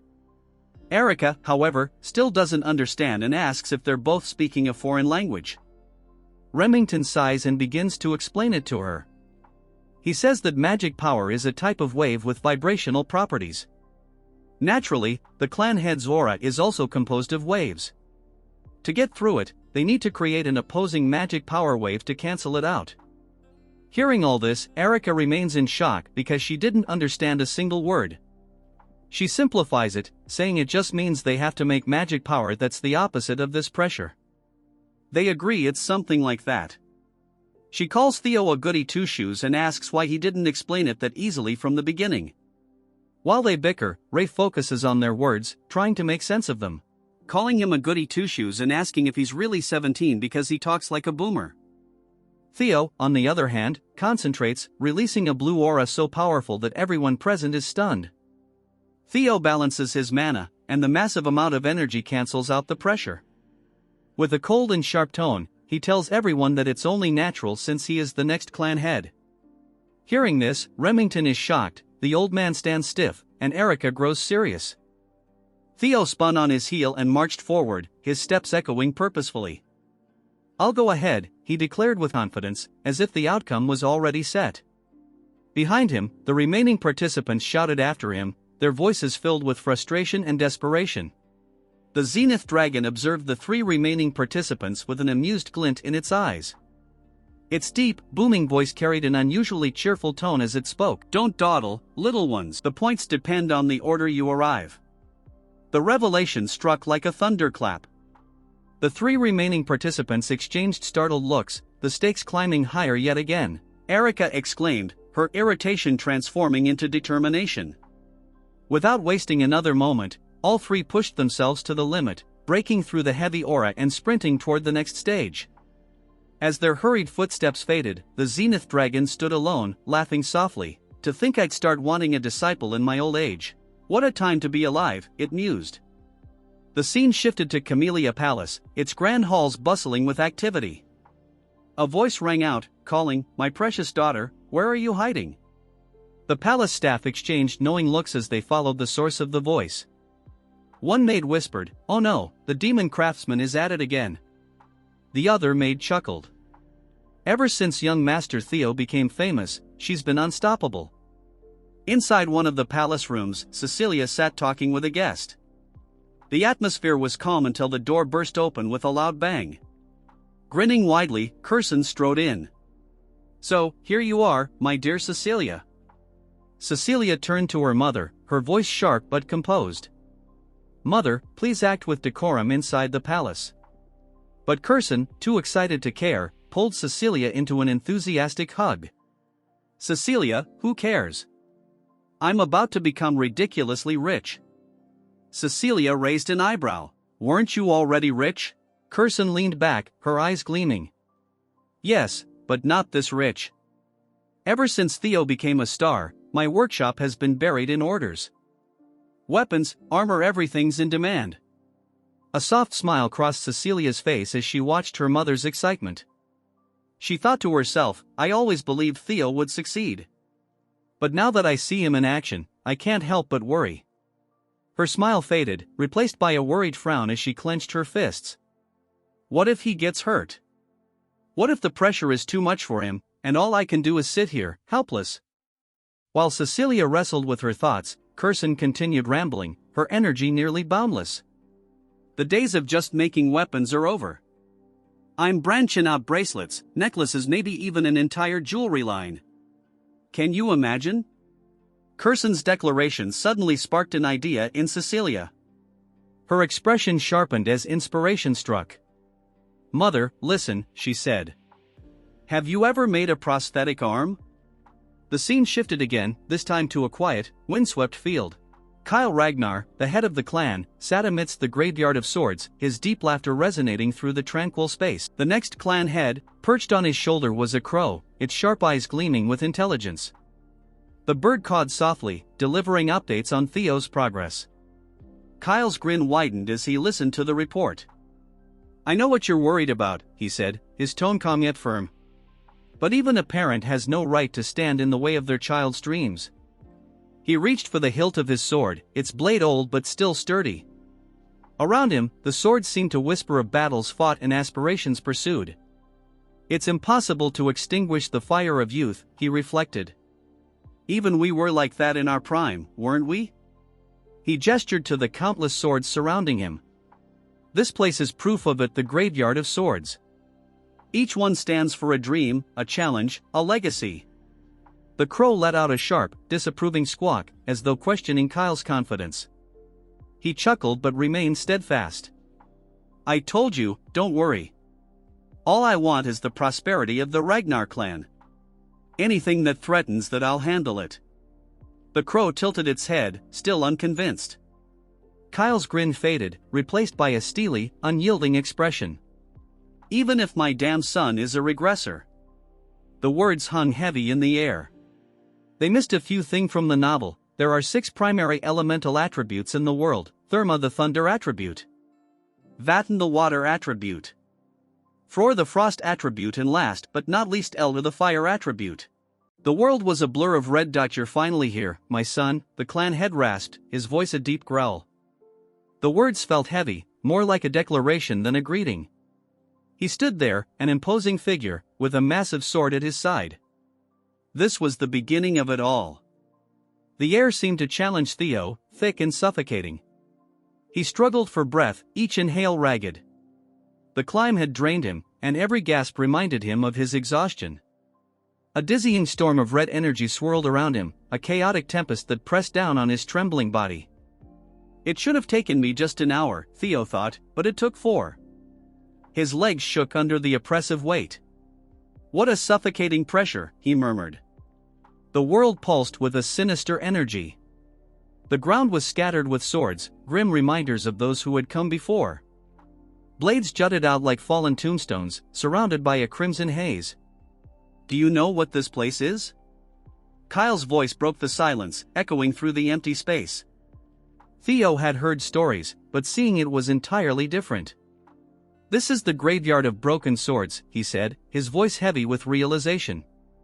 "I've been told these are the swords of those you've defeated, my lord." He tried to steady his voice, but a tremor betrayed him as he faced the enormity of the scene. Kyle's tone was sharp, cutting like a blade. "Correct. That is the position of the clan head," he said. "It's a role where you must stand alone against endless threats and challenges, a position where you can never truly rely on anyone." He paused, letting the words sink in like a harsh truth. His greatsword shimmered with a menacing glow. "It's a position that follows the rule of the strong," Kyle continued, his voice ringing with authority. "You must rise above everyone else with your own power. Do you think you have the right to claim such a position?" His tone dropped, dangerously low. "Yes," Theo replied, the word firm but quiet, a small act of defiance. Kyle's gaze darkened, his displeasure evident. "Don't answer lightly," he snapped. "I've killed thousands to stand here," he growled, his voice heavy with the weight of bloodshed. "Can you do the same? Can you bear their hatred?" Before Theo could answer, the air crackled with violent energy. Ghostly blue figures appeared, their voices a mix of rage and sorrow. "Kyle, Kyle, I curse you for eternity," they roared. "How dare you commit such atrocities?" The spirits of those Kyle had slain materialized, their faces twisted with anger and pain. Their hatred was so intense it felt like a physical force. "I'll destroy you," they screamed, their voices filled with venom. Despite the storm of hatred, Theo stood firm. The chaos raged around him, but his resolve was unshaken. "My resolve is unchanged," he declared. "Why is that?" Kyle asked, his tone sharp. "To avenge my past life," Theo replied. "To become the clan head and put an end to this cursed battle for the throne." He clenched his fists around his sword, his determination unwavering. "I'll face any challenge to achieve my mission." But doubt flickered in Theo's mind. "I know that's not the answer he wants," he thought. With a sharp movement, Theo raised his sword, his voice ringing with determination. "I'll answer with my blade." Kyle's lips curled into a cruel grin, a glimmer of excitement in his eyes. "Very well," he said, his voice laced with anticipation. From this moment on, I won't see you as my son but as a challenger." His gaze pierced through Theo. "Let's see what you've learned from her teachings." The mention of her startled Theo, confusion flashing across his face. But there was no time to dwell on it. He exclaimed in surprise, his mind racing as a dark thought began to take shape. Did he just say her? Theo wondered to himself. Drawing his blade, Theo's face hardened with grim understanding. His eyes widened in realization, but there was barely time to react. A sharp gasp escaped his lips as the world around him exploded into chaos. "Am I dead?" Theo questioned, his vision blurring. He felt disconnected, as though his body no longer belonged to him. Then, suddenly, a shocking surge of power erupted. His heart raced as Kyle unleashed a devastating attack. Kyle's expression shifted from cruel amusement to one of disinterest. A black bird appeared, perched beside him. "Are you worried that our little prodigy might die?" Kyle asked, addressing the bird. The bird chirped twice, its glowing eyes locked on the unfolding scene. Kyle nodded at the bird's response, his gaze growing serious. "You're right," he said, his tone firm. "Only those with an unyielding will and determination can escape the heartsword." His voice carried a strange mix of pride and uncertainty. Kyle's demeanor grew colder. "It's a harsh test for someone so inexperienced, especially in the middle of the awakening ceremony," he muttered. His voice hardened, turning icy and calculating. "But if his resolve isn't strong enough, it's better for him to die here as nothing more than a wandering soul." He clenched his fist. "I don't need a regressor who will only bring ruin to the clan." The world around Theo dimmed, consumed by a suffocating darkness that seemed to seep into his very being. "I'm dead," Theo thought, his consciousness slipping away. "I guess it's only natural since I was struck down by father," he reflected. His thoughts felt strangely detached, almost clinical, as he observed his own demise. "I have no regrets," he told himself, a strange peace washing over him. Reviewing the events of his life like a series of fragmented memories, he recalled his past deeds. "I stole Camellia Palace. I killed Rendan and Axion," he noted, his mind heavy with the weight of his sins. "Everything was just a stroke of luck," he admitted, his thoughts fading into the growing void. The truth hit Theo like a physical blow as he observed it, but as his life flashed before his eyes, a strange calmness settled over him. "This life was happier than my previous one," he realized, his face softening into a serene smile. "That's right," he said softly, "my time has come. It's time for me to go now." His thoughts began to fade into nothingness, the edges of his consciousness blurring. "Rest peacefully," a distant, hollow voice echoed as his awareness slipped further away. The last thing he saw was a swirling darkness that soon dissolved into oblivion. But then, a harsh, guttural voice shattered the silence, startling him. It was loud and clear, and it didn't seem to be meant for him. Out of the shadows emerged a magnificent beast, a creature woven from light and darkness. "Enough already! Get up!" it commanded, its voice brimming with authority. "If you were going to sulk like this, you should have just let me devour you." A small spark appeared, faint but powerful. It grew rapidly, flames licking at the edges of the void.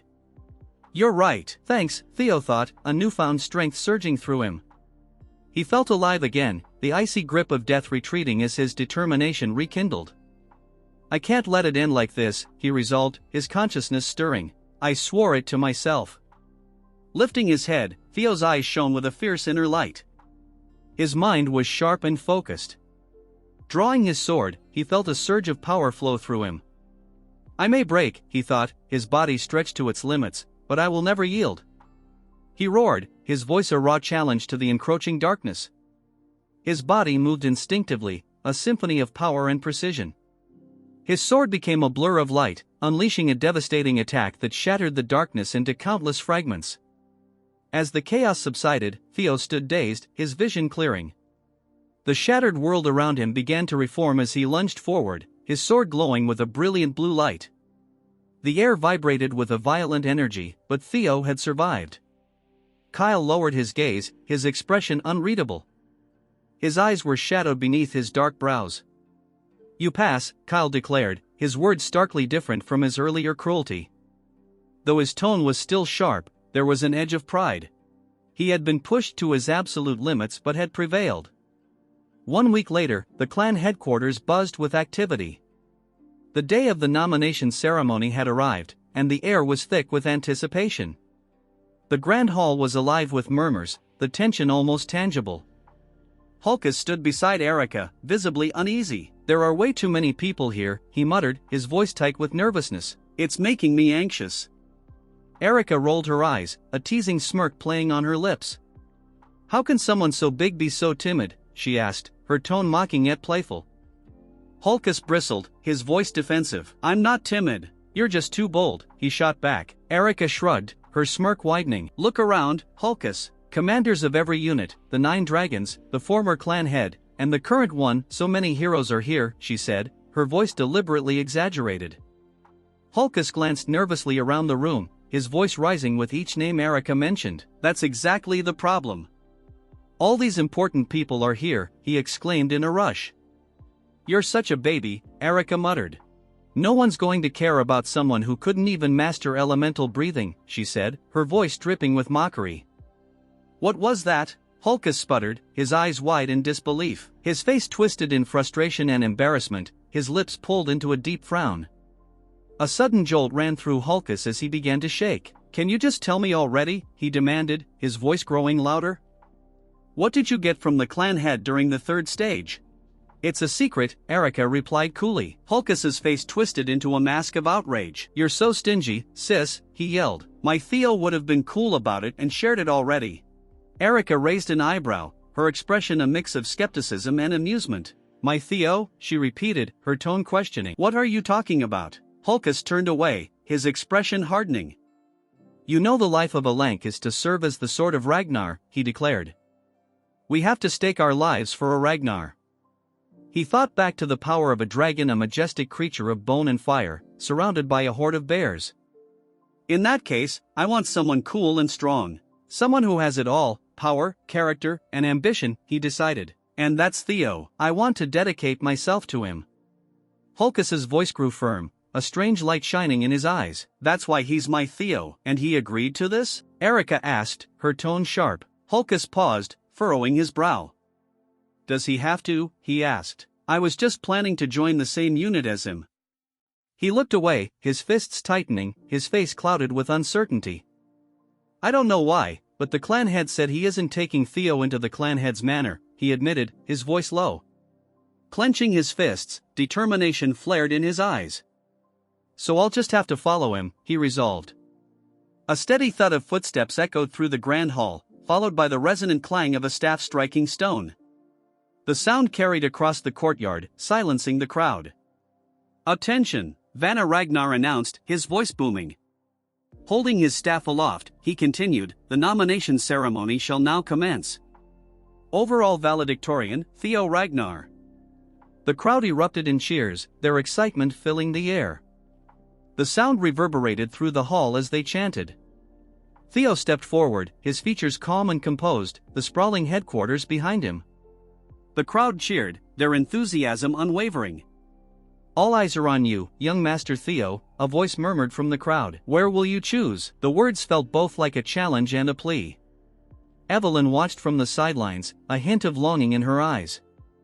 "I'd love it if he joined the white-armored dragon cavalry," she thought wistfully, "but that's just wishful thinking." Theo stood alone in the courtyard's center. "Congratulations on being the overall valedictorian, Theo Ragnar," Vanna declared. "Your excellence in every category was truly inspiring." A sharp sound interrupted him, drawing everyone's attention. Vanna's face shifted to shock, his eyes wide. Ed, the director of the Central Intelligence Bureau, stepped into view, his expression unreadable and his eyes obscured by shadows. "Sky Dragon," someone whispered, the murmurs quickly spreading through the crowd. "Is he here to avenge Axion?" one man speculated nervously. "No way," another responded, eyes darting to the 9 dragons and the clan head, who were observing silently. Vanna's voice was strained as he addressed Ed, director. "I don't know what your intentions are, but please sit back down," he commanded. Ignoring him, Ed spoke with calm authority. "Theo Ragnar," he began, his voice cutting through the tense atmosphere. "The Central Intelligence Bureau," Theo thought, narrowing his eyes. He recognized Ed as the Sky Dragon. He must still be angry about Axion's death, Theo reasoned. But even he wouldn't dare disrupt a nomination ceremony. Ed extended a hand, a charming smile on his lips. "I'd like to offer you the position of deputy director," he announced. Theo's eyes narrowed further, his face a mask of suspicion. He didn't trust Ed, not even a little. Theo's valedictorian status carried profound significance, symbolizing his remarkable journey as a Ragnar who had begun at the very bottom. A cracked dark egg nestled among twigs represented his humble origins, while a silhouette of a majestic dragon soaring across a radiant sky embodied his triumphant rise. Whispers rippled through the crowd. "I knew he became strong, but to think he'd defeat Ashian?" One voice murmured. Another added, "I heard he nearly killed a proctor before being stopped." Theo's tale of ascending from ridicule to greatness resonated deeply with aspiring swordsmen, shifting perceptions from scorn to admiration. The once dismissed imbecile of Ragnar had transformed into a figure of awe. A notification flashed before Theo: "You have become the overall valedictorian of the awakening ceremony." Another alert followed: "Congratulations! You have completed scenario quest number 3, Victor of the Awakening Ceremony. You have obtained an ether core as a reward." The item had been stored in his inventory. Theo blinked at the message. Ether core? He wondered. Considering how long this quest took, it must be something valuable. His gaze shifted to Ed Trovan, who stood among the crowd. The Central Intelligence Bureau? Theo's eyes narrowed in suspicion. Ed smiled warmly, extending a hand. "I'd like to offer you the position of deputy director," he proposed. Theo remained silent, his sharp eyes fixed on the man. Activating his skill, he assessed Ed, age 46, title, Skydrag, talent, wolf in sheep's clothing, status, aims to recruit Theo Ragnar as a pawn to uncover the secrets of the primordial dragon's relics. Theo's lips curled slightly. "So that's his aim. He probably knows I already have one," he mused grimly. "But nothing will ever go your way again, Trovans. I'll crush you myself," he vowed, his hand tightening into a fist. "What is the meaning of this?" demanded Julius Ragnar, the central director, his face tense. Ed responded smoothly, "I'm simply following procedure by offering a role to a promising individual." "Is there a problem?" "Don't insult our intelligence," Julius retorted fiercely. "This is clearly a poorly concealed attempt at revenge for your nephew." Ed chuckled softly. "I can see why you'd think that, but you're mistaken," he claimed with a sly smile. "While I may harbor personal anger, as central director, my only objective is to recruit top talent." A snake, he thought bitterly. He cares about nothing but his mission, even after his nephew's death. Vanna Ragnar intervened, stepping forward. "I understand the desire for skilled individuals, but we've yet to officially begin the proceedings." "Hold your horses." Turning to Theo, he asked, "Theo Ragnar, have you made up your mind?" "Not entirely," Theo admitted. "That's why I'd like to hear what offers there are." His gaze swept across the grand hall until Osa Ragnar stepped forward. "I offer not only to take Theo Ragnar as my disciple," she declared, her voice clear and bold, "but to appoint him as junior lord of the Plum Blossom Palace." The crowd erupted in whispers. "Did she say junior lord?" someone exclaimed in shock. "Lady Plum Blossom doesn't have any children of her own," another murmured in disbelief. "This is like promising to accept him as an adopted son," a third voice added, filled with astonishment. Theo observed Osa Ragnar calmly, aware of the weight of her offer. "He'll become the successor of the Sword Dragon," someone noted, casting an impressed glance at Theo. "2 of the 9 dragons have already made their offers," Remington remarked with enthusiasm. "You truly are remarkable, young Master Theo." Hulkus exclaimed. "Most commanders and directors won't be able to rival these offers," Erica pointed out. Suddenly, a lone figure stood amidst the swirling clouds, a bird flying nearby. "I'd like to throw my hat in the ring as well," a powerful voice announced. A tremendous force crashed down, shaking the very foundations of the hall. With a thunderous impact, a figure descended, his form cloaked in dark energy. As the figure landed, he revealed himself as a man with long white hair and a face partially hidden by a dark mask. Gasps echoed throughout the hall. "The Black Dragon, Robert Ragnar!" someone exclaimed in shock. "Even he's getting involved?" Robert's piercing gaze settled on Theo. "Theo Ragnar, I've been watching you throughout the awakening ceremony," he declared. Theo returned his gaze with unwavering focus. "He's been observing me," Theo realized. "Come to Black Snow," Robert invited. "I'll offer you the rank of Null Snow." Null Snow, the highest rank in the Black Snow Intelligence Agency, allowed agents to maintain public personas and gain both fame and honor. Theo recalled his previous life, where attaining that rank had always been beyond his reach. To think I could obtain it so easily now. Pharaoh Ragnar cleared his throat, drawing attention. Theo Ragnar, you left a lasting impression during the third stage, he said with a warm smile. I hope you won't forget about Zenith Academy. The Zenith Dragon? Aaron, the supervisor who had once saved Theo, exclaimed in disbelief. That's 4 out of the 9 dragons, Evelyn chimed in. Let's not forget there's still one more. Our commander, Aaron whispered. The demon dragon, Evelyn added with admiration. Julius Ragnar, commander of the White Armored Dragon Cavalry, stepped forward. The White Armored Dragon Cavalry will not offer any special treatment to Theo Ragnar, Julius announced firmly. He's sticking to his principles now? Aaron exclaimed in surprise. As expected of our commander, Evelyn said proudly. Julius's expression remained resolute. Honor is earned through one's own merit.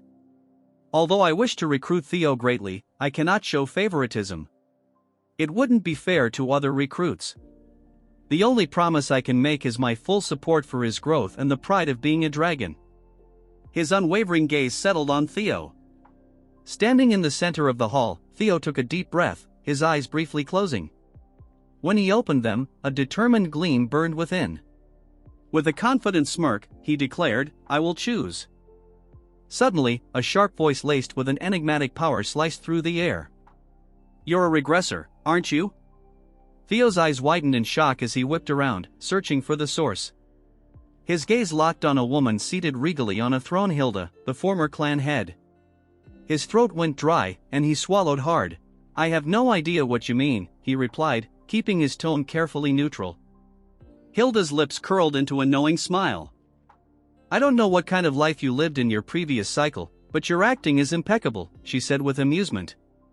Truly impressive. Cycle? What is she talking about? Is there a fixed number to regression? Theo's mind raced, trying to grasp the situation. Is something the matter? You don't look well, Vanna Ragnar asked, concern evident in his voice. Could I please have a moment to gather my thoughts? Theo requested, his voice strained. As you wish, Vanna replied with a nod. This is indeed an important decision, but don't take too long. Hilda leaned back, a smirk playing on her lips. There's no need to hide it. After all, I'm also a regressor, she revealed. Though the cycles permitted to me have now ended. Theo's mind reeled. She said it again. Her words imply she's regressed multiple times. His eyes narrowed as questions flooded his thoughts. Could there be more regressors? How many? Realizing the quickest way was to ask directly, he said, by cycles, do you mean one can regress multiple times? Hilda's expression turned amused. Wait, you don't know? Kay must not have told you anything. I shouldn't be surprised Kyle hates regressors, she explained. I found it strange that he let you live. Theo's voice trembled with confusion. Is that why he gave me such a brutal challenge? Hilda chuckled softly, a glint of understanding in her eyes. You have many questions, but sadly, we don't have time.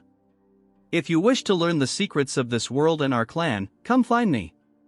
Let's finish this conversation later. Theo stared at her, his thoughts in turmoil. During the third stage of the awakening ceremony, Father gave me no answers, only the heartsword. His gaze lowered as he recalled the ceremony. So Father hates regressors. But that energy Lob Brock's essence I sensed from him back then. A realization dawned. The stolen heart of Lob Brock. Was it really Father who took it? Is it because Lob Brock, as an ancient dragon, welcomes regressors? A human defeating an ancient dragon seems impossible, but perhaps not for Father, who is called a demigod. He glanced toward Kyle Ragnar, seated on his throne, watching silently. To uncover the clan's secrets about regression, I have no choice. Vanna Ragnar's voice shattered his thoughts. Now then, Theo Ragnar, has your heart decided where you will go? Theo took a deep breath, his resolve firming. Yes, I have decided, he declared confidently, raising his voice. This part starts with Theo declaring which side he will choose, but it ends keeping the suspense. Remington chooses the Zenith Academy and directly becomes the Zenith Dragon's disciple. Theo thinks that he likely made this decision because they both used the water current breathing. past life, Remington returned to his Narshio clan to grow stronger. And he eventually started a rebellion against the Ragnar clan. But this time he did not leave the Ragnar clan. Theo is certain that this is another chance brought on by him. The buddies shake hands with each other, as Theo tells Remington to do their best and meet again once they are stronger. Remington tells him that he is looking forward to their reunion as they face each other with respect. As Theo had expected, Rey returned to the Daffodil Palace, where her mother the Ice Dragon is at, and it is the most suited place for her. Theo's minions also wanted to join him, but their grades were insufficient. He thinks that it is a shame that he had to part with his friends. As such, the ceremony ends and Theo looks up to the sky hoping that everyone will do their best. That's when a voice grabs his attention. It's Hulkus, as he didn't expect that they would choose the same unit. He is accompanied by our muscle waifu as they come towards him. Theo is glad that he has made new friends, telling them that it's nice to see them here, thanking them for helping him back at the second stage. Erika Shai tells him that he owes her one, thinking to herself that strong guys are the best. But like a sibling, Hulkus also thinks that strong guys are the best. As they bicker, Theo thinks to himself why they are into him all of a sudden. A supervisor tells them to pay attention as the commander is coming, but regardless, Theo thinks that he has achieved his goals joining the most honorable group. It is the perfect place for him to start his plans to become the clan head. It is the White Armored Dragon Cavalry, as the commander congratulates them on becoming a member of the White Armored Dragon Cavalry. Theo thinks that he will see Hilda later and clear his queries as we move on to the commander. He asks them to say their declaration as fresh recruits. Hulkus the Dumb tells everyone that he wants to become an awesome dragon. A turd shouts, telling everyone that he wants his name to be known far and wide. Erika tells everyone that she wants to become the strongest of her generation. As more people speak, every single person present looks towards our Chad waiting for his speech. Our Chad, before saying anything, thinks about how he has to prepare for the great war that comes 5 years from now. With resolve, he tells them that he will become the commander of the White Armored Dragon Cavalry within 5 years. The supervisor thinks that he has guts to say this on the commander's face. The muscle turd laughs like crazy, telling Theo that dreams should be grand and he has come to the right place. He tells everyone that whatever reason they may have for choosing this cavalry, there is only one thing they need to remember. Every drop of blood and sweat they spill will be immortalized in legend within the history of Ragnar. He says that today's hardship will become tomorrow's pride. Their shield does not break and sword does not yield. Their comrades will always have their back, and in return, they will always have their backs. He finishes with a smirk that waiting at the end of the road forged in blood and sweat is glory. He congratulates them on becoming part of the White Armored Dragon family. As his speech ends, a huge dragon lands behind him, destroying the field in an instant. This is a flying dragon and the commander's partner. Muscle Turd tells them that this is his partner, Gullah. And he is a flying dragon, the symbol of us dragoons. From the sky, multiple dragons fall from the sky, as an old man tells them to get on their senior dragons. He gets on his dragon, telling them that he will start the admittance test. And it's time for them to obtain their own partner, but Theo already has Ladbrok. Looking at the flying dragons, he thinks that it is amazing and wonders if he will have one of his own. Then a voice grabs his attention and he gets surprised. It's Evelyn, as she is glad that he has joined the White Armored Dragon Cavalry. Theo, surprised, asks her if she is on active duty again. Hearing this, she smiles, telling him that it sort of happened. But the surprise on his face is clear as Evelyn smiles towards him with admiration and a new arm. Guess now he can wife her up, which is a must as she continues to smile towards him. This part starts with a flashback. Mommy, accompanied by her mother, visits Evelyn, thanking her. Seeing her, she gets shocked and greets her. She elaborates that if it isn't about Theo, even if he didn't take help from her, he would have blossomed because of his immense talent. Mommy tells her that it might be the case, but she is someone who trusts her Chad and cares for him, and one who will want to help him without any return, clearly stating that she is one of the most important people to our Chad. Hearing this, she gets stunned, telling her that she is only an one-armed trainer. Mommy elaborates, telling her that the light illuminates the way in the darkness. There are many times when they don't even know how bright they will shine. She says that Evelyn is that kind of light and she will guide it. Hearing all this, she gets shocked. The scene beautifully shifts to the present where she is seen riding the dragon. She thanks Theo's mom and him because he wrote all this to her, and thanks to that, he was able to take reins again and return to her squad. Theo thinks to herself that this is something he should have done earlier, but it looks like his mother took care of it for her, thanking her in his mind. As for Evelyn, she thanks our Chad again and pledges her loyalty as his sword, more like waifu, but that a different story.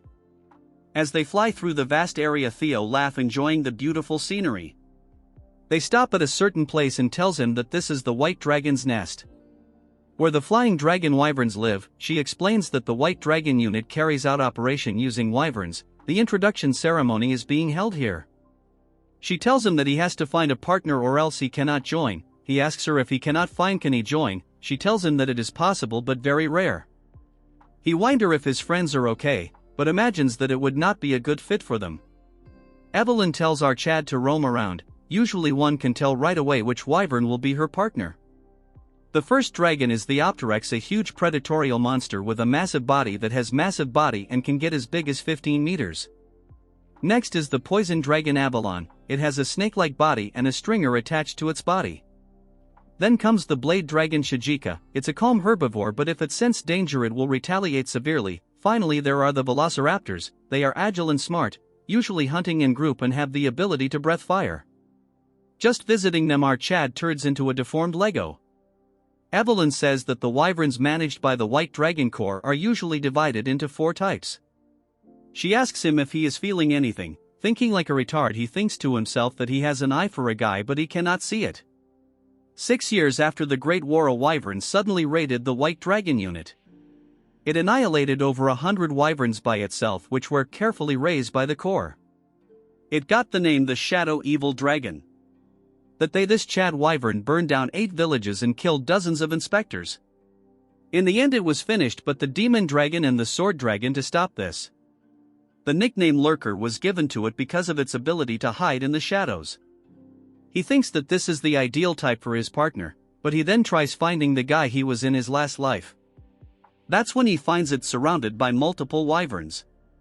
As the muscle head was resting, a voice grabs his attention, telling him that he looks happy. He tells her that it would be dumb to be happy because a dragon has joined his group. She tells him that it is great, and curiously asks him he is thinking of making Theo the next captain of his unit. She finds it impressive that he is careful with his word. Like a Chad, he tells her that because the mouth is the source of all trouble. She thinks he is drawing a bigger picture than she has thought, but he is confused. He tells her that Theo has joined the unit, and cannot just give him to her. Because she tells him that she is here to provide a suggestion, she tells him to give Theo a double enrollment. Hearing this, he gets shocked. Moving on to our duo Evelyn, and scared as Theo asks her if she knows the blue and white wyvern. She elaborates that it is something that has been bullied for a long time. They tried to prevent it, but nothing seems to work. It is likely because this is not a wyvern, that is why it is being criticized. He is confused, asking her if it is not a wyvern. She says that it was born from a male wyvern, that is why it is a beeper. Theo is confused because a beeper is a first-class monster that lives in the deepest parts of the forest. Evelyn tells him that is the mystery, because originally it was impossible for it to be born. Usually first-class monsters are considered natural disaster because they could cause enormous damage and can even destroy the Great Wall. Among them, the beeper is one of the strongest that lives in the deepest parts of the forest.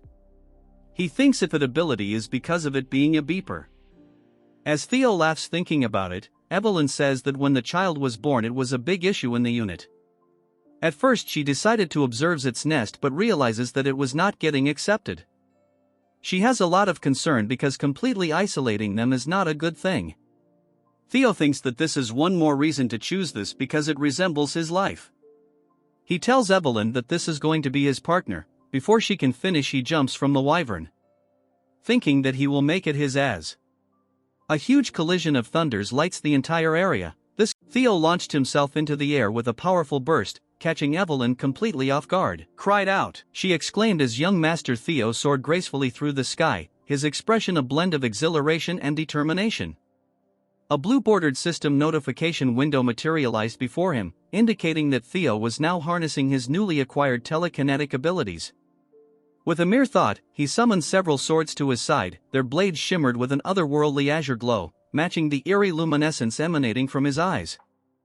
Hatchlings could also employ telekinesis to manipulate specific targets.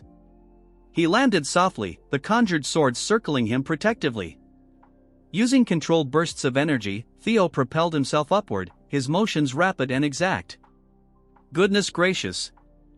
When did he learn telekinesis, let alone how to wield it so skillfully? Evelyn murmured, her voice tinged with both astonishment and admiration. Wow, his progress is simply astounding. The wyverns in the nest reacted to Theo's display of might. Their cries were a blend of dread and unease. One particular wyvern, Umbra, bellowed, its eyes blazing with a fierce white light. Undaunted, Theo continued his climb, his focus unwavering on Umbra, recalling the similar treatment he had endured in the past. Imbecile, others had once jeered, questioning Theo's heritage. Is he truly a Ragnar? He's far too inept, even for a bastard child, another sneered. Theo's eyes narrowed, a flicker of ire crossing his features, causing sparks of blue energy to sizzle around him. He unleashed a surge of power, activating his Thunder Dragon breathing technique. The atmosphere crackled with energy, and a visible emblem, the dragon mark, ignited to life upon his skin, enveloped by a cobalt-electric aura. The wyverns, sensing Theo's formidable strength, shrank back in terror, their shrieks growing louder. A few tried to escape, their actions frantic and disjointed. Fleeing at the first sign of intimidation, Theo commented, his tone dripping with disapproval. Bullies are nothing more than cowards hiding behind masks, he added, his gaze locked onto the retreating wyvern. Theo, noticing Umbra's distress, called out, "Are you all right?" Umbra responded with a low growl, its voice laced with a mix of fear and defiance. "Key," Umbra cried out as it began to take flight. Sensing the wyvern's apprehension, Theo shouted after him, "I'll wait." Evelyn, observing the scene, cautioned Theo. "He's on edge, so approaching him won't be easy. You should give it time and try again later." However, Theo remained steadfast. "No, that's precisely why it's more crucial for me to be by his side right now," he countered. Turning his attention back to Umbra, his tone softened. "Why do you think he stays near the nest despite being shunned?" Theo mused aloud. "An emotional scar is far harder to endure than a physical one."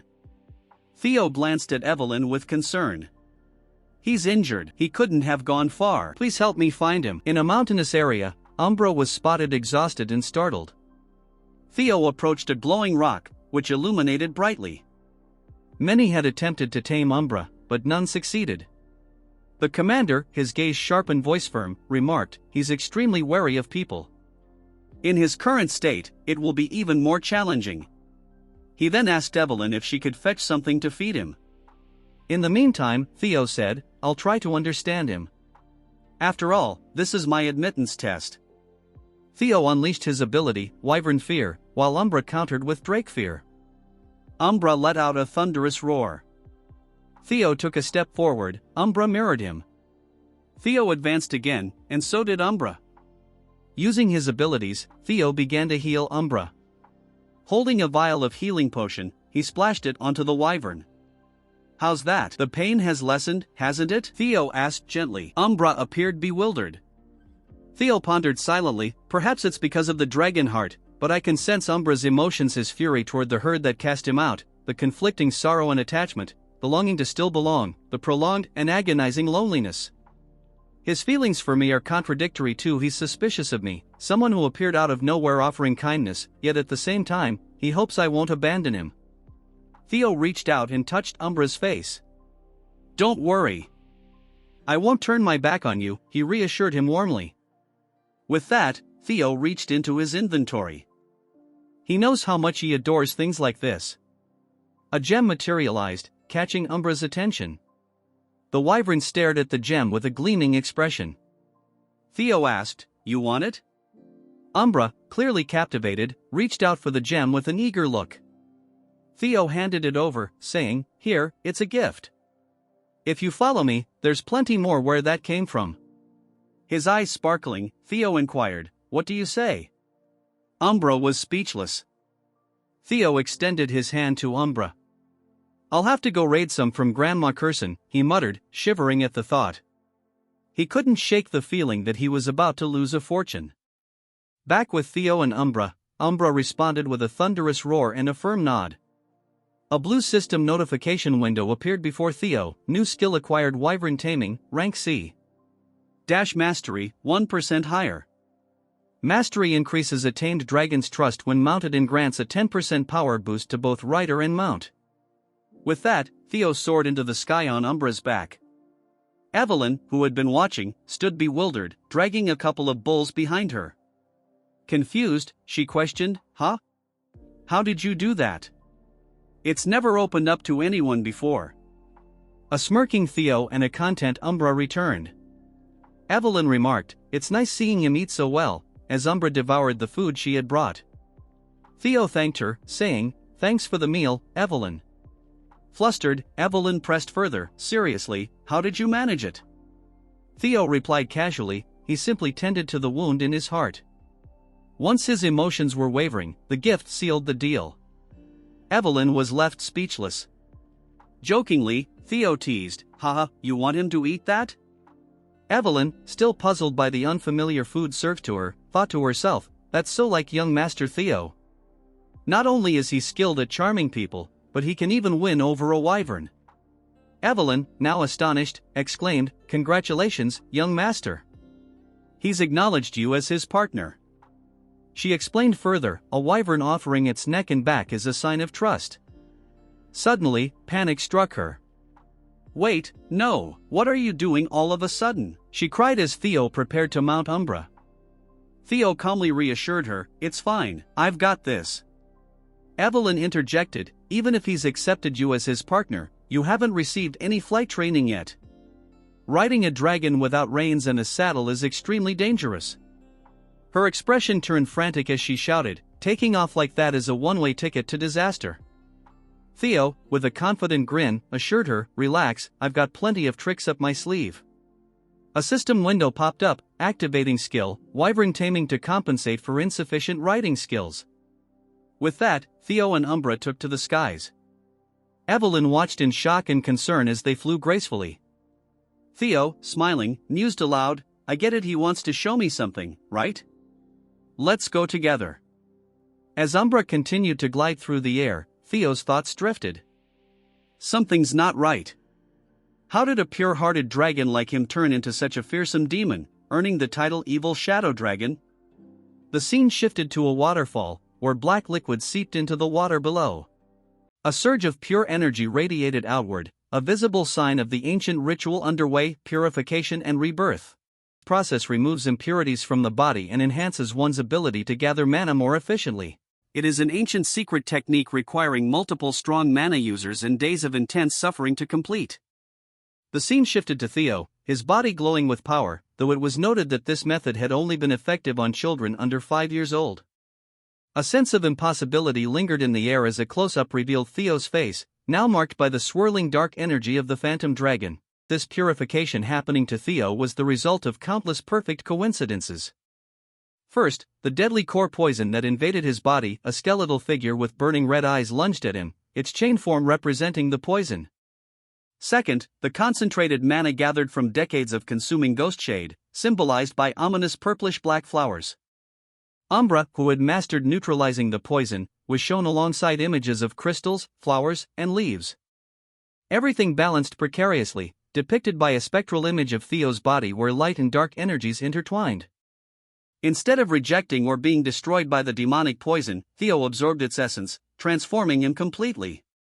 As the swirling vortex of dark energy faded, Theo gasped in shock and pain, feeling overwhelming power surge through him. Evelyn, her voice laced with worry and relief, asked, "Are you all right, young master?" Kneeling beside him, her hand hovered over his, concern etched on her face. "Theo," he whispered weakly, with a faint smile, he reassured her, "Sorry for making you worry." Evelyn appeared dazed but relieved as a blue-bordered system window appeared before Theo, showing his updated status: Theo Ragnar, 17 years old, male, title Flash Tiger, the greatest prodigy in a millennium, talents Ragnar player. Looking around the mystical cave, he remarked, "These crystals are condensed pure energy, their diluted toxicity acted like medicine instead."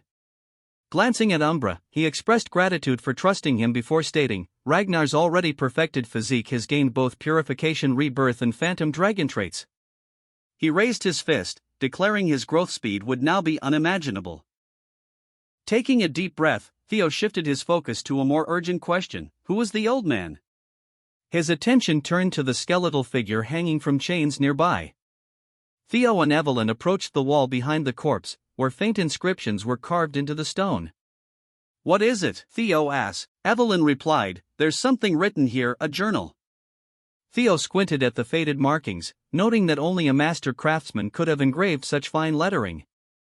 The words painted a chilling picture of a life consumed by vengeance, mentioning Kyle and Robert, who had defeated the writer. Shocked, Theo and Evelyn read on as the entries described the writer's rapid physical decline, possibly due to Robert damaging his mana core. Consuming a ghost shade to survive seemed to be killing him, causing frequent blackouts as his demonic nature took over. Desperation and despair filled the fading words as he admitted there was no hope left. He decided to melt his cherished jade serpent blade to bind himself, hoping someone would find this place and fulfill his wish for revenge. Theo and Evelyn exchanged disbelieving looks when they discovered references to phantom sword art and storm thunder god techniques, realizing this man was the legendary wind-controlling figure and tragic hero who, 40 years ago, had competed against Lord Hector Ragnar. Theo was stunned. He had been told Wind Lord was dead, yet here he was. Evelyn, overcome with grief, fell to her knees, her voice trembling with emotion. "What are you doing?" Theo asked, concerned. Evelyn explained that harming Wind Lord, a rightful heir of the Ragnar bloodline, was a grave offense punishable by immediate execution. "Stop spouting nonsense," Theo said with a stoic expression. "The one you killed wasn't Ragnar, it was a madman. It was to save his life. Was there any other choice but the rules?" Evelyn argued that everything that happened here would remain a secret. Theo reached out to Evelyn. "If it still bothers you, take Wind Lord's secret techniques," he said. Evelyn was surprised. Wind Lord's secret techniques rivaled even the Nine Dragons' techniques. She questioned, "Why are you giving them to me?" Theo replied, "Become the successor of Wind Lord and grow stronger. Carry on his legacy." Evelyn, on her knees, was shocked. Theo said, "Now that you are his disciple, Wind Lord can finally rest in peace." "No one can call a crime." Evelyn was confused. "Didn't you say you would become his sword?" she asked. Evelyn realized what was happening. Evelyn, the senior swordsman of Ragnar, pledged his loyalty to Lord Theo as his vassal. He humbly asked his great and noble lord to accept the oath of his humble vassal. Theo smiled at this and said, "You truly are a rigid rule follower." Theo extended his hand towards Evelyn. "Theo Ragnar accepts Nerville's oath, engraving it upon his heart and soul. For our long journey ahead, he vows to make you his first sword." Theo smiled to Evelyn. Suddenly, the sounds of wind rushing and whistling filled the air. The scene shifted as the camera panned across a vast, bustling training yard. It was the headquarters of the White-Armored Dragon Corps, a place of rigorous discipline and relentless training. Hulkus, his voice booming with characteristic enthusiasm, shouted, "Huh? That Theo still hasn't arrived yet. Maybe he is actually the most talented in the White-Armored Dragon Corps." He grinned and flexed his considerable muscles. Suddenly, he froze. His eyes widened in disbelief as he spotted a familiar figure approaching, accompanied by an even more familiar and terrifying dragon. He stammered, his bravado instantly vanishing. "Theo grounds, and he tells our Chad what he brought with him." Evelyn walked by his side, and the other recruits were equally stunned, exchanging bewildered glances. One exclaimed, "Don't tell me, is that Umbra? How did he manage to make that unruly beast his partner?" "So, this is what makes him the greatest prodigy in 1,000 years. Wow, even this is talent. What the hell, senior swordsman, Evelyn, and junior swordsman, Theo Ragnar? We have completed the aptitude test and returned. But where's the captain, Theo? I noticed the absence of our commanding officer. I received an urgent message just now and returned to my office." A young recruit replied, his voice laced with a hint of nervousness. Evelyn's expression darkened, and a sense of foreboding washed over her. "An urgent message," she muttered. Her eyes narrowed, and a sound of something moving echoed through the room. A rush of wind and sparks of energy crackled as if something was moving at incredible speeds. Julius stated, he knows you just completed the initiation, but he's sorry, everyone here. You will all be deployed to 2 Blanky Fortress. Theo, Evelyn, and others reacted with shock to this announcement. Actual combat deployment. So, it does finally come, he said. The series Merchant Guild hostage crisis at Blanky Fortress. An image appeared on the screen. It showed the dragon-slaying sword Galong, its blade embedded in the jaws of a monstrous, fiery dragon. The incident involved an attempt to steal the dragon-slaying sword Galong for rebellion. A scheme orchestrated by a wave of murmurs spread as the recruits exchanged uneasy glances. One of them, his voice filled with disbelief, asked, "Commander, what's happening? What mission is so urgent that we're being deployed without proper training?" Julius clenched his fist, his voice tight with restrained emotion. Platoon 5, led by Captain Trainer Istvan and his 14 subordinates, has disappeared. Theo's eyes widened in shock, a cold dread settling in his chest. Trainer Istvan, the oldest knight in the white-armored dragon cavalry, was highly respected. Even Julius sought his advice. He was not someone to fall easily. A chilling thought crossed Theo's mind. Could this be the result of the butterfly effect I caused? A bead of sweat rolled down his temple. Julius continued, his voice heavy with determination. According to a report from the Black Snow, there is an 89% chance they are dead. Even if they survived, they would be in no condition to continue their mission. The available troops will form a new temporary Platoon 5 and take over their task. He scanned the recruits before delivering the final order. Evelyn will be the captain of the temporary Platoon 5. Deployment is in 3 days. Complete all basic training by then. Julius tightened his fists. I refuse to believe they are gone. The next day, gazing at the distant horizon, he declared, but we must still avenge them, before leaving the arena with practiced confidence. The narrator then revealed the hidden truth. The Black Skull Bandits' attack on the Sirius Merchant Guild had seemed like a tragic but straightforward incident. Thanks to the white-armored dragon cavalry's efforts, there had been no casualties, or so people believed. But beneath the surface, a darker scheme had been at play. The true goal was not the attack itself but the theft and transportation of the legendary Dragon Slayer sword, Bamung. A mysterious, masked figure had orchestrated the chaos, while Ed Troan had used a smuggled bomb to stage his coup. Theo, his expression troubled, reflected on the unfolding events. Things are happening differently from my previous life. A chilling thought gripped him as a single drop of sweat ran down his face. If this is my fault, I need to witness it myself. Suddenly, a blue, translucent system window appeared before him, displaying an ominous message: hidden quest obtained, the Dragon Slayer sword, Bamung. 3 days later, the recruits, wrapped in thick furs against the biting cold, stood before the towering walls of Fort Blanky. It's freezing. I can't get used to this weather, one of them complained, their breath misting in the frigid air. Why does the moon look so strange? Another muttered, staring at the oddly distorted celestial body. Suddenly, a chorus of shouts rang out. It's the white-armored dragon cavalry. A sentry perched high atop the fortress walls shouted a warning, sound the alarms. It's the white, but before he could finish, a barrage of dark, magic-infused projectiles struck the tower, silencing him in a violent explosion. Evelyn, her voice sharp with command, cried out, "Bombs away!" The recruits, their expressions set with determination, unleashed a relentless volley of explosive attacks as the air roared with the cries of their dragons and the deafening blasts of impact. The ground trembled under the onslaught, a chaotic symphony of destruction. Take cover inside the castle. Don't waste your life. A desperate voice urged amidst the chaos, while warriors clashed in a deadly storm of steel and fury, blood splattering onto the snow, painting a gruesome scene. Theo and his comrades moved with precision, cutting through enemy forces with lethal intent. Kill them all. Show them the price of crossing the white-armored dragon cavalry. Evelyn shouted, her rage fueling every strike. The once mighty fortress, a beacon of strength and security, was now engulfed in flames, its walls collapsing under the merciless attack. Amid the destruction, a soldier, his face grim yet satisfied, muttered, "I would have been dead if I left even a minute later." Wiping the sweat from his brow, a smug grin spread across his face.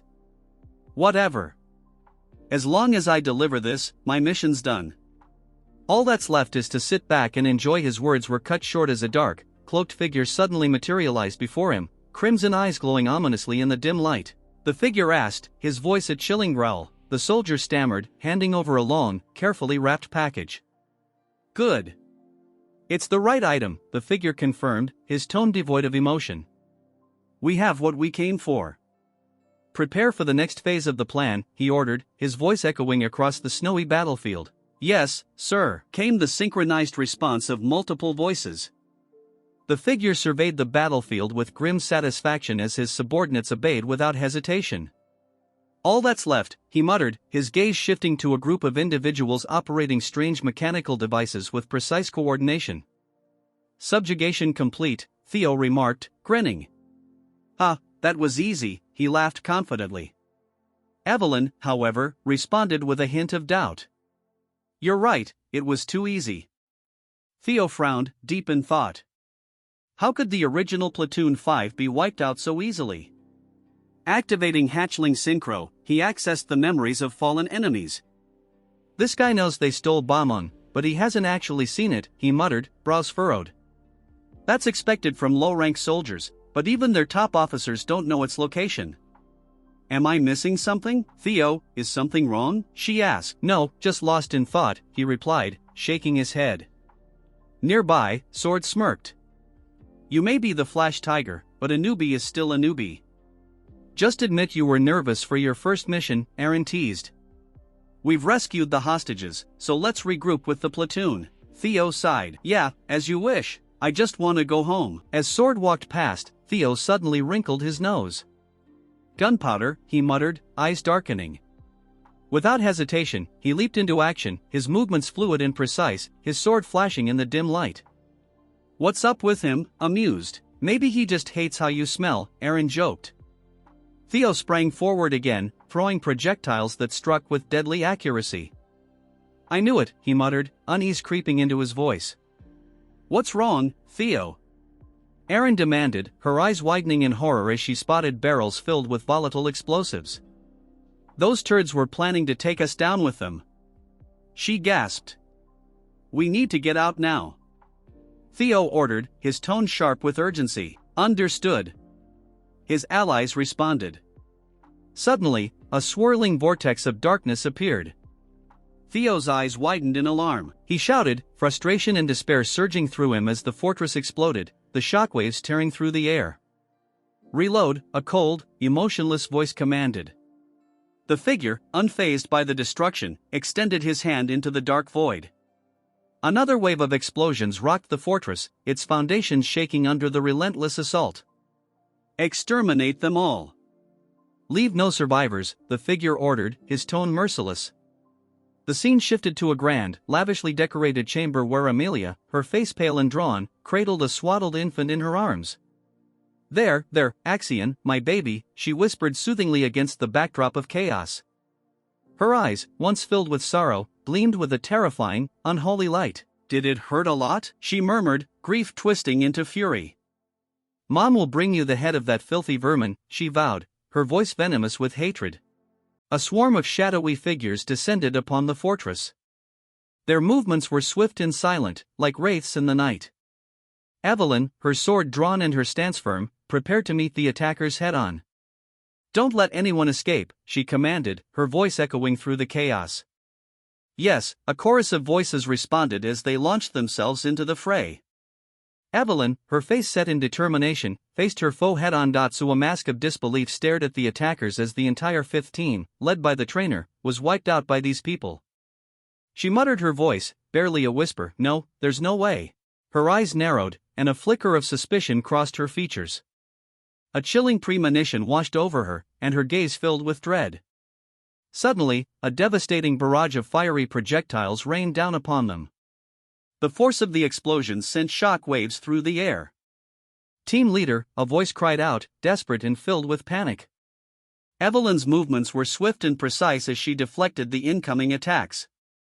She cursed under her breath and scanned the battlefield for the source of the assault. It was an ambush. She shouted, her voice ringing with urgency. Everyone, take cover. A soldier caught in the blast screamed in agony as he was thrown through the air, his body engulfed in flames, her face contorted with pain and desperation. She reached out towards the falling soldier, her hand outstretched as if to grasp him from the jaws of death. The soldier's screams were cut short as he crashed to the ground, his body broken and lifeless. Theo and the others dashed to get cover. Team leader shouted, "Everyone's here. It's an ambush. We must leave this place quickly." Theo looked at the situation. "All right, let's head to the opposite direction of the ambush." A blue system window popped out. Mind gate opened, and the cognitive limits had been lifted. Theo's eyes glowed. His thinking speed and sensory abilities were enhanced. Theo proceeded to calculate and find the best route. He returned to normal. Evelyn shouted, "Why are you just standing there? You must leave here right now, so, get a hold of yourself." Theo grabbed Evelyn's hand. Evelyn panicked. "What are you doing there? There's no time. We must get inside the fortress." Evelyn stared at Theo. Theo continued to pull Evelyn as the castle began to crumble. "I can't believe we have to go back to that place that was almost fried. The lives of 21 people depend on you." Theo continued, "If we run outside, we'll only be attacked with bombs or ambushed. It's a trap." He explained that they must think we won't survive inside the castle. With shining eyes, he used his hatchling synchronization ability to read the layout. He continued, "They must believe we won't be able to survive here." Using his abilities, he noticed that there was gunpowder buried on the left and cannonballs on the right. They must head to the stairs ahead. The group ran through the stairs, but Evelyn noticed something was wrong. It was a dead end. The soldiers looked betrayed. "Hey, you told us to trust and follow you," Evelyn said. "What's the plan? We can't even turn back now." As the fortress started to collapse, the group looked frightened as they fell with the rubble. Theo looked at the falling rock with Umbra and Hulkus. He landed on solid ground, surrounded by the falling debris. The fires spread, and all the cannonballs were used. A soldier said, "Keep in mind, this is our revenge for young Master Axion. I don't care if he's all crushed, just bring back his head." After the explosion, Theo thought they were going to die. The group was tired as expected. Theo had his plans, and he managed to think of breaking the floor in a split second. As the group spoke, the enemy appeared behind them. "What's this? Why are you guys here? Black Skull? Why are they here?"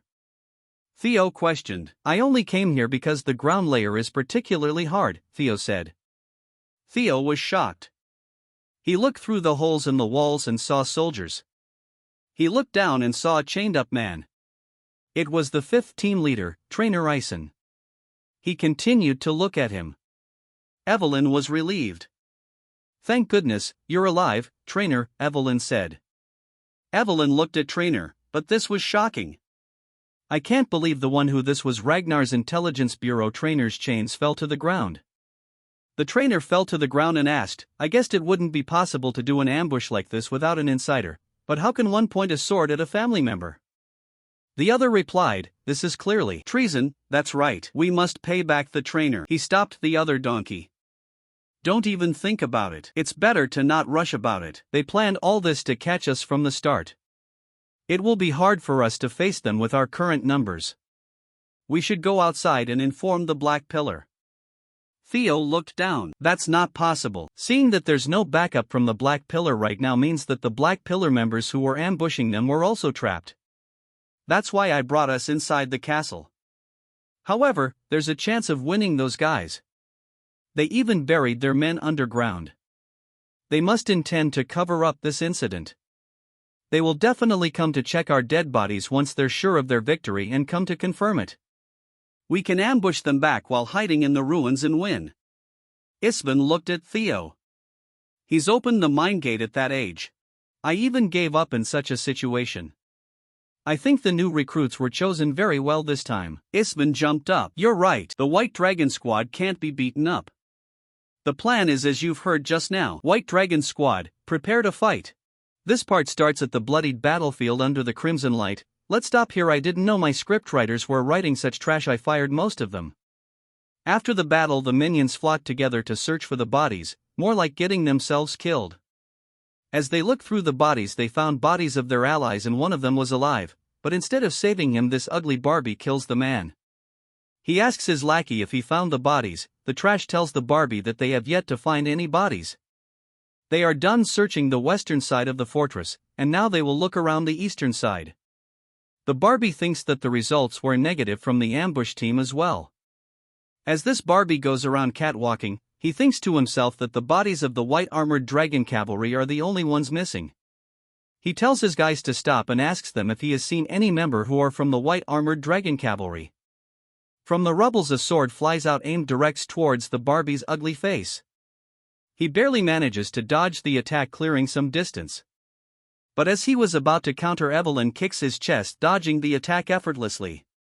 As she lands gracefully, the disfigured Barbie shouts, telling his minions that the white-armored dragon chivalry have ambushed them, ordering them to change formations, but before they can do anything, most of them get killed by our Chad squad members.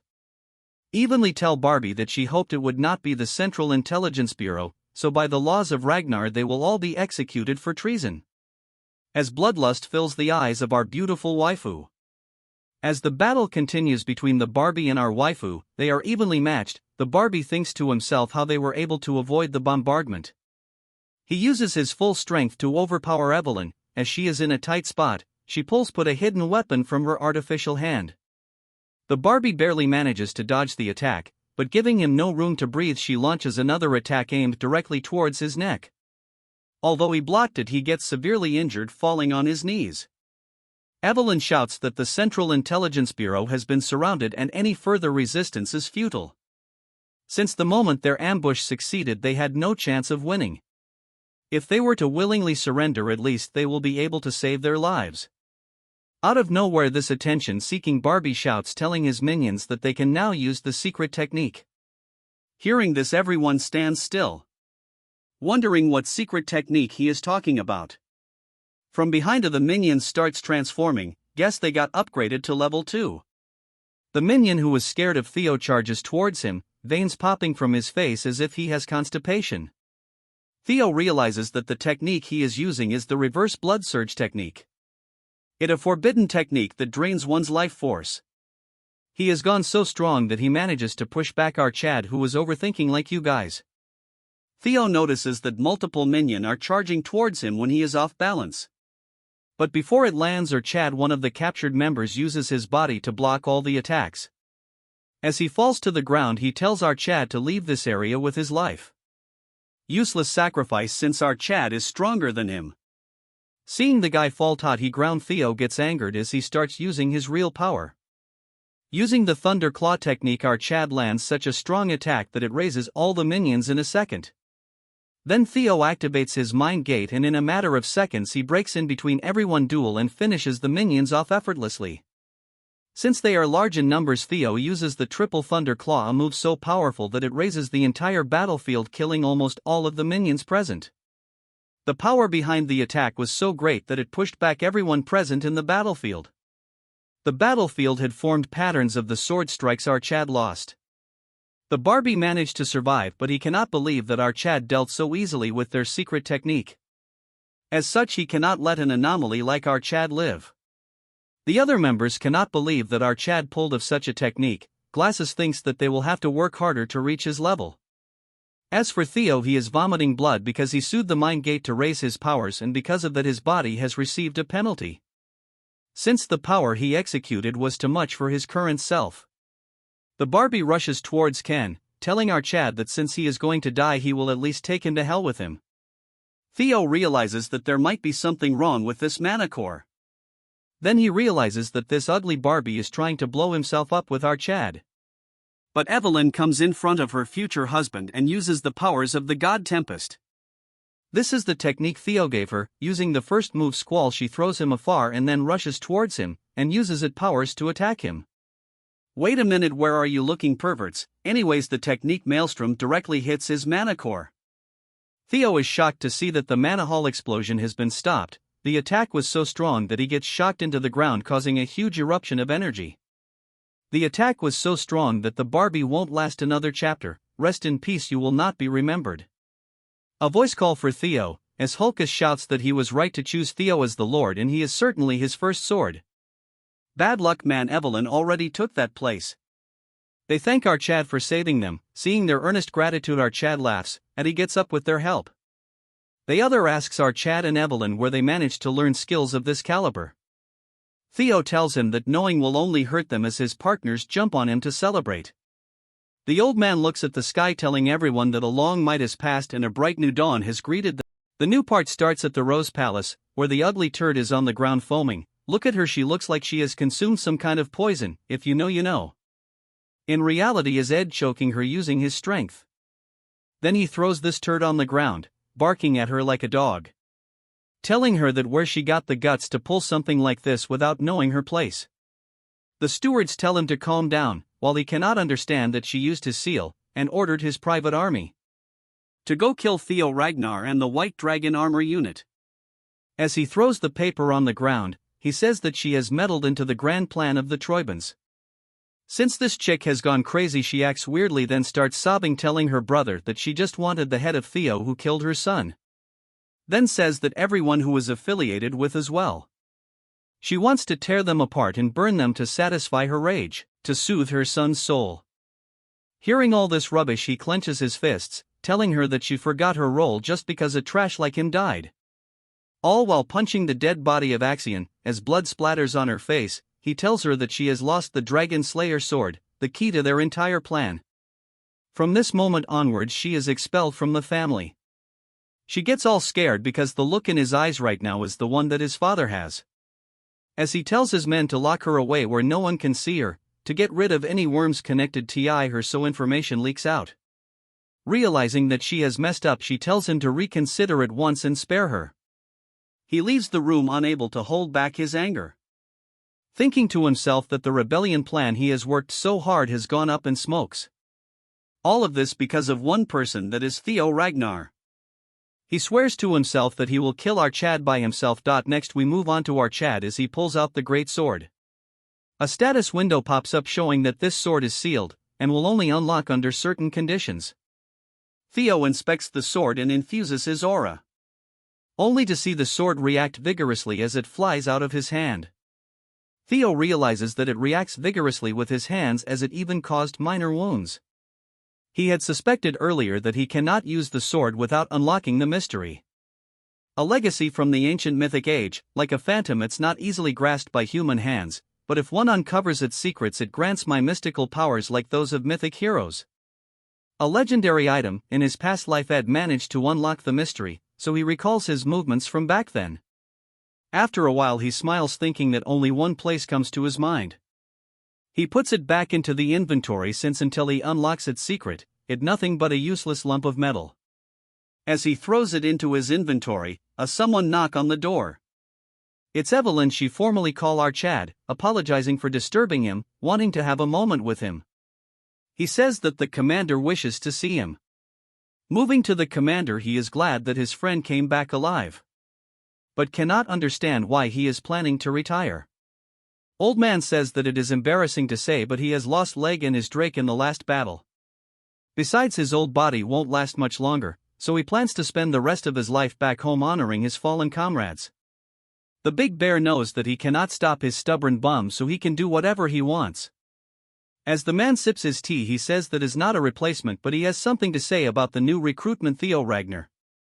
He says that at 5 his age he has unlocked his Thunder Gate. Big Bear finds it hard to believe that he has crossed the wall separating the ordinary from the superhuman. He was shocked to see it at first, since it is clear that he was not a prodigy born with it already open. It felt like him that he had forcefully opened it, but nonetheless his vessels have expanded. Compared to what he holds, it was absurdly vast. Hearing this, Big Bear gets excited, telling him that he has to fill the enlarged vessel. The old man says that's all he has to say for today. Moving to the night, the Big Bear confronts Theo, telling him that from now onwards he will have to learn and grow by his own. Hearing this, Theo is all tensed up. He then tells Theo that he heard our Chad played a huge role in the mission. Theo gracefully tells him that it not just him but his comrades also helped him. Big Bears tells him not be so modest and asks him how much his martial path has developed. Theo thinks that if he is talking about combat power, and says that he has become much easier compared to before. He tells our Chad that he is not talking about the level of his combat technique. With a cold stare, he asks him what sort life his sword is trying to express. Hearing this, Theo gets taken aback for a second, then he says that he is not entirely sure about it. Big Bear takes out his sword and tells him that he is trained with the sole desire to emulate the Patriarch's sword. He says that's how everyone starts, and as he pulls out his sword the entire sky turns blue. Then the next second the sky falls apart, turning everything red. This is the magic dragon's glass realm. It is completely different from the glass realm that the sword dragon showed before the second awakening. He realizes that this is because this martial world might be shaped by one's personal martial art. As the pressure intensifies, the Big Bear says that his sword represents demon, forming a huge sword. Theo is overwhelmed by what he is seeing. As the Big Bear performs his martial moves, it creates a huge rift, forming a huge waves large enough to crush thousands. Waving his sword down, the waves become stagnant. He asks Theo if he saw the magic dragon's martial path. With a nervous look, he says that he saw power and destruction, but why does he look like a girl? Big Bear says that Theo is on point, and it is the very essence of demon, intuitive and direct. Even if it eventually breaks, it's a straight line that pierces and destroys everything it touches. Violence, destruction and strength, that is the very foundation of swordsmanship itself, or more like death itself. He asks Theo what he thinks about the Plum Blossom Palace Lord's sword. Theo says that it was beautiful and elegant. The Big Bears think about it being beautiful and says that the Plum Blossom Palace Lord's sword contains the essence of life, so it makes sense. It's like a seed sprouting, growing and blooming into a flower that represents life itself. It's slow yet gentle and ever-changing, yet it never stops growing outwards. Theo thinks that this is the martial path, and wonders that even among the 9 dragons, the interpretations of the sword differs greatly. Big Bears laughs and asks Theo if he thinks that life and death are completely opposite. Theo asks him if that's not the case, but Big Man won't answer, as he stops his martial realm. Then hands Theo a book.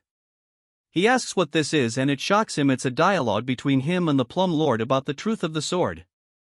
Hearing this, Theo gets shocked, and Big Man says that it's extremely rare, but Theo got it, since he is a joint member of both the Magic Dragon and Sword Dragon. Hearing this, he is finding it hard to comprehend, as the two instructors sit together in a secluded place. This scene has happened when they were completing the book. He thinks that she is very cruel since Theo belongs to him, yet she wants to share him as a joint disciple. She tells him to be not jealous, because at the end of the day, this is all for Theo's, and he cannot deny that. Since he should be aware that Theo has garnered expectations that rival the other successor candidates. His talents means that he is growing rapidly, so he will hit a wall much harder. When he does face that wall, this will help him a lot. Old Man says that it's all fine, but what if a time comes when our Chad becomes an enemy of Ragnar? Hearing this, she gets shocked, because she is also aware that those who grew rapidly like this meet an unfortunate end. He says that if history repeats itself, the teaching will return to them as blood spilled for Ragnar's. She finds it unexpected, because she thought that his head was full of love for him. But after hearing his concerns, she is now certain that he is the right person to hold on to this. She hands him the manuals and tells him that when he is worthy of being a Ragnar and can value every moment, he should pass it on to him only. Moving on to the present, he has handed Theo the manual. To Theo, he thinks that the 2 dragon number 1 and 2 swords of the clan. To become a joint disciple of both the Sword Dragon and the Sword Dragon and the Demon Dragon. Theo asks him if he is really worthy of all this. Hearing this, Old Man says there is no need to be this humble, since he thinks he is worthy of this. Theo remains quiet, thinking to himself that he was able to grow this much all because of them. Even though he has not done anything from them, they continue to help them. Theo says that from the first day he has helped him a lot, and he promises to repay him one day. Hearing this, he gets excited, telling him that he can repay it right now. Taking out his sword, he says that it's been a while since he had a new disciple. Since he cannot stand by, the real lesson will start right now. Hearing this, Theo thinks that the real lessons will start now. Evelyn takes this opportunity to run outside and lock the door. As Theo asks for her, she apologizes, holding the door. At night, with a satisfying look, she opened the door, only to get shocked seeing Theo sitting like a mean character. She asks him if he is okay, consoling him that the commander went a little overboard. He says that he not only went overboard, she tells him to leave this aside, telling him as per his orders, she has confined someone in the underground detention hall. She asks him if it is alright to leave him be, since he is not the type to spill any beans no matter what they do. Theo tells her that it's all part of his plan, telling her to get close, and he whispers something in her ear. Hearing this, she gets shocked. The scene shifts to the Plum Blossom Palace, precisely the palace training ground. Theo greets her and she tells him that she has been waiting for him, asking him if he got the present that the demon dragon and she prepared for him. Theo says that her present has been great help to him. She summons her sword gracefully, flying in the air as plum blossoms surround the entire ground, and she gracefully land to the ground. What a way of flexing. She plans to continue to teach our chat about the building blocks of the technique that one might easily overcome, which is the root of swordsmanship. She again flexes, telling him that she would love to discuss how to blossom life with the sword. So she asks our chat again if Theo would like to become her disciple. Theo says that before he answers this question, he has something to ask her, telling her she is asking this question as the Heaven Dragon Sword Master. Hearing this, she is surprised that he is aware of something that most people of the clan aren't aware of. She won't deny it, telling him that the Heaven Dragon School is a secret school that passes its teaching down through only one disciple, and she is its sole inheritor, asking if he wants to know her true intentions. Theo apologizes, telling him that she won't scold him, elaborating that she has no ulterior motives. From the Plum Blossom Sword technique to the Heaven Dragon Sword, she was going to pass all of it to him. Hearing this, Theo gets shocked, unable to speak a word. After some time, Theo exits the hall, when a nobody call for him, asking him if he is Theo, the new recruit of the White Dragon Cavalry. Hearing this, he asks him what if he is, and it's none of his business. This guy gets offended, calling Theo a curt for not even exchanging proper greetings. This busybody says that, since he has now become a member of the Plum Blossom Palace as a disciple of Lady Plum Blossom, he should be showing the bare minimum of respect towards his seniors. Since Theo is a type to get bullied, he says that he was wondering what this was about, but it was just an immature attempt at protecting his fragile egos. He asks him to bust his ass since he is not even his direct senior, so their ranks don't matter. Hearing this, their fragile egos get hurt. This turd shouts, telling him that what is he then, since he is not a disciple of the Plum Blossom Palace. Before Theo leaves, he says that they are gravely mistaken. The lady offered him to become her disciple. Turning around with overflowing aura, he says that he rejected her. Hearing this, they get shocked. We move on to what happened before. Theo asked if she is serious about passing both techniques to her. She asks him if it's enticing, which obviously is. Theo cannot understand why she cherishes him so much since he hasn't done anything for her yet. Hearing this, she tells him to stand up and tells him there is no big reason, but it's because it's just him, telling him that he reminds him of the clan head, her husband Kyle. She says that he is exactly like him in his youth. Now that she thinks about this, it's not just the appearance, but even he used to chase after dreams and ideals when he was young, or maybe he is still thinking of it. This is why he could not despair and worked hard to break through any trials and challenges. Every day was an unending hardship, despite that not even for once did he yield or bend his principles. She has seen a side of him in Theo for which she fell in love with him, so she cannot stand by and remain still. She asks him if this answers his questions, so now it's his turn to reply. He tells her that although it's an attractive offer, he will have to decline. Hearing this, she asks him what the reason behind it is. He says that currently he has too many teachers, along with her, who has taught her many things.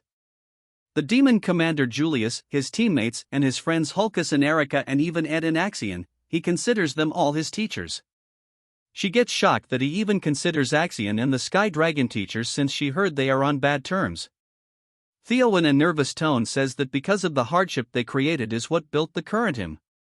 She remains quiet as he says that his sword has learned and changed because of everyone who has either loved or wronged him.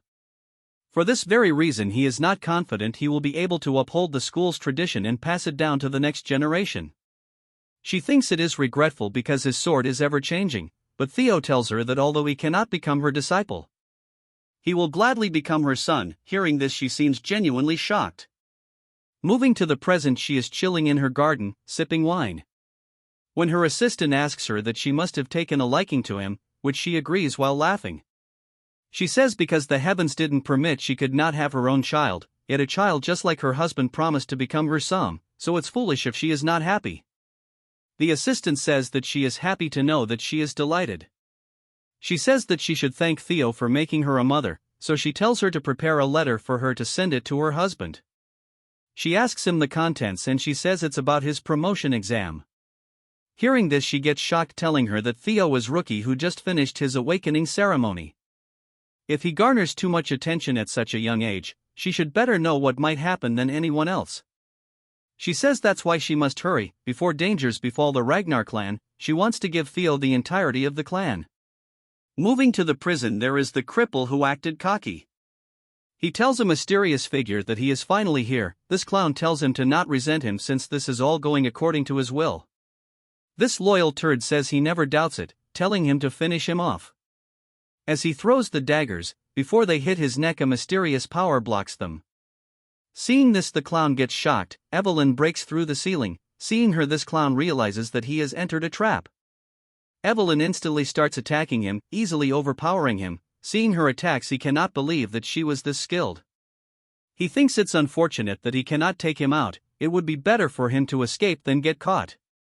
She says that she won't just stand by as she uses the Wind God's technique, instantly subduing him. He thinks getting caught won't do, so he tries to erase evidence. Fortunately, Evelyn gets close, attacking his gut, instantly knocking him out. Moving to the White Dragon headquarters. They are discussing that Evelyn managed to catch an assassin alive. This assassin has been confirmed to be from Serpent Season. Serpent Season is a sub-organization of the Eastern Elite Clan, the Trovian clan. This shows they are connected to the Sky Dragon. Julius says that this pretty much confirms their suspicion of having a mole in their midst. They are holding this meeting in this remote place to avoid information getting leaked. According to their information, the Serpent Season is currently based out of an ancient castle in the Calhelm region. Within 3 hours from now, they will consider the mission a failure, burn any evidence, and run away. They need to ambush their base before they round up all their members and extract information that is the crux of this joint mission. This baddie says that her name is Null Snow, and this concludes her report. Theo is wondering why he personally getting to meet an agent with the rank of Null Snow. Julius says there is one more thing to add. This mission will serve as a promotion exam for Theo Ragnar. Theo, getting shocked, asks him if he has been qualified for a promotion. Big Man says that that's the case, but it's not roses and daisies. Since the difficulty of the test has gone up, as one rises through the ranks, it's normal for the difficulty of the exam to escalate. However, what is not normal is assigning a mission that can lead to a civil war for a mid-rank swordsman promotion exam. He heard that Theo ordered Evelyn to stake out the cells because he knew an assassin would come. Since he started this, he must see through it. Theo apologizes as he says that even if he is an heir, it is disrespectful of him to plan things without discussing it with the higher-ups. Since it has come to this, he must complete his mission flawlessly. He bumps heads with Archad, telling him to get promoted to a mid-rank swordsman and earn solo mission privileges. A status window pops up telling him that it's his chance to clean up the dark ties of his previous life.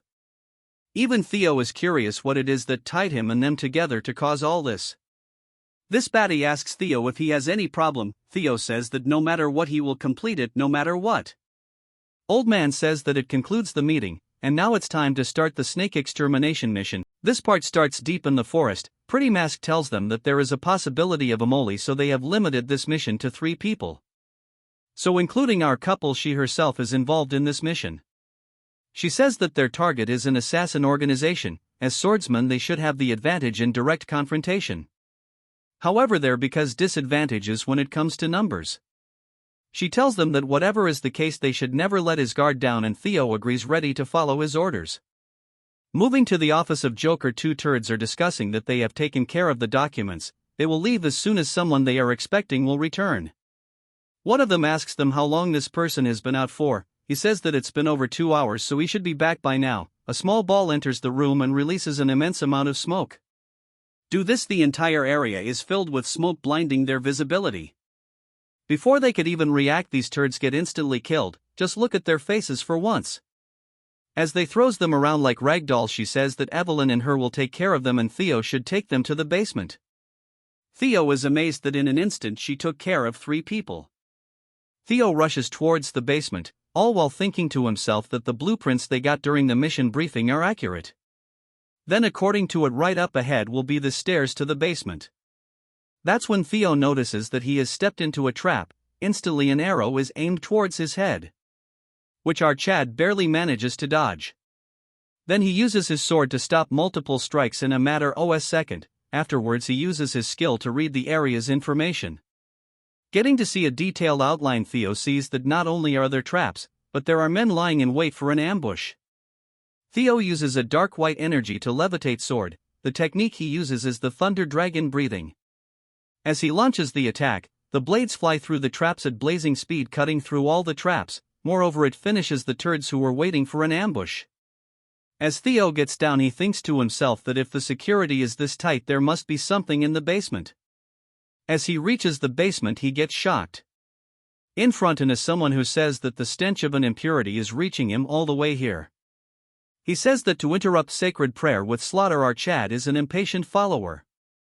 If I let the roasting go to the other side, this looks sick.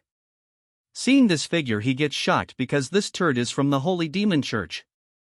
These twisted turds believe that with a doctrine that says that the apocalypse is soon coming to the world, and that a savior will descend from the heaven. These people are a cult that have captured the ignorant masses.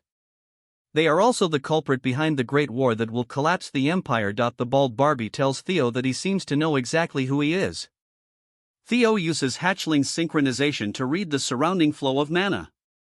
Looking at his mana flow, our Chad is shocked because he cannot believe a mysterious mana that doesn't follow the basic rules of mana is flowing from his broken open mind gate. Theo wonders if this is the grace referred to by the blood priests. This turd says that it seems that he is still a non-believer, which is alright, because this delusional Barbie is giving him the honor of becoming a sacrifice for the one and only God. As he rushes towards our Chad, he says that he should not reject the grace of their God. Although Theo managed to block his attack, it's as unbelievable that his hand is this hard. As the exchange moves, Theo gets pushed back. So he uses his dark aura to land a strong attack, but to his surprise this turd blocks sword using his bare hands.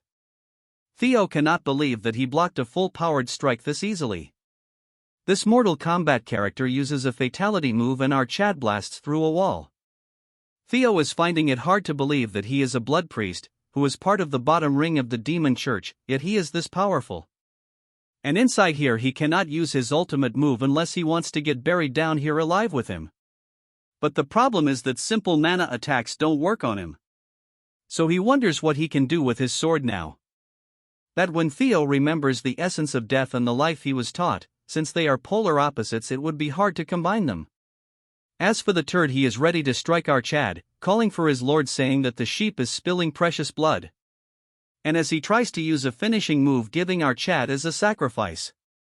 The impact was so strong that it shattered the ground, but looking at his side he sees Theo rushing from the side. As their eyes meet, this TikToker says that he is a persistent young sheep. Theo has realized that the two swords were not opposites. Life and death are a natural cycle. Death always waits the end of life, and using death as a nutrient, life blossoms. They are not two powers but one. If he apples that principle on the four, that's wasted by being applied to widely. And gather all of the power in one strike, the turd tries to act as if he can block it. As Theo lands his new move Dragon Flash, the impact was colossal, but the turd blocks, saying that although it's louder, it's not any different from before, but blood spills from his hands, which shocked him. He realizes that the attack feels alive. In an instant he gets thrown to the wall, severely injured. The injured Barbie says that to attain knowledge during slaughter he is a seed of evil.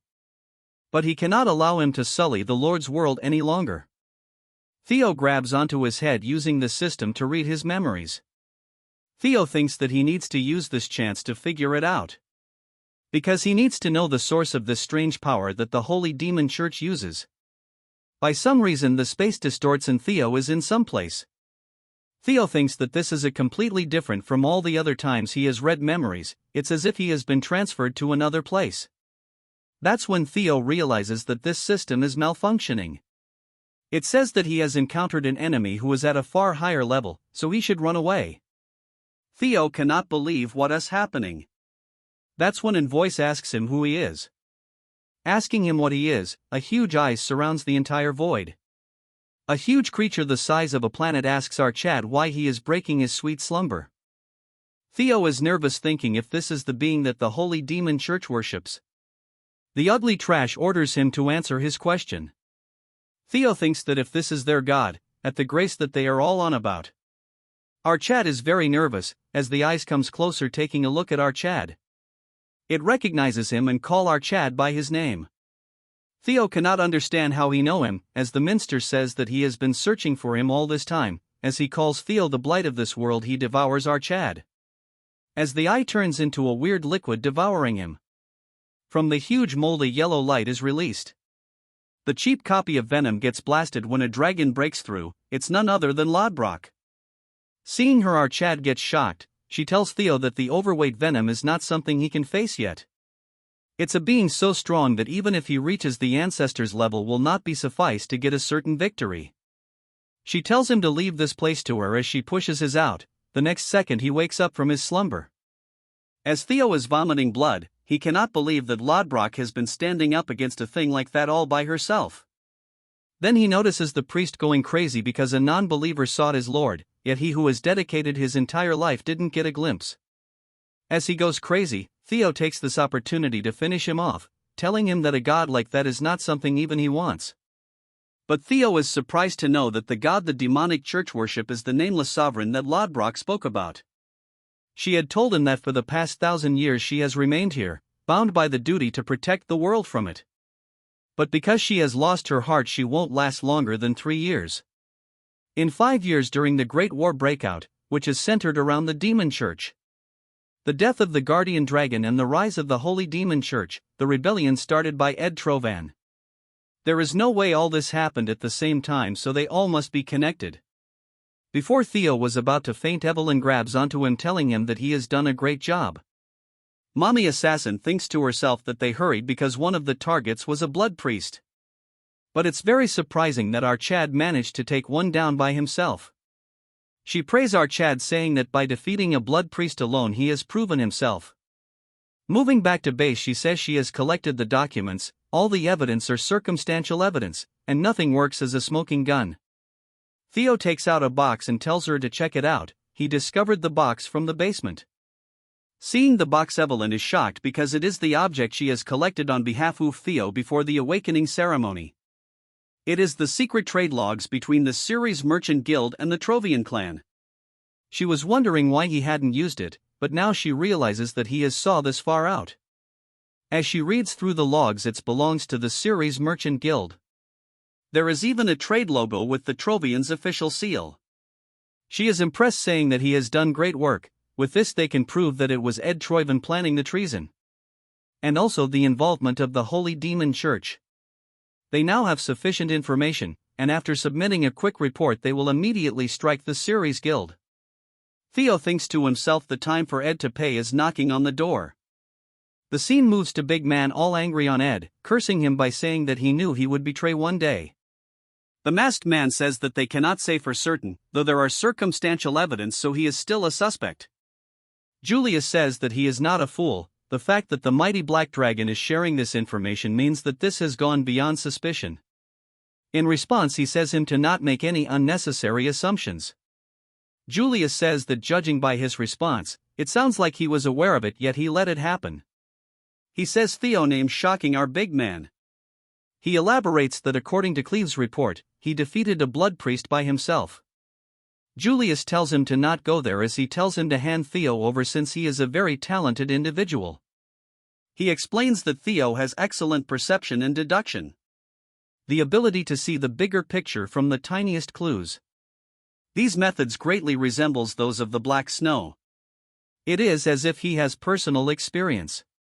He tells him to get lost since he has called dibs on him, telling that he and OSA are both thieves. The Black Dragon is surprised that he has called him Big Brother. All four of them became sworn brother and sister centuries ago, trying to get emotional. Seeing this, he tells him to scram and he won't be getting Theo no matter what. He tells Julius that he has yet to realize something. In an instant he gets behind him and says that it is natural for a big brother to take from his little brother. He steals a few alcohol bottles, telling him to prepare something more expensive next time. As he was rushing out, he thinks to himself that he is relieved that there is no mole in the white armored dragon cavalry. Only a few places have stayed away from the sky dragon. He thinks it would not be bad to leave the mission to him, since they should be arriving soon. And as he leaves, he thinks it would be interesting to face the Ceres Guild / moving to the Ceres Merchant Guild Central Branch. Nobody introduces himself as if I have time today it. Anyway, an overweight Baldy, which is the guild master, says that he is formally requesting a betrothal between the two clans. He will be entangled with the fourth daughter of their clan. From now onwards, the Ceres family and the Bacchus clan will be connected by blood. As the fat turd thinks to himself that it is within his grasp, they have entangled themselves with Ignoble. And it won't be long before they make the Ragnars pay for looking down in them. Just look at that smile and he should brush his teeth. This concludes the video. Make sure to like and subscribe or you are gay.